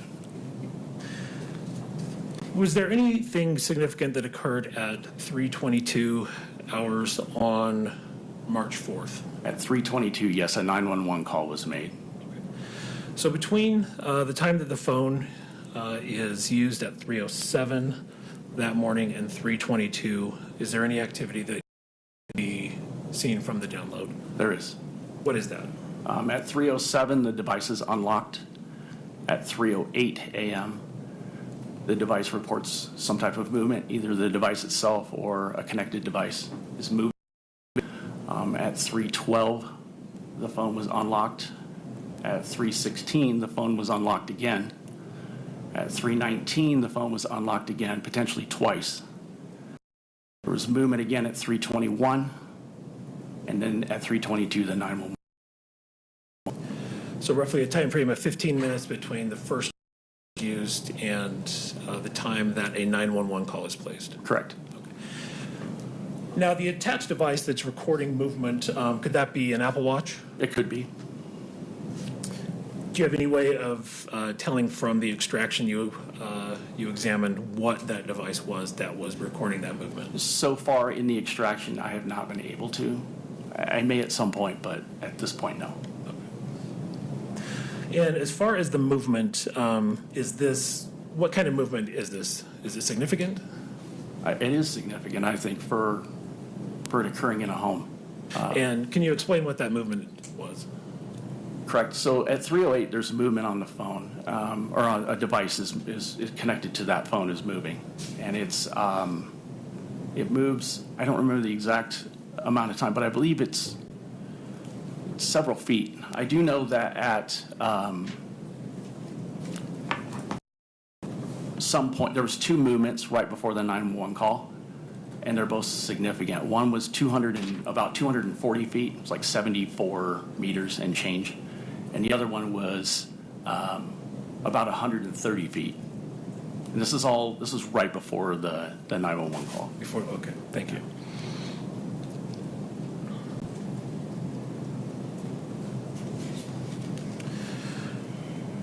As you were analyzing the forensic data from that extraction, were you able to observe any noticeable patterns of deletion from that phone?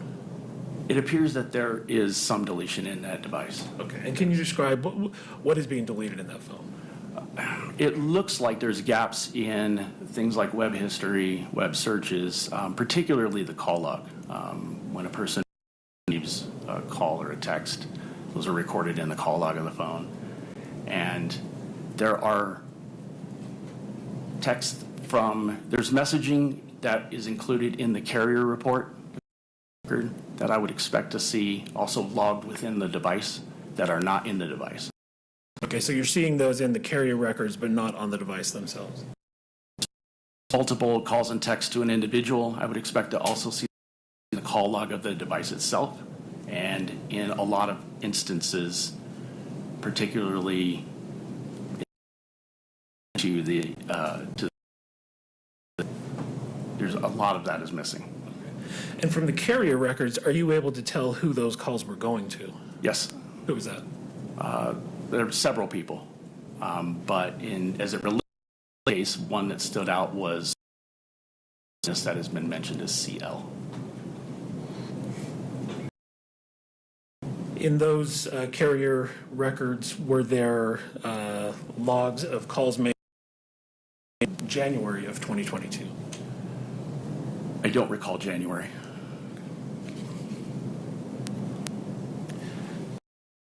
Did you analyze a forensic extraction of a second iPhone belonging to the defendant that was seized in May of 2023? Yes.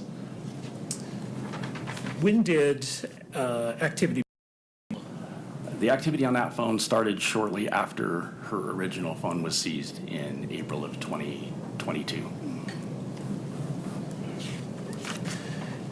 Were you able to observe internet searches on that phone? Yes. And did you a PowerPoint of some of those searches? I did. And just for the court and counsel's reference, this is docket item 141. Were you able to tell when those searches were done? Yes. How did you do that? There is a date and time stamp of the history, the web history.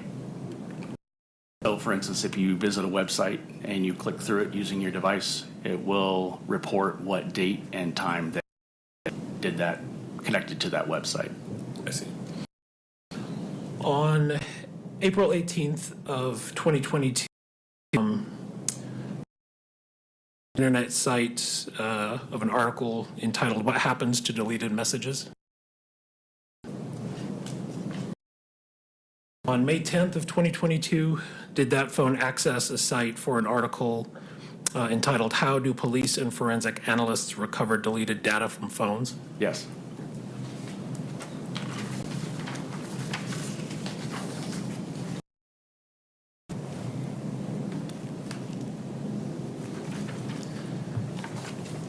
Did that phone was a query placed in that phone, quote, "Can cops, period, uncover deleted, period, messages, iPhone," close quote? Yes. Did that phone search, quote, "How to, period, permanently delete information from an iPhone remotely," close quote? Yes. Did that phone search, quote, "Luxury for the rich in America"? It did. Did that phone search, quote, "If someone is poisoned, what does it go down on the death certificate as," close quote? Yes. Were you able to tell when those things were searched? The search themselves, there was no date and time reported for the individual search. However, I found corresponding websites to those searches that did have the web history. And was there a certain time frame that these searches were made? Can you describe what that was? It was typically between, well, shortly after her original phone was seized. So from middle of April of 2022 through, memory serves me right, about August of 2022, off and on. Thank you. Now, you mentioned your training with cell phone mapping using cell tower data. Yes. Have you implemented in your review of the evidence in this case? I have. Can you explain just briefly cell phone mapping is done using cell phone, cell tower data? Sure. Sorry, I look that way. I'm used to talking to a jury. So it's mapping is accomplished by taking call detail records that contain tower location in them and putting them into a piece of software that will visually show you a location on a map of which tower that device was accessing when it made or received a call or a text. So it takes lines of data and creates a map out of it. Okay. And is that plotted on like a program like Google Earth? It is. Okay. And are you able to tell directionality from when a phone connects to a tower? Is there any directionality to that, approximately where that phone is transmitting from? Yes. Yeah. So the cell phone, the companies report which tower the device is utilizing and which is an estimated range to that, which is a bit ambiguous. However, it will tell us at least what side of the tower that the device was located when it made or received the call. How many sectors are there on each cell tower? 3. Okay. And so if a phone is connecting to a tower through a certain sector, you know that it's someplace where that's, for lack of a better word, broadcasting or collecting signals. Yeah, so we can determine the orientation of the device to certain locations. I see. Yeah. Did you map data from CL's phone extraction? I did. Were you able to track that phone's movements on February 11th? Yes. At any time, was it at or near a Maverick gas station in Draper, Utah? It is. And are you aware of that location in this investigation? I am. This is the location that CL had indicated to detectives that she bought drugs on behalf of the defendant. Do you recall approximately what time of day that was? It was there? She shows up on that tower near that Maverick at about 6:49 p.m. and remains there until about 8 p.m. 2022. Does that phone make any calls or say well at that location? It did. And to anyone notable to this investigation? Yes, 2 people. Who was that? One other acquaintance in which she had purchased the drugs from, and CL was also texting with the defendant. While she was at a gas station in Draper, narcotics. Correct. On that day, did the phone go to a location in Heber City? It did.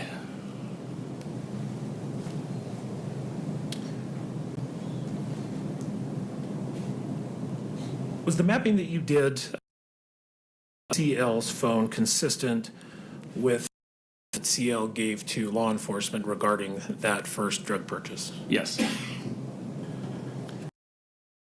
Were you able to track CL's phone movements on March 9th of 2022? Yes. In Francis, Utah on that day? It was. Was it ever at or near the same Maverick in?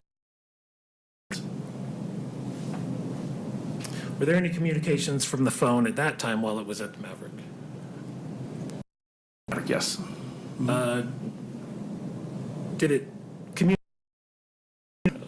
belonging to a person relevant to this investigation? It did. Who was that? At the Maverick, it communicated with, I guess, corroborating witnesses to the drug purchase on the 9th. When the device was utilizing it in Francis, it was about mid-9th, and CL's phone was in communication with the defendant's phone. Utah. Correct.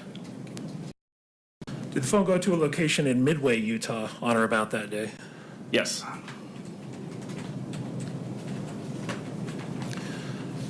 Are the movements that you for CL's cell phone on March 9th of 2022 consistent with the information she gave to law enforcement in this investigation? Finally, I want to speak with you briefly about Mr. Eric Richen's phone. Did you analyze a forensic extraction? I did. When was the last use recorded from Eric's phone? From memory, I believe it was p.m. on March 3rd, 2022. And are the times that are on the extract populated in the Celebrite download, are those, what time zone are those given in? Typically, the extraction is provided 0. Oh. And so do you have to, so can you just briefly explain what UTC 0 is? Right, so UTC 0 is Greenwich Mean Time. It's an effort by utilize investigations to try and keep everybody on the same time zone. Utah is in -7 daylight time, and we are in -6 in daylight savings time. So in this case, from November of 2022 to about March 13th, November of 2021, March 13th, 2022, in Utah. Okay. So if those times are given on that download as UTC -5, that would be correct. It would be 2 hours ahead of local. So to adjust for Mountain Standard Time, you would have to go back 2 hours. You'd have to subtract 2 hours. Okay. And that's what gave you. Can you repeat that the last time that Eric's phone was used on March 3rd? I believe it was 9:58 p.m. on March 3rd. Okay, thank you. I just have one.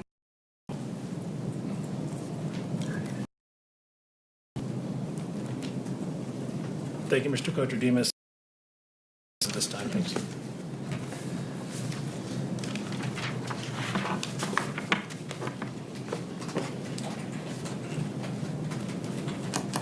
Council. Just a couple.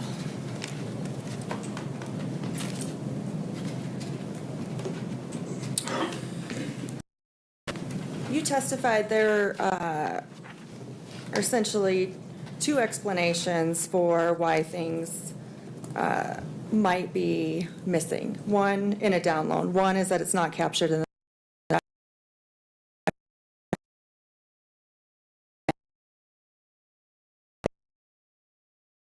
case. All you can say definitively is that it's missing, correct? Correct. Okay. Now, with regard to movement, that could be any device that is attached to the phone through an app, correct? It could be, yes. Okay. And so you can't say, looking at what you analyzed, exactly what device that was, correct? So far, no. Okay. And you can't tell where that device was in terms of location, correct? Correct. Okay. So it's possible that that could have been a device attached from some other location, but the phone's recording it, correct? But it's possible if it's connected to an app. It depends. Okay. So it would be impossible outside a certain range. Okay. And there's a number of different ways to, or I am not an expert in this, so there's programs or extractions that can be done on phones, correct? Or different. Did you perform an independent extraction on this phone? I did not. Okay, or on any of the phones you've talked about today? No. Okay.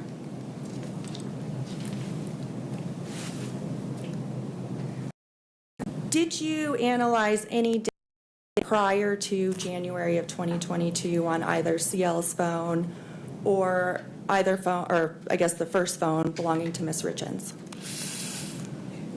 I don't believe I did. Okay. Were you asked to? Not necessarily, no. Okay. Were you range of interest? Okay. And so you didn't cross-reference any communication or communication between CL and Corey prior to January of 2022, correct? Correct. So it could be that they communicated all the time, you wouldn't have known. Yes. So this is just a connection between the two.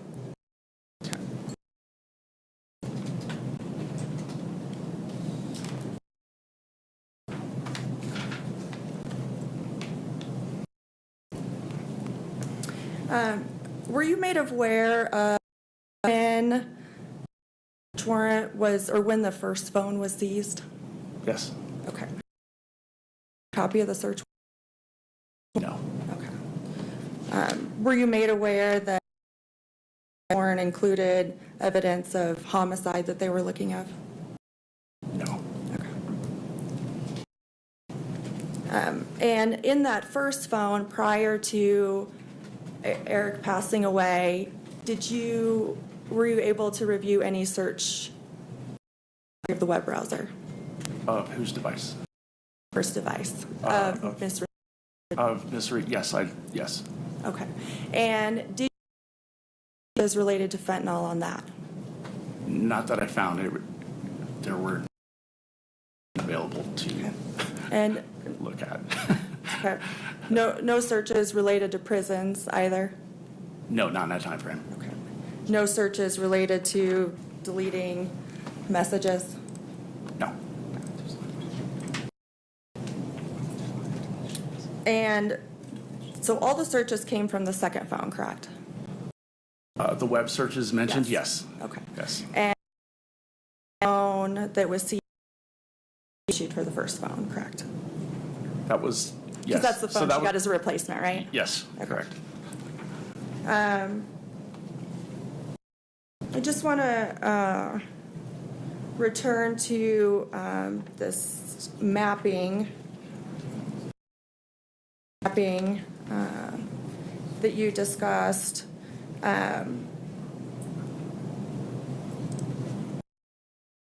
Did you look at the mapping on the second phone of Ms. Richens? I did not. So, to compare Ms. Richens' phone to CL's location at any point, correct? They did. Okay. Yes, they But did. you couldn't do it? Or didn't do it? The records, the mapping location for those call detail records through Verizon are no longer available On the second phone? on either phone. Okay, so you were able to get them off of CL's phone, but because of Verizon, you weren't able to get Ms. Richens' phone? Correct. Okay.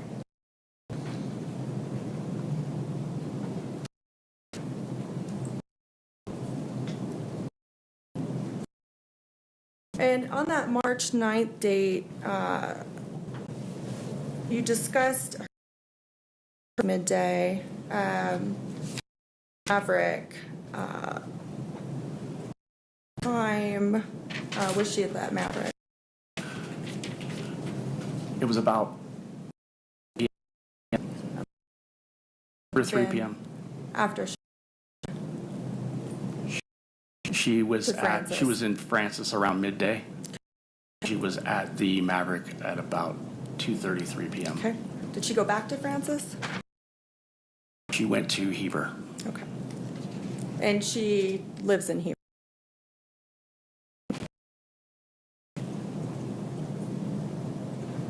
I don't think I have any other questions. Thank you. Mr. Hill, anything further? No, thank you, Judge. So you can step down. Thank you. Ms. Cassell. Yes, Your Honor. Statement called Brooke Carrington.